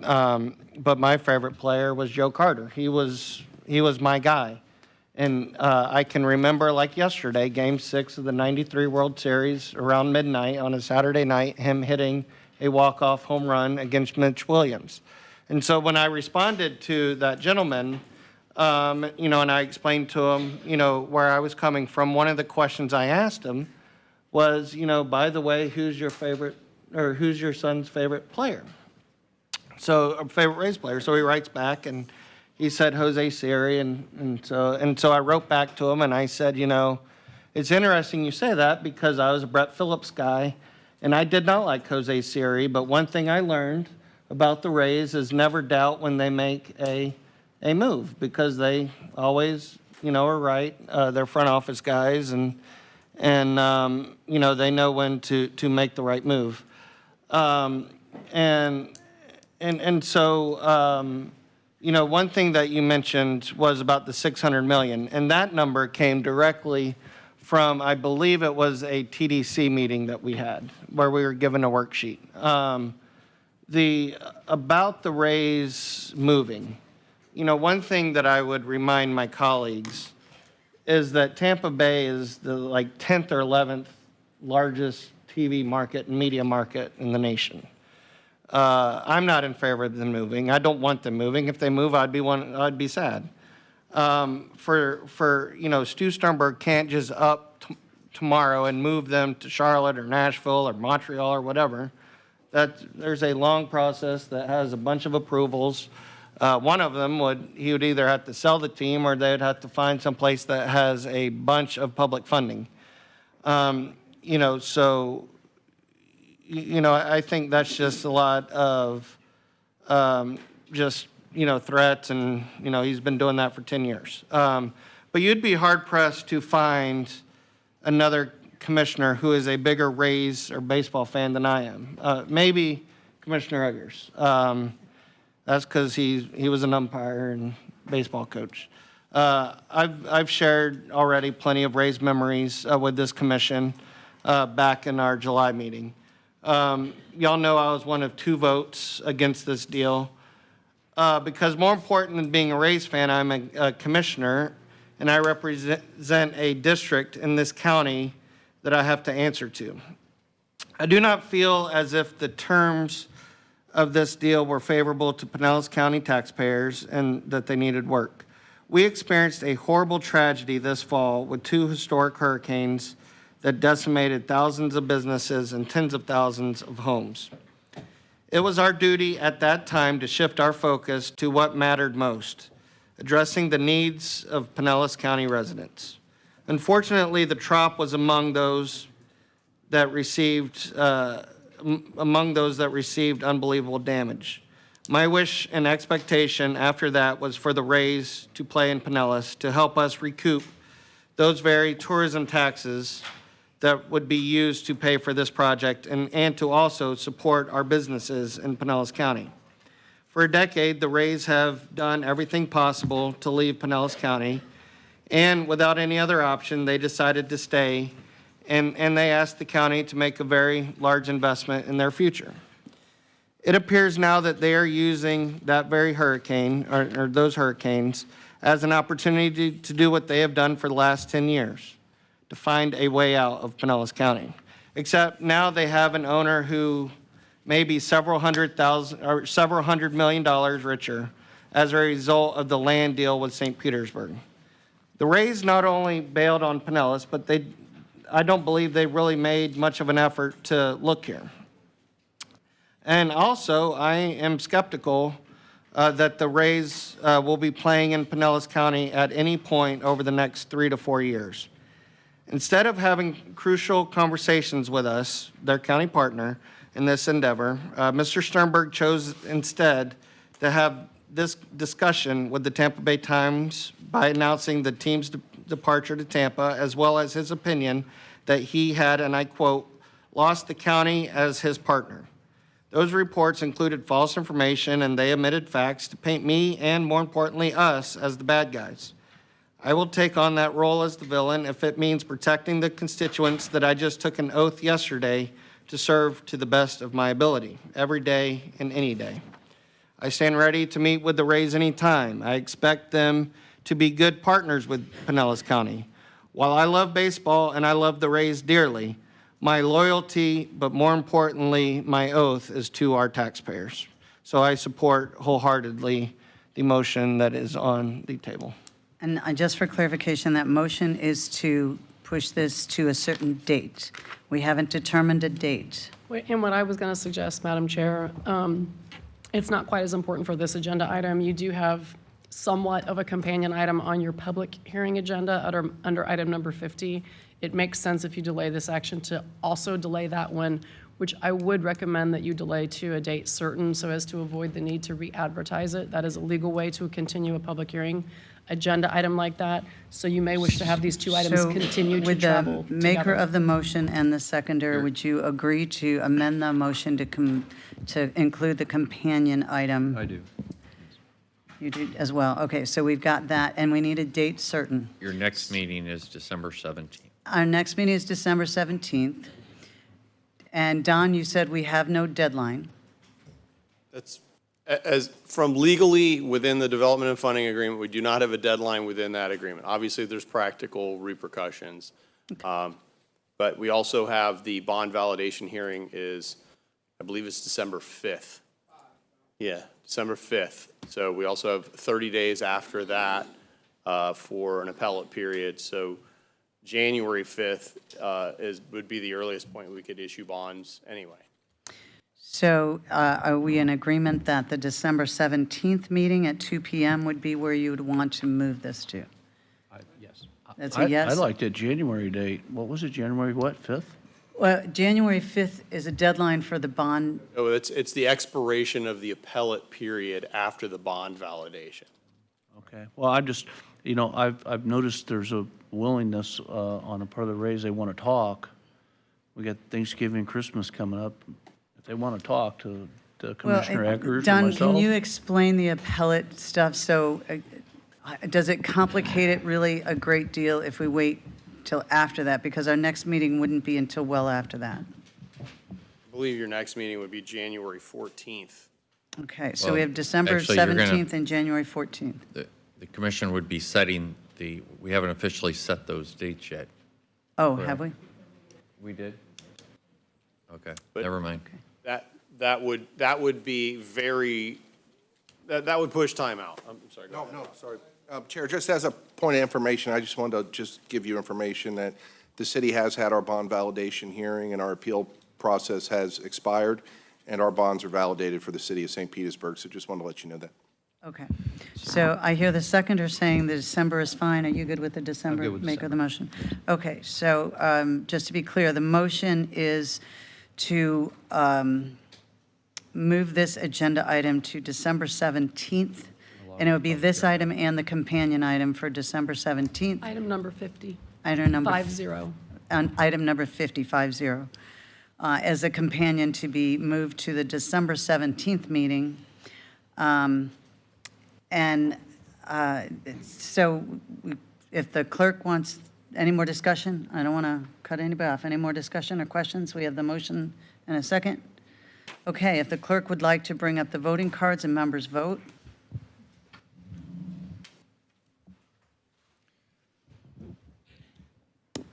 And we're missing, oh no, we got a 6-1 vote. So this has been moved to December 17th. I'm sorry to the press, you don't have your answers yet. Yeah. I'm certainly, you'll talk to the Rays, and they may have more comments. And Commissioners, I'll set up individual meetings, and I really want them, I'll bring in David Abrams with our new commissioners to go through some of this, you know, in great detail, and we'll set those up just as soon as possible. Okay. And also, there's some details about why the price is low, and it has to do with green space and all that, so if you can explain that. We can. I'll have the city as part of those meetings, and I volunteered Rob, so. Okay, so what I would like to do is take a recess for 30 minutes. Is 30 minutes good? So we'll return at 6:55. Thank you.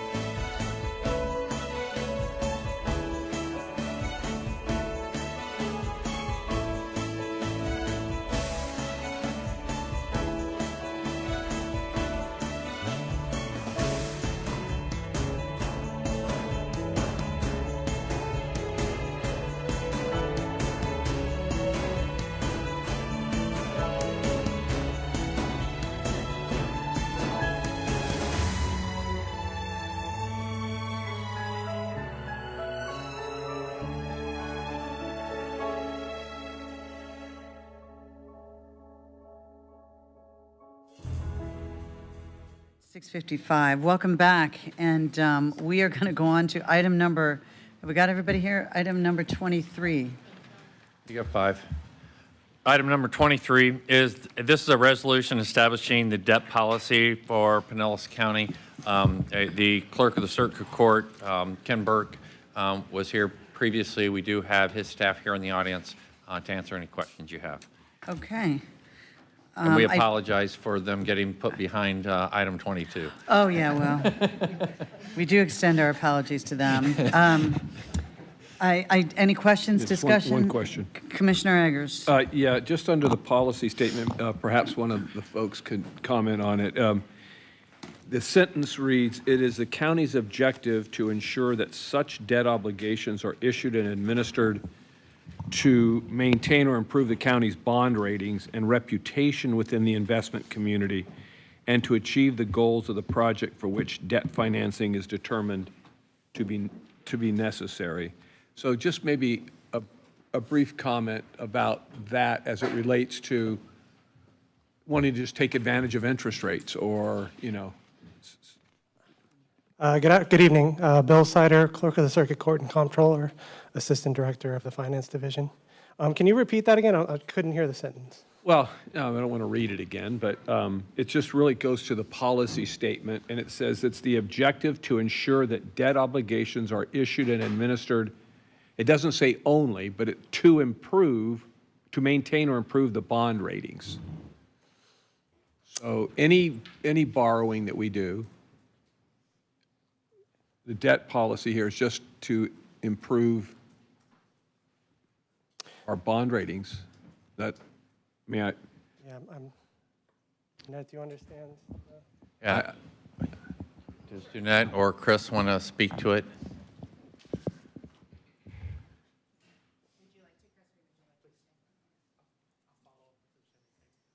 Good evening, I guess. Jeanette Phillips. I am the Chief Deputy Director of Finance for the Clerk and the Comptroller. I believe the statement you're referring to it has to do with the ratings for the county, which goes to the interest rate that you actually pay on debt. So just like your mortgage or something like that, you want to have, the best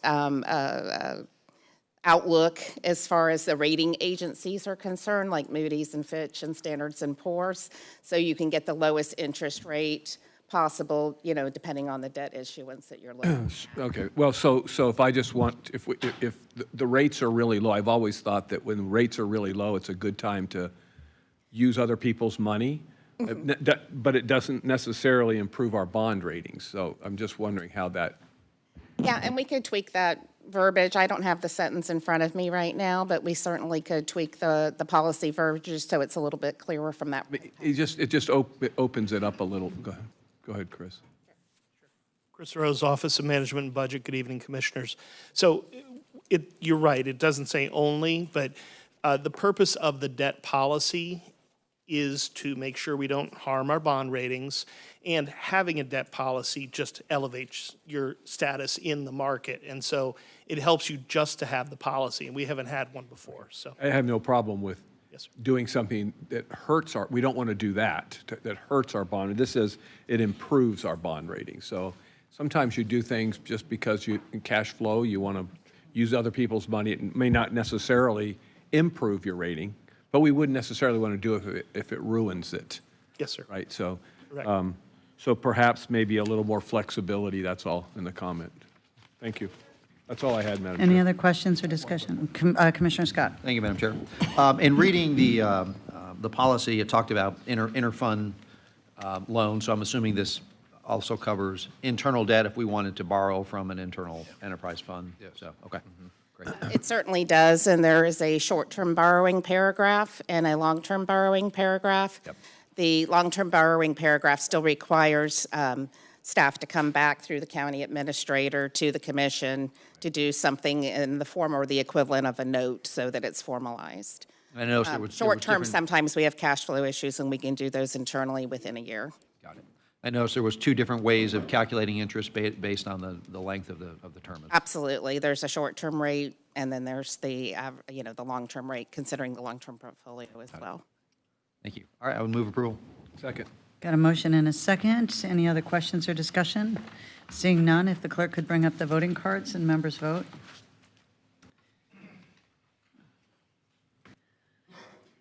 And that passes unanimously, minus Commissioner Flowers, who's not in the room. Number 24. This is an agreement with, I can't pronounce it, Letras, for advanced traffic management systems. This is for a project out on State Road 60 and a smart corridor project. Okay, any questions or discussion? Move approval. Got a motion? Second. And a second. Any other comments or discussion? Seeing none, will the clerk bring up the voting cards and members vote. And that also passes unanimously. Number 25. This is a brownfield site rehabilitation agreement with the Florida Department of Environmental Protection. This is for the Dansville Central Historic Landfill brownfield site. The county conducts a site rehabilitation of the contaminated areas, and this provides a, it outlines how it provides voluntary tax credits and cleanup funds as we move forward with block grant. Move approval. Second. Got a motion and a second. Any questions or discussion? Seeing none, if the clerk could bring up the voting cards and members vote. And that passes unanimously. Number 26. This is an incentive grant program with the Florida Department of Transportation for the right-of-way acquisition for the Forest Lakes Boulevard project. This is a road widening, so this is in the design phase, but this provides matching funds with FDOT. Okay, any questions, discussion? I'd entertain a motion. Move approval. Got a motion from Commissioner Eggers. Second. Second from Commissioner Scott. If the clerk could bring up the voting card and members vote. And that passes unanimously. We're going on to number 27. So Florida Shared Use Non-Motorized Transport or Trail Network Supplemental Agreement, again with Florida Department of Transportation. This is to fully fund the construction of the South Gap of the trail from 126th Avenue North to Almerton Road. Any questions, comments, discussions? I'd entertain a motion. Second. Got a motion from Commissioner Flowers and a second by Commissioner Scott. Seeing no other questions, if the clerk could bring up the voting cards and members vote. What are we missing? Me? No, not me. Dave, Renee, Chris, Vince.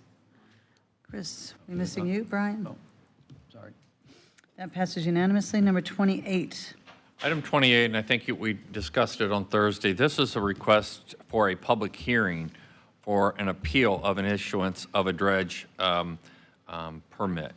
And I think you were briefed on that, so we can answer any questions. Okay, and we do have a comment card. Lauren Rubenstein.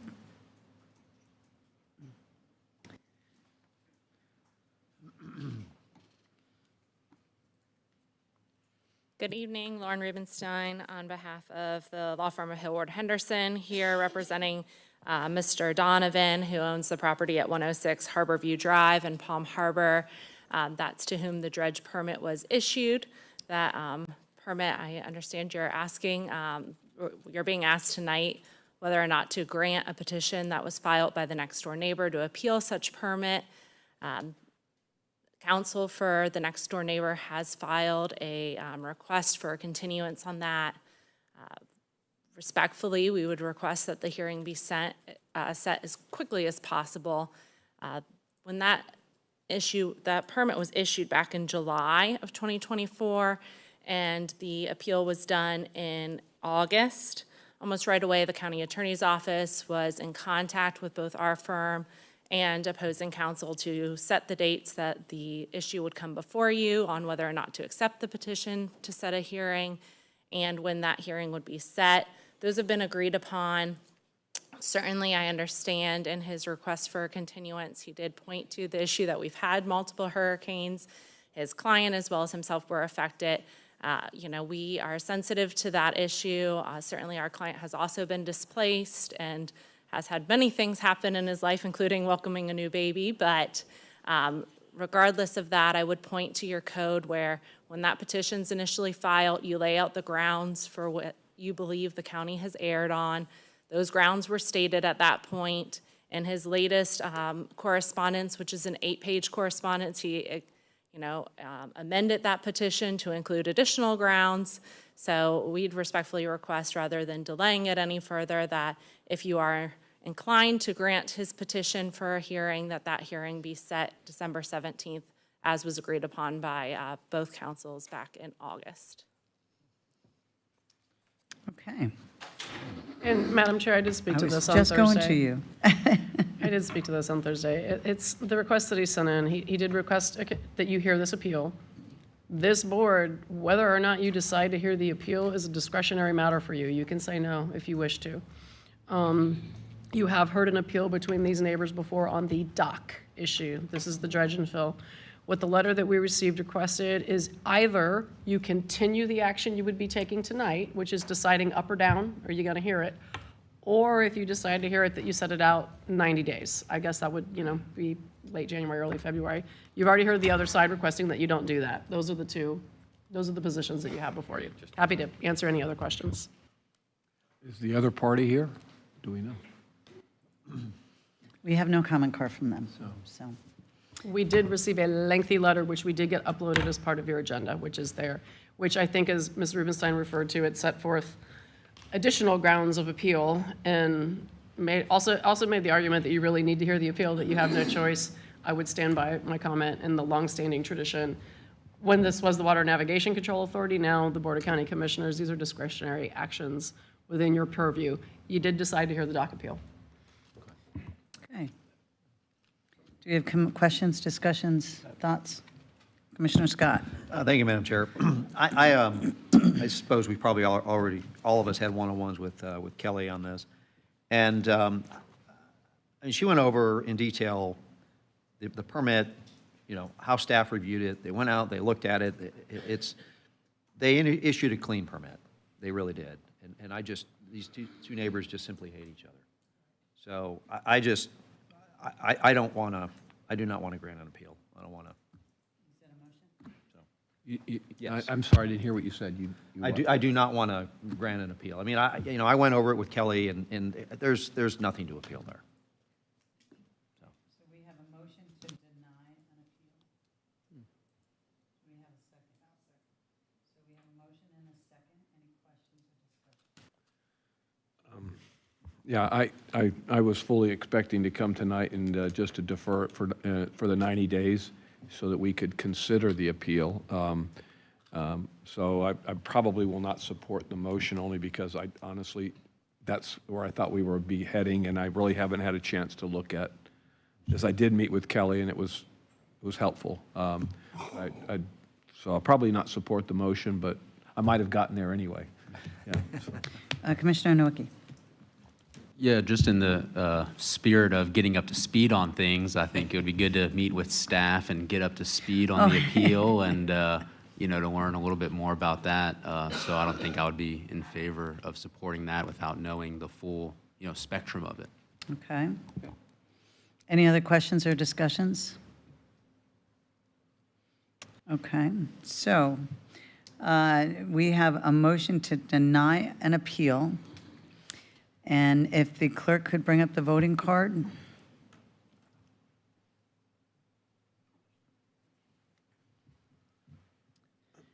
Okay. Yours is a no, so that passes 4-3 for no appeal. Okay. Number 29. Item number 29 is local agency grant program application with Ford Pinellas relating to the Sunset Point Road Improvement Project. Any questions or discussion? I'll entertain a motion. Just one quick question. Commissioner Eggers. Barry, are we, have we started community outreach on this project yet? Or is Kelly? it just too early, or, because this would be a huge change. I'm not saying it wouldn't be an improvement, but it'd be a huge change to what is otherwise a huge right-of-way use by the residents. This is for the Sunset Point. Yeah, Sunset Point. I was just curious if we've had outreach to the community yet, that's all. Or if we had plans to do so. Kelly Hammer-Levy, Public Works Director. We have not. We're just getting started in the design process, but we do have a big plan for that because, yes, that whole stretch is residential. So it's going to involve a lot of public input and feedback. Oh, you'll do that before it gets too far along in the design? Correct. Like early? or- Yes, Okay. yes. Thank you. You're welcome. Okay, any other questions or discussions? Entertain a motion. Second. Got a motion from Commissioner Flowers, a second from Commissioner Eggers. If the clerk could bring up the voting card and members vote.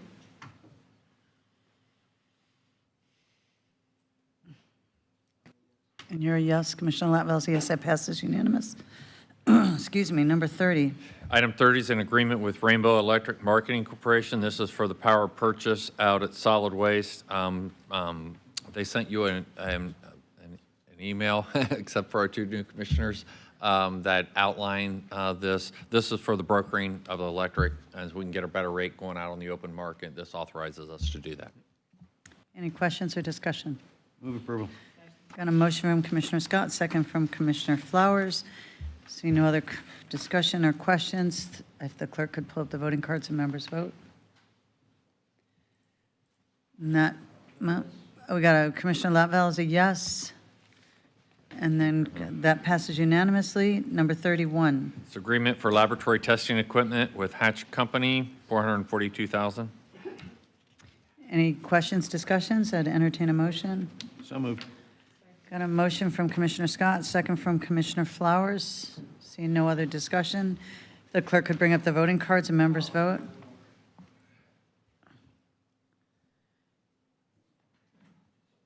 And who are we missing? Sure. That must be me, sorry. Dave. Okay, that passes unanimously. We'll move on to number 32. It's amendment number 1 to the Resilient Florida Grant Program Agreement. These are two no-cost amendments to the grant program for our manufactured homes wastewater collection system improvements. We got a motion from Commissioner Flowers. Second from Commissioner Scott. Seeing no other questions or discussion, if the clerk could bring up the voting cards and members vote. Who are we missing now? Not me. Brian. Oh, sorry. Thank you. And that passes unanimously. Madam Attorney. Under item 33, I'm requesting authorization to file suit in the case that is referenced. This will be a code enforcement action to enforce a site plan violation that does deal with some flooding issues that we've talked about up in the North County. Move approval. We've got a motion from Commissioner Scott, second from Commissioner Flowers. Any other questions or discussion? Seeing none, if the clerk could bring up the voting card, thank you. Thank you. That passes unanimously. Any reports? I had previously had a request from someone to go over the charter amendments and what they all mean, but given the late hour, I will defer that to another meeting. They did all pass, all 7 of them, so. Okay, so are you all okay with passing on that so we get the update on what they all mean later? Yeah. It won't be at the next meeting either. Okay. And what you thought about the judges at the Supreme Court. Really And the pushing your luck largest now, yeah. recount in Pinellas County history, Yeah, thank you. the recount was something else. Okay. One vote changed? I think you've, think you covered it all? Okay. County Administrator, have you got any more reports? No additional reports. Number 36, Emergency Medical Board. So it would take that's the sitting board? Yeah. So if you're approving the following appointments that are listed in your attachments, do I have a motion? Second. We got a motion from Commissioner Flowers, a second from Commissioner Eggers. Seeing no other discussion, if, all in favor? Aye. Aye. Any opposed? No. Okay, appointment to the county health facilities, and that's the commission as a whole. Karen Mullins. Yep. Move approval. Second. Okay, we got a motion by Commissioner Scott, a second from Commissioner Eggers. All in favor?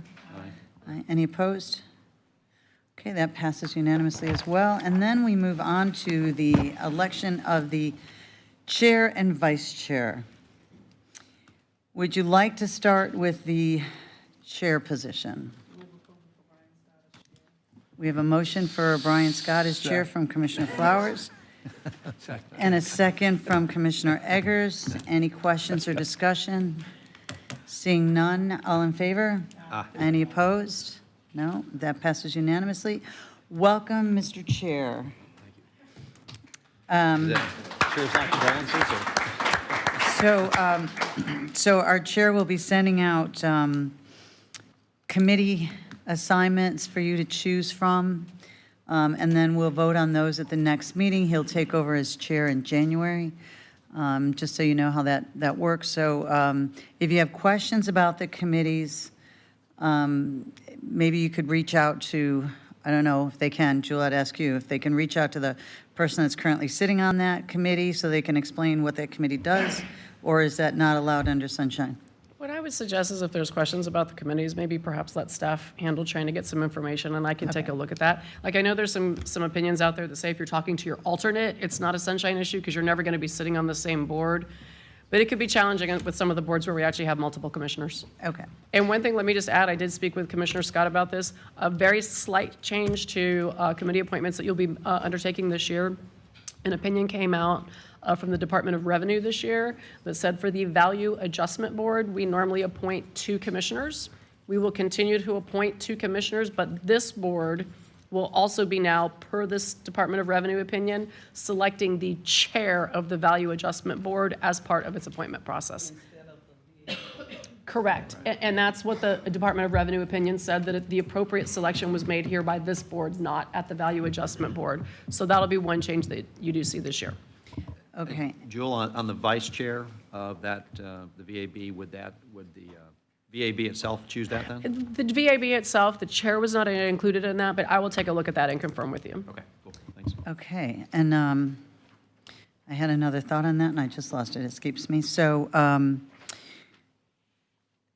yeah, oh, and we'll also have to add an alternate for the opiate abatement. I don't think that's listed on the thing. The opiate abatement appointment has to be made or renewed, and then the alternate was Janet, and Janet's no longer here, so I don't think it's on your list, but we need to include an alternate. Okay? Colleen taking notes. Oh, thank you, Colleen. Glad you're taking notes. So we're going to move on to the vice chair. We've had some interest. I would entertain a motion. I'm nominating myself for vice chair. Okay, we have a motion on the table, on the floor. Do we have a second? Well, that motion's going to fail for failure to have a second. So then I would come back to the commission and see what you're entertaining another motion. I would nominate Commissioner Eggers for vice chair. So we have a nomination for Commissioner Eggers as vice chair. Do I have a second? We have a second from Commissioner Nowicki and motion from Commissioner Latvala. All in favor? Aye. Aye. Any opposed? One opposition. So that passes 6-1. And then we're going to move on to new business. I would need for us to appoint my person to the LPA committee. It would be Laurie Johnson. I did send the information to Yes, your you office did. as well as to Ashley, but I need to take care of that one reappointment this evening. Okay, we got a motion and a second. All in favor? Aye. Aye. Any opposed? In Okay. addition, Madam Chair, we need to appoint someone to replace Commissioner Charlie Justice on the board, for the Board of Directors for the Florida Association of Counties. Now, is that have to be done today, or can that be done at our It can be next done meeting? at another time. So as long as we're putting, what I would recommend is, what I recommend to our new commissioners, I think the Florida Association of Counties is a great opportunity to be engaged in county commission business, and they have a training for all new electeds that I think has value. So if you have questions about how to join the Florida League of the Counties, we're already a member. So Ashley knows a lot of the rules, so talk with them.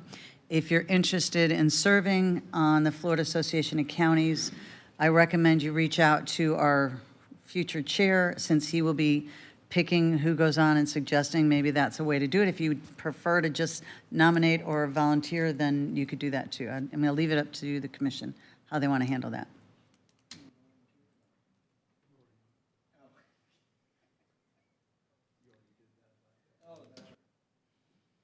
Yeah, so I serve on NACO. I know Brian serves on NACO.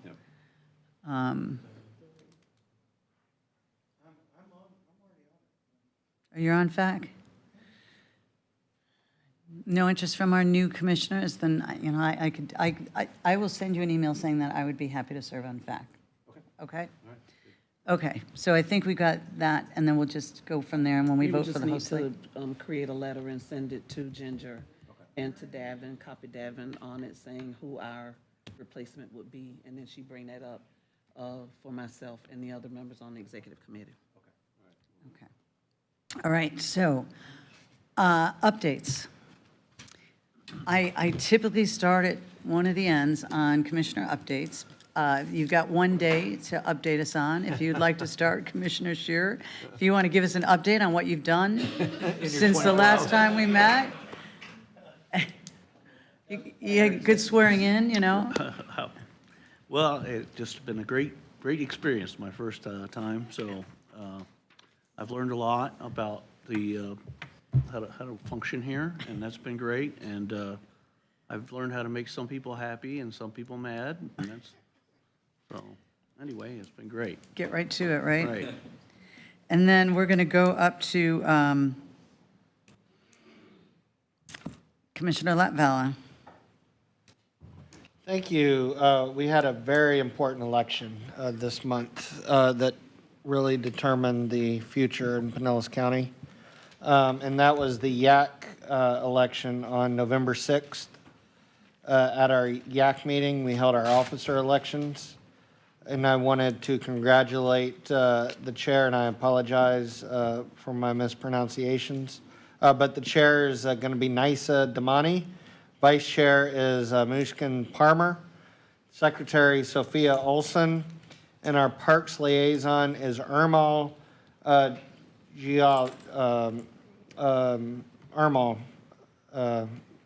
He's a great young man. And we're looking forward to a very productive year. And they all promised that they were going to attend the meetings as part of their elections. But that's all I have to report. Okay, Commissioner Eggers.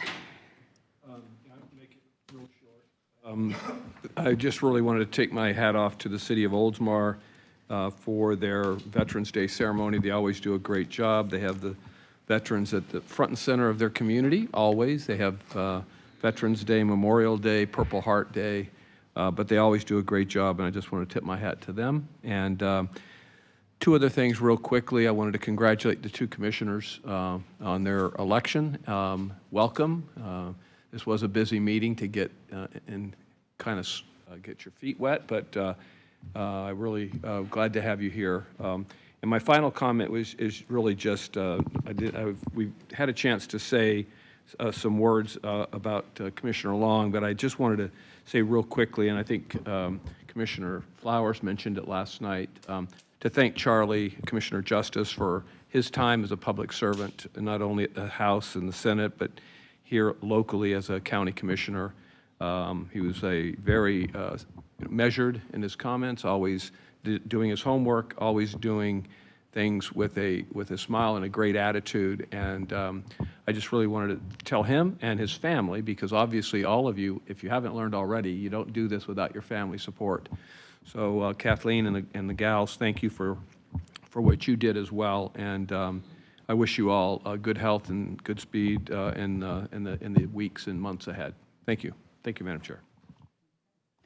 I'm going to skip over to my flank over here, Mr. Nowicki. Commissioner Nowicki, have you got anything to report since you were elected and as our commissioner-elect to now?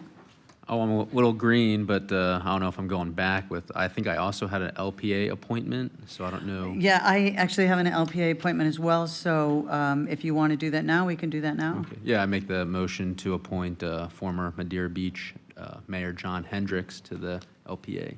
Okay, so we have a motion and we have a second. All in favor? Aye. Any opposed?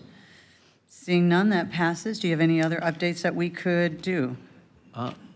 Just looking forward to being here and looking forward to working with everybody. Looking forward to working with Commissioner Flowers and our new incoming chair, Commissioner Scott, and Vice Chair, Commissioner Eggers. I'm looking forward to working with the staff and getting to know all of them a bit better and just really putting the residents first. So I'm just really excited. So Great, thank you. that's wonderful. So you did have a great update. Commissioner Flowers. Thank you, Madam Chair. I attended my Area Agency on Aging, Pinellas and Pasco County meeting. There was a luncheon afterwards that I didn't attend because I needed to get here, but it was just to celebrate those who were coming off of the board, as well as some of the employees for the hard work that they've done, transitioning our seniors through the hurricane component piece. We have an upcoming Career Source consortium meeting, so that'll be interesting. And I also have a meeting coming up with the Tampa Bay Regional Planning Council where we will hopefully solidify the budget that we've laid out for the year. I'm probably gonna make some people mad about this, but I'm gonna say it. I'm so disappointed this evening. I really am. Last year, it was because I did not submit an email and someone else did, no pun on you. When we've never submitted emails before, it's been done in a professional and courteous manner. It's not a policy, it's not written, but it's just something that this commission has been doing ever since I can remember even looking at the meetings. So I submitted my email in September of this year. I submitted a reminder before that. So it's just very disappointing to see that for whatever reasons you all had, that you thought me not well enough to serve in that role. When I came on board, Commissioner Eggers was the vice chair. Pat Gerard was the chair. And I had been asked by my party, because it was more Democrats than Republicans, to play that game, and I would not. I followed what had been the process or the professional courtesy of this commission, and Dave Eggers was the chair 3 years ago. So I'm just very disappointed. I'm going to say that. I don't care how you feel about it, but I'm just very disappointed because this is showing me that this is nowhere near some of the comments that were made about us working together as a team. So I just wanted to make that public. So you can't say you heard it from somebody else, you heard it from me. I'm going to continue to do my job, but I sincerely hope that going forward, and I'm not going to put my name in again because my dad always told me if somebody doesn't want you, you move on. But it's just very disappointing because I have stood up and celebrated and supported my colleagues who've been here, not the new people, but my colleagues that have been here. I've stood up and supported you guys. So I'm just very disappointed in that vote this evening. Thank you, Madam Chair. Thank you, Madam Chair. I'll keep this quick. I attended the PAL breakfast, the YMCA Greater St. Petersburg Mayor's Prayer Breakfast, the LPGA tournament this past week at the Annika, which was a lot of fun. The Veterans Day celebration at American Legion Post 305. Also had a visit with Creative Clay and Florida-Rama in St. Pete, which is amazing art, immersive experiences. So if you haven't done that, I encourage you to do it. Did a ride-along with Largo Police Department K-9 Unit and heard firsthand about the workforce housing needs of our men and women in law enforcement in Largo. Presented a Hurricane Hero Challenge coin to Rescue Pinellas, a grassroots organization that worked with local boaters to rescue and deliver supplies to over 450 people during the hurricanes. They built an online community of over 4,500 people, and I'm very grateful for the work they've done. They really did an incredible grassroots effort to just rescue people and provide as much aid and assistance as they could during the hurricanes. Met David Habib at Yo Mama's Food. They gave me a tour of his facility. I was also thrilled to present him with a challenge coin. He's grown his business into a global brand in the North Greenwood CRA in Clearwater. Quick Tampa Bay water update. The reservoir is full. Probably no surprises there. We approved a feasibility study for new groundwater and surface water sources in the region, but that also includes Lake Tarpon and the feasibility of a North Pinellas treatment facility and reservoir. And the desalination plant is in startup mode right now, should be fully functional by the end of the year, producing up to 20 million gallons of water a day, and I want to welcome our new commissioners. Okay, I have some business. I also have an LPA appointment that I would like to do. Mine's a little more complicated. I had appointed 2 years ago Audrey Henson. And it's been brought up to my attention that the committee hasn't been getting a quorum because one of my appointees, and I'm sure some other appointees, have not been showing up. So she hasn't shown up all year. So what I would like is the approval to remove Audrey Henson as my appointee and approval to appoint, or I would like to make that, well, Chair, I can't make a motion, appoint I'm going to say this wrong, Matana Han in her place. Matana is currently the chair, and he was appointed by Charlie Justice. He was trained by one of my favorite judges, and everyone I've talked to said he's doing an outstanding job. And so I'd like to retain him on that board because of what he contributes, and I know he'll show up, and he knows what he was doing, and he was trained by somebody that most of us know. So I have a lot of confidence in him, so I'd like to retain him on that board. So if I could entertain a motion to remove the one and appoint the other. Yeah, okay. Got a motion and a second. All in favor? Aye. Any opposed? Thank you. So we'll send that letter out to Audrey, and then we'll let Matana know. I also was really, I don't know how I fit everything in. Today was a great day at Agora Edge, and Dr. Cynthia Johnson hosted a ribbon cutting. And it's this company moved here in 1985, a small manufacturing company, and they got a small business loan from Pinellas County and the city of St. Petersburg, I guess, or from the city of St. Petersburg. And he has grown now to have 9 buildings, and he just worked with our employment sites program and built a beautiful new manufacturing facility that's going to allow him to expand even further in the future. I believe he's up to 300, I'm not sure if it's 350 employees. He started from like a small, tiny room to now 350 employees, and he just is doing incredible. It's a great American dream story, and he just is a delight, and his family and how he treats his employee. It's no wonder why he is doing so well. I also went to the YMCA prayer breakfast and Operation PAR's lunch. As you know, I almost felt held hostage in the canvassing room. But, you know, it was a great experience. I hope every one of you get the opportunity to serve on the canvassing board. To have the largest recount in Pinellas County's history. First off, the largest voter turnout in Pinellas County history was incredible. And to see our audits come out so incredibly well. And then to have a recount, a countywide recount because of 2 judges' races in Pinellas and Pasco, largest recount we have ever done, and to count those votes 3 times. And between the 2 counties, there was just a difference of one vote was found, and that was it. So that is a testament to how great our supervisor of elections runs her office, and evidently Pasco County as well. They just do a great job, and I did thank you in the workshop for getting her the 2 machines because we did have one go down, and at one point we were going through about 47,000 ballots an hour, and then when one went down, it quickly just we lost our rhythm, but we are so grateful to have those 2 machines because we really needed them. So thank you again from our supervisor of elections. Many of you know we had a briefing on the beaches with the governor's chief resiliency officer and Senator DeSigli and Representative Cheney about beach renourishment. We really are at critical state, and Kelly has filed an emergency permit, so we're ready to go. We are working with Army Corps. We had a meeting on Friday. I told you all we had a meeting on Friday. I wasn't really happy when I hung the phone up on Friday, but I was surprised to get a phone call on Saturday morning, or Monday morning. I got a call on Monday morning. And so I feel optimistic.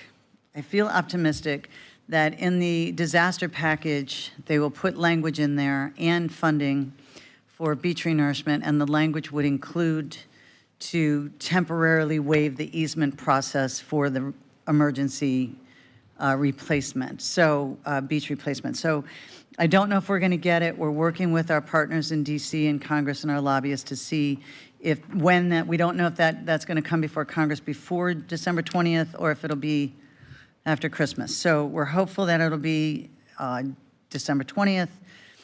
If not, we hope it's timely in January, and we'll move forward from there. We do have a TDC meeting tomorrow. I'm looking forward to that. And I want to thank our administrator, our staff, our county attorneys, all of our first responders for all of the hard work this fall. They've just worked so incredibly hard and well and have really served this county heroically. Yeah, I mean, they really have. And I also want to give a happy belated birthday to Don Crowell. This is his first meeting since his birthday. So happy birthday, Don. And I know you've been working so hard all year, and I hope you had a chance to celebrate a little bit. But with that, I have nothing else for that, and we can then move to our 6 o'clock public hearings. And we would start with am I missing anything? Starting with the Countywide Planning Authority, we will move to number 40. Thank you, Madam Chair. Agenda item number 40 is case number CW 2417. This is a proposal by the City of Clearwater to amend the countywide plan map from public, semi-public to retail and services regarding 2.28 acres, more or less, located at 407 South Saturn Avenue. The public hearing was properly advertised and an affidavit of publication has been received for filing. No correspondence has been received by the clerk, and the matter is properly before the authority to be heard.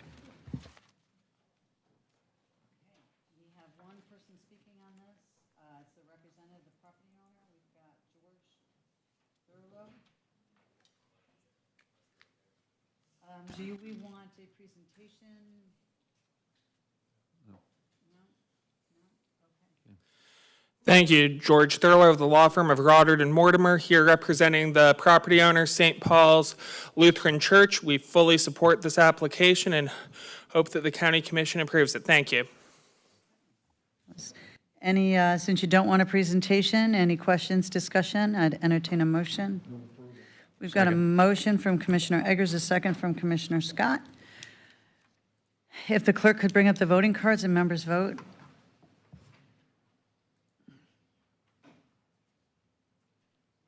Okay, that passes unanimously. We're going to go to number 41. They've been continued, okay. So, okay, then we're going to go to number 43. Agenda item number 43 is the second of two public hearings to consider the adoption of a resolution regarding the proposed brownfield area designation of the Rainbow Village Green Reuse Area. The public hearing was properly advertised and an affidavit of publication has been received for filing. No correspondence has been received by the clerk, and the matter is properly before the board to be heard. Okay, any questions? Move approval. We got a motion from Commissioner Scott, a second from Commissioner Flowers. Any other questions or discussion? Seeing none, we'll ask the clerk to bring up the cards and commissioners vote.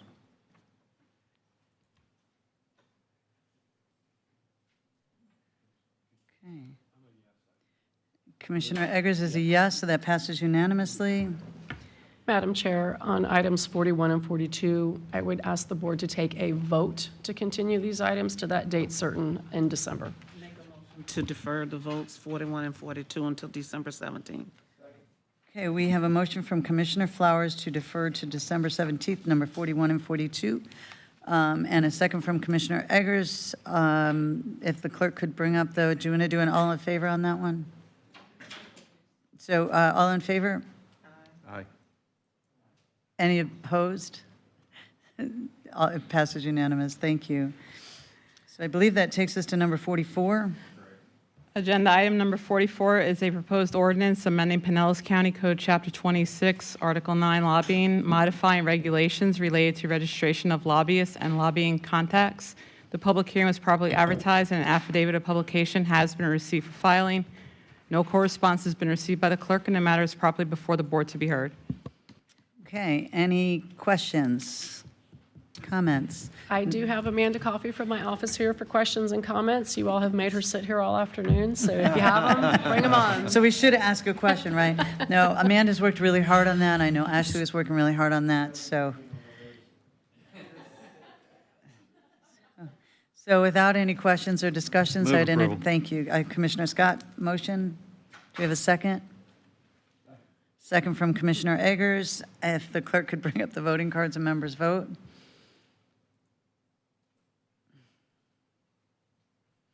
And that passes unanimously. We'll go on to number 45.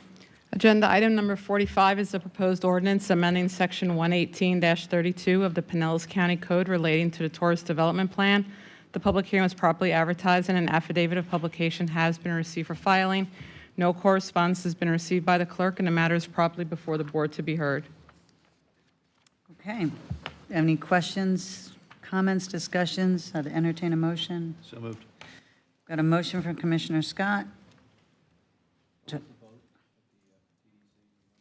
was, yes, unanimous. It's unanimous. So I have a second? Okay, thank you. So I have a second from Commissioner Eggers. If the clerk could bring up the voting cards and members vote. Number 46. Agenda item number 46 is a proposed ordinance amending the Pinellas County Code regarding the economic development ad valorem tax exemption process by amending sections 118181 to 118191. The public hearing was properly advertised, and an affidavit of publication has been received for filing. No correspondence has been received by the clerk, and the matter is properly before the board to be heard. Okay. Do we have any questions, discussion? Commissioner Yes, I have Scheer. some questions. Can you explain to me, can you explain to me I what can't, what but we're somebody doing? can, yes.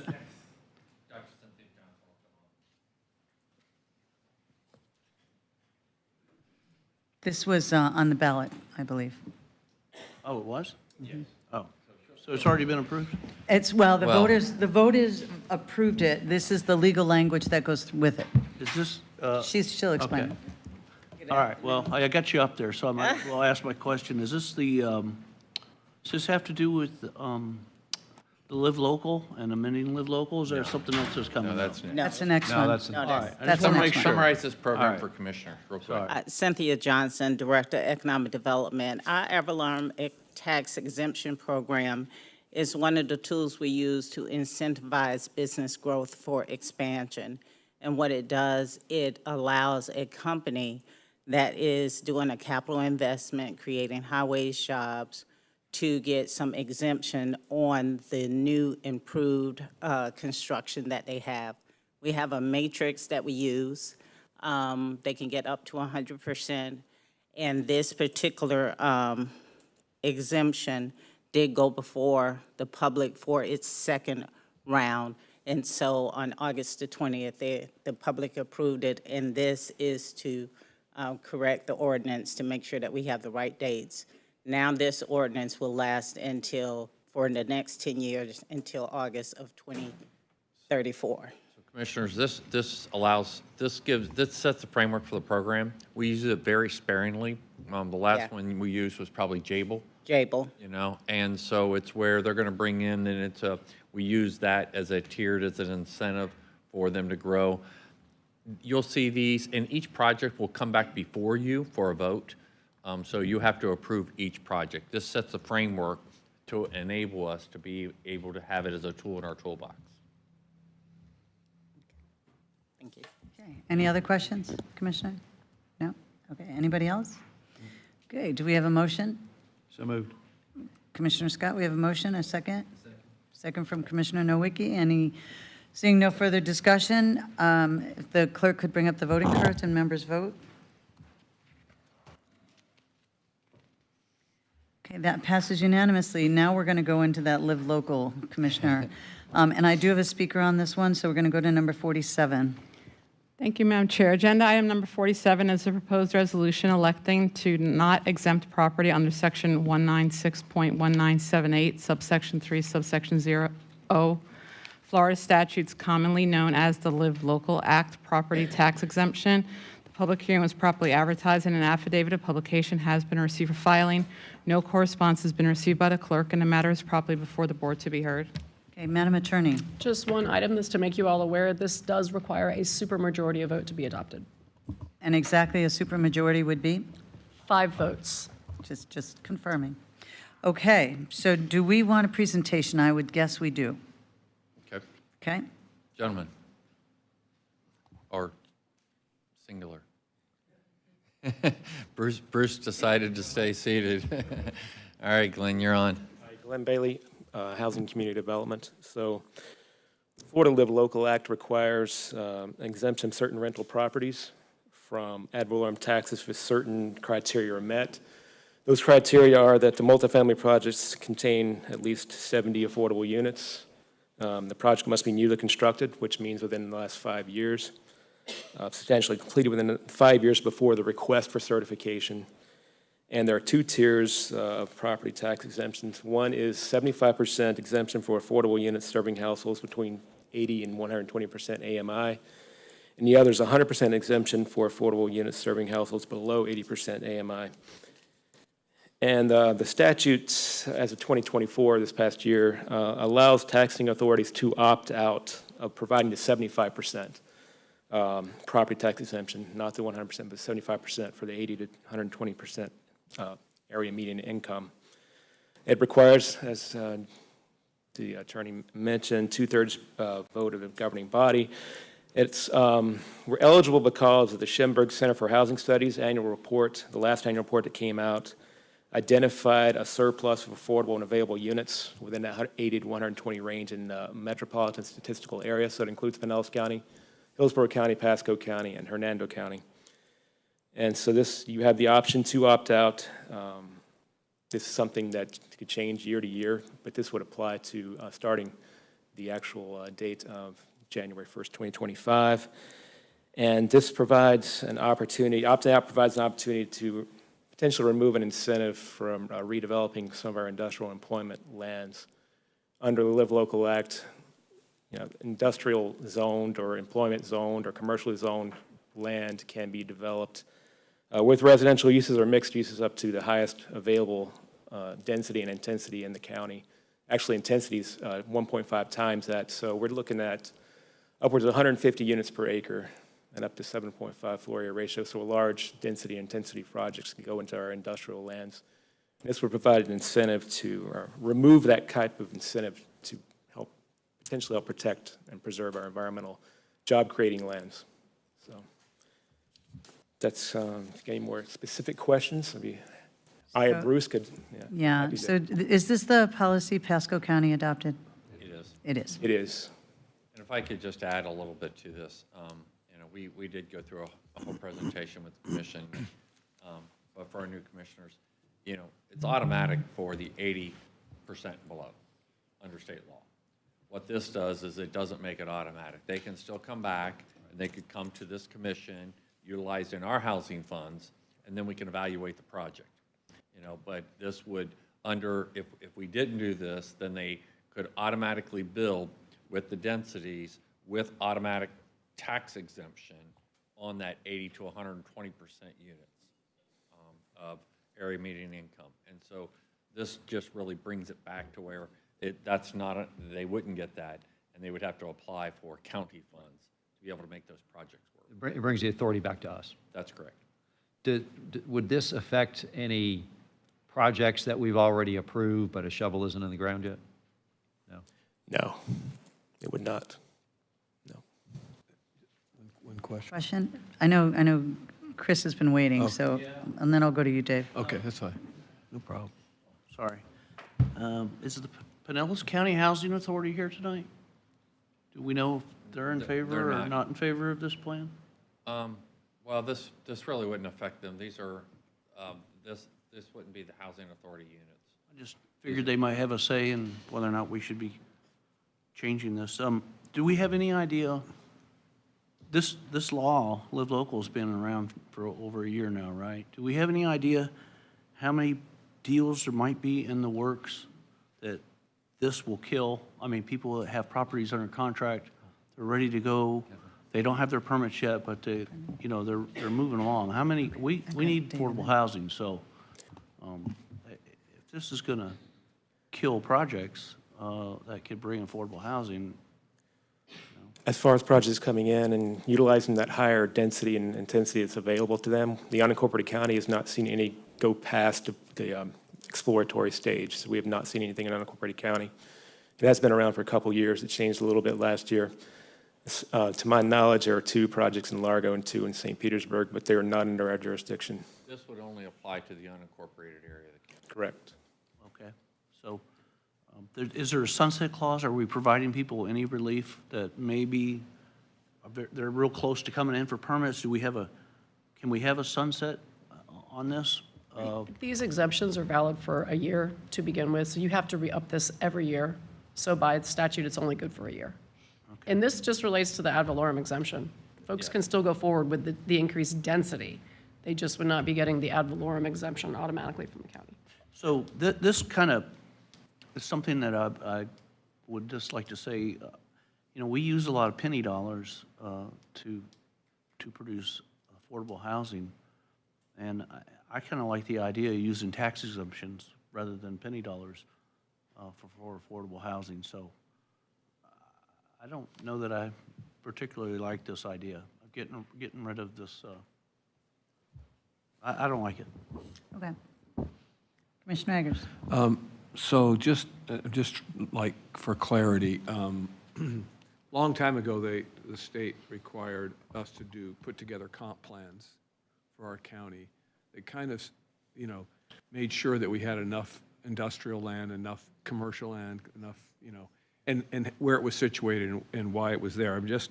So this really just puts it back. It doesn't give them the absolute authority to have the exemption or the approval to use the exemption, but rather they could come here and still ask Correct. for it, right? So, Well, no, not for the property tax exemption, just for incentive dollars through our housing program.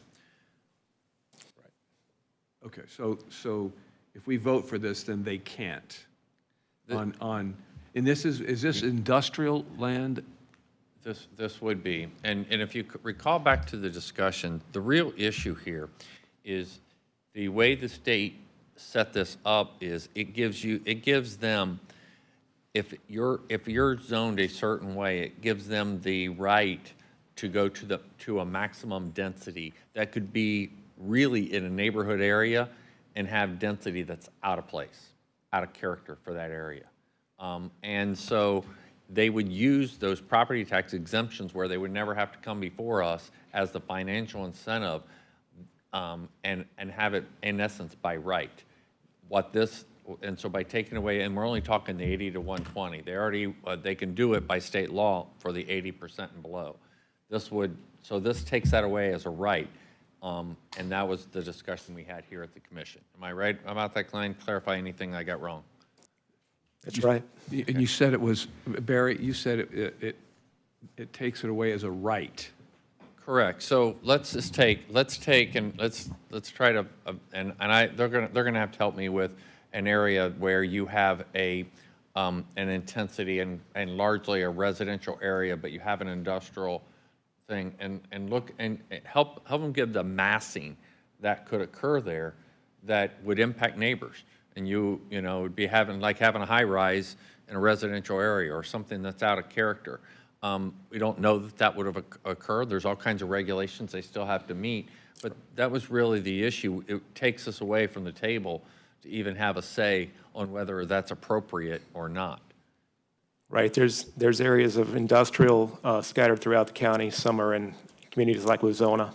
You could have these massive residential projects in Ozona. You could have them in up and down alternate 19 in Palm Harbor. So it's more than, it's preserving the industrial land and also helping the potential compatibility issues between existing neighborhoods and these new mega developments or large developments.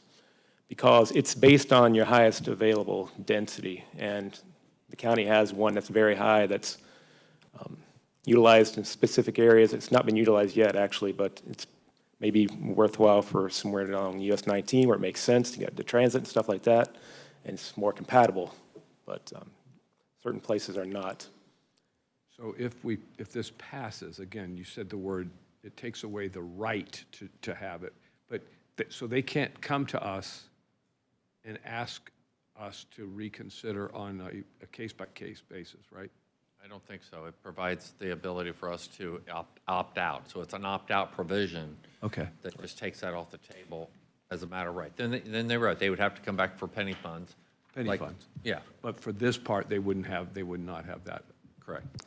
And I do know that in our Forward Pinellas group, we've created this TEAL study. and it really talks about industrial land in a different way. In other words, all industrial land's not created equal. In the old days, it was, we don't touch industrial land with anything but industrial. In fact, there was a case that went to the Supreme Court up in Safety Harbor about this issue. But over the years, we found industrial lands in some areas that might work for non-industrial uses, right? And so I understand that a little bit of the concern, and that maybe those areas we would let that happen. But what we're finding is typically in those areas, it's an economic development driver of some kind, not necessarily just housing. So I think I like the idea of protecting our industrial or economic development land. We need land for the housing, but we also need jobs for the folks. So I think a nice balance in keeping our industrial protected, I think, is a good idea. I'll support this. Commissioner Flowers. Thank you, Madam Chair. Neil Brickfield sent a text to me. His concern was that this item did not go through the Affordable Housing Advisory Committee that I serve on as a result of this council. We have discussed it through that committee. He does have a representative that comes to those meetings, but because there were issues with quorums, there was no vote taken to, either support or not support. Catherine Starkey, commissioner out of Pasco County, has championed this particular item because in Pasco County, they were losing a lot of industrial areas because of the ability to build housing on those areas. So they were losing jobs or potential job opportunities. So the Florida Association of Counties has supported, not supporting the Live Local Act and being able to opt out as a result of that. So I just wanted to share. That's what Neil Brickfield's issue was, because he texted that to me earlier. And the Florida Association of Counties is championing the issue along with Commissioner Starkey and her colleagues because of what it's done in Pasco County. Thank you. Did you have Just real quick. Okay. Commissioner Scott. Yeah, thank you, Madam Chair. So Commissioner Eggers referenced the Teal study, and we don't have, in a built-out county like Pinellas, we don't have a lot of industrial land, commercial land left. So what that Teal study did is really identify where it is and where those parcels are now to, how can we attract future jobs to those pieces? And are we going to have enough available land to attract the right types of companies? So, and what were concerned with in Pasco County was if in some places they had already pre-built some infrastructure, and whether it was stormwater or whether it was utilities, whatever the case may be, and a developer could come and basically bypass the county's process and get that land, and they could lose a ton of that. All that investment would be gone. So, there's got to be a balance, like Commissioner Egger said, and I just prefer, with the limited amount of industrial land that we have left, that come back to us and us be able to make that decision. And we have to renew it annually, so we will visit this often. And they can still, just so I'm correct, they can still build on the 80% and the 60% and take our land anyways? Yes, there's nothing to prevent that. There's nothing to prevent that. So now I had somebody sent me this comment. I want you to respond to it. And we do have a speaker on this issue, just FYI. Not yet, but soon. So in order to qualify for the exemption of 120%, units would have to provide a market study showing the market rent is more than 10% higher than our 120% AMI rent. Do you think the industrial areas that market rent is above 120% rents? Is it going to make a difference? Or are those rents going to be market rents?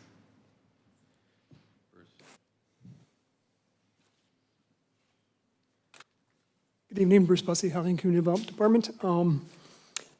That depends on the location, and I just would like to share some rent information along those lines. For an example, a 3-bedroom apartment at 120% AMI would have a maximum rent of $2,980 a month. And so, as you know, in Pinellas County, markets can change drastically in a half mile and into a mile. So that was one of our concerns, that these rents are so high and so close to market rents, depending on where they're located. And that 3-bedroom, that doesn't have enough necessarily a minimum size or a maximum size. So we do think that in a lot of locations, market rents could be below some of these maximum amounts. And so that was another one of the concerns, that by basically eliminating these units from the tax roll, or 75% of the tax, and so those units therefore aren't paying the county tax, the general fund, the health department, Fort Pinellas, and those taxes, that taking those off the roll, you're basically not reducing rents. You would be limiting eligibility on who could live there based on income requirements at 120% AMI. For an example, a 4-person household, that maximum income would be $114,000 per year. So it is, depending on the location, if you're talking downtown St. Petersburg, no, these would probably be below those market rents. But if you're looking at perhaps an industrial parcel in the center of the county on Almerton Road, it's quite likely that market rents would be below these maximum levels, and therefore you'd essentially be reducing the property taxes by 75% for what would essentially be a market rent. Thank you, because I didn't know how to answer that statement when he sent it to me, so thank you for doing that. I know I wanted you to work hard to find something that would help us protect our industrial land, because today, great example, we didn't bring a company in, but we helped a company that started tiny and grew bigger, and he now has 9 buildings in this brand-new 48,000 square foot building, and we have very few lots left that are industrial. You know, Pasco has a lot of land. Every other county in the state of Florida has land. Pinellas does not have land, and we used to be number 2 in the state in manufacturing, and we have slipped down to number 3.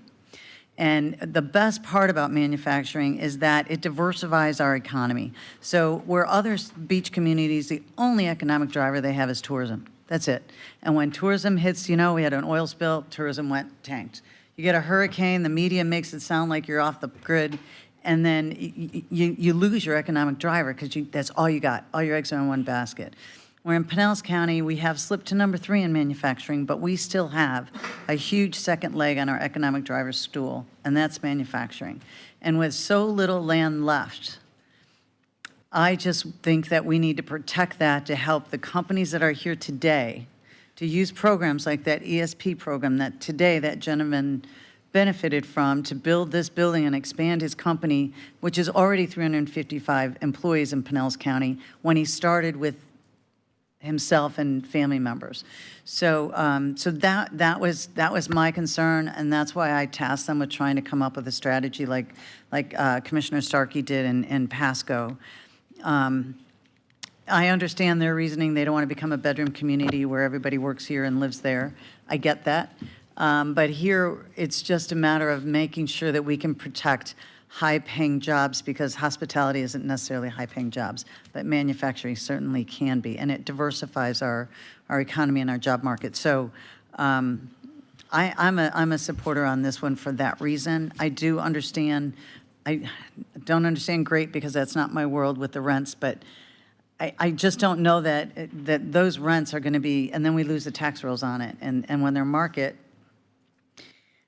I don't see that number is right. So I do have a speaker. Do we have any more? Commissioner Nowicki. Thank you, Chair. I think is this being pushed forward a little bit because of the Schimberg study, saying that there was not as much access to, or limited 120% of units in Pinellas?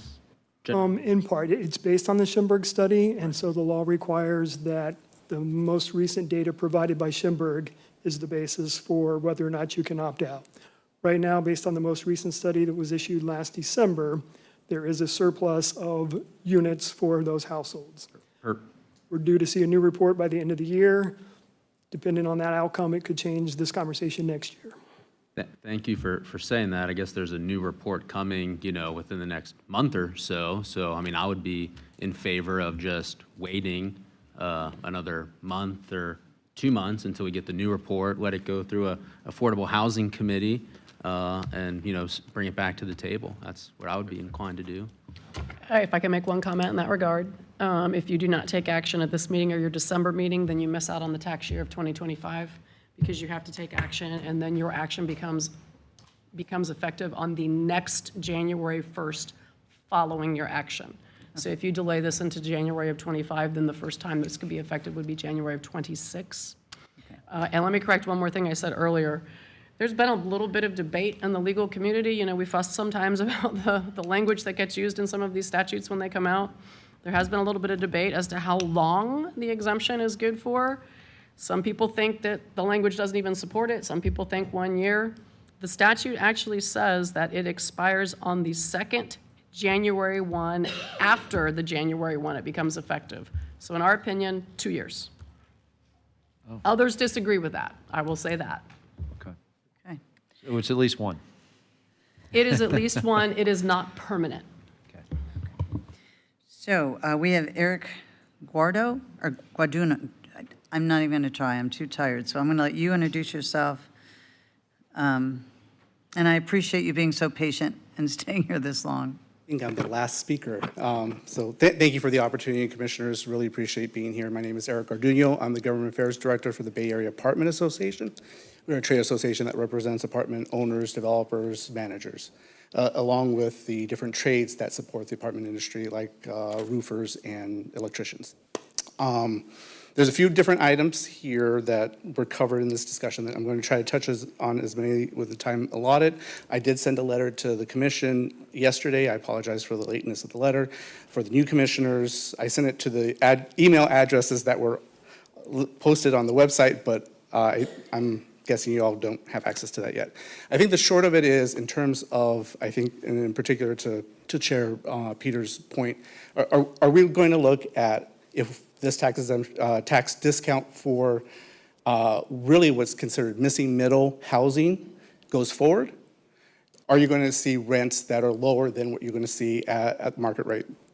The letter that I sent you looked at data using CoStar data for rents, average rent for new construction going back to 23, I believe. So maybe I need to expand that data set.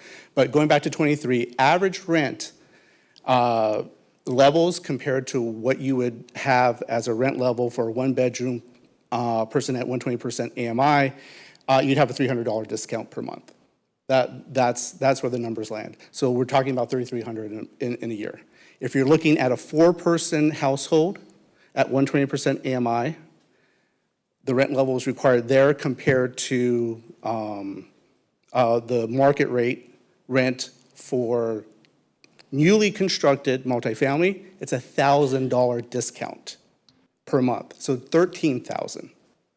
Those are the numbers we're talking about. People, as Commissioner Scheer mentioned, housing is absolutely needed. I think we all know that.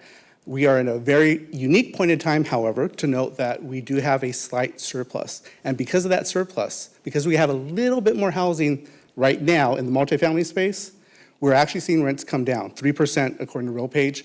And in particular, one piece of data that's being looked at even closer, when you have surplus of housing, you have the opportunity then to see rents decline across the spectrum. So that same company is looking at rents at the lower tier, and those rents have gone down 6%. Look, supply is the key to ensuring that we have enough housing and that the housing prices are stable. This mechanism was put together by the state legislature to support the private sector getting more involved and having more opportunity to actually build and provide the housing that we all need. I ask that you do not support this measure, and I'd be happy to come in and chat with each and every one of you with additional details about how there are restrictions within the law to prevent some of the things that were talked about. Thank you. Not everybody's a fan of that law, however. So anyways, any more questions, discussion? I would entertain a motion.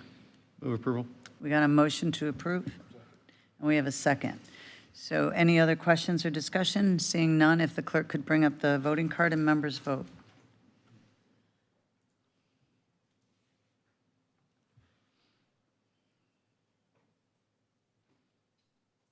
So we got an abstain. Commissioner Nowicki, did you mean to abstain? And does he have to state why, or just, I don't know how that works. We've never had that Abstentions are happen. not allowed without a legal conflict. Sorry. Okay, so that has a majority vote, so that passes 5-2. When that next study comes out, we have a It did require a chance to. supermajority, so it is fine. Right, so it does pass, and then when that study comes out, if you feel pressed that we need to change it, it can always be brought back up. Okay? So we're going to move on to number 48. Agenda item number 48 is an amendment by resolution supplementing the fiscal year 2024 budget, realigning reserves and funds, and recognizing unanticipated receipt of funds for requesting departments. The public hearing was properly advertised, and an affidavit of publication has been received for filing. No correspondence has been received by the clerk. The matter is properly before the board to be heard. Okay, any questions, discussion? I'd entertain a motion. Move approval. Motion from Commissioner Scott. Do I have a second? Second from Commissioner Eggers. If the clerk could pull up the voting cards and members vote.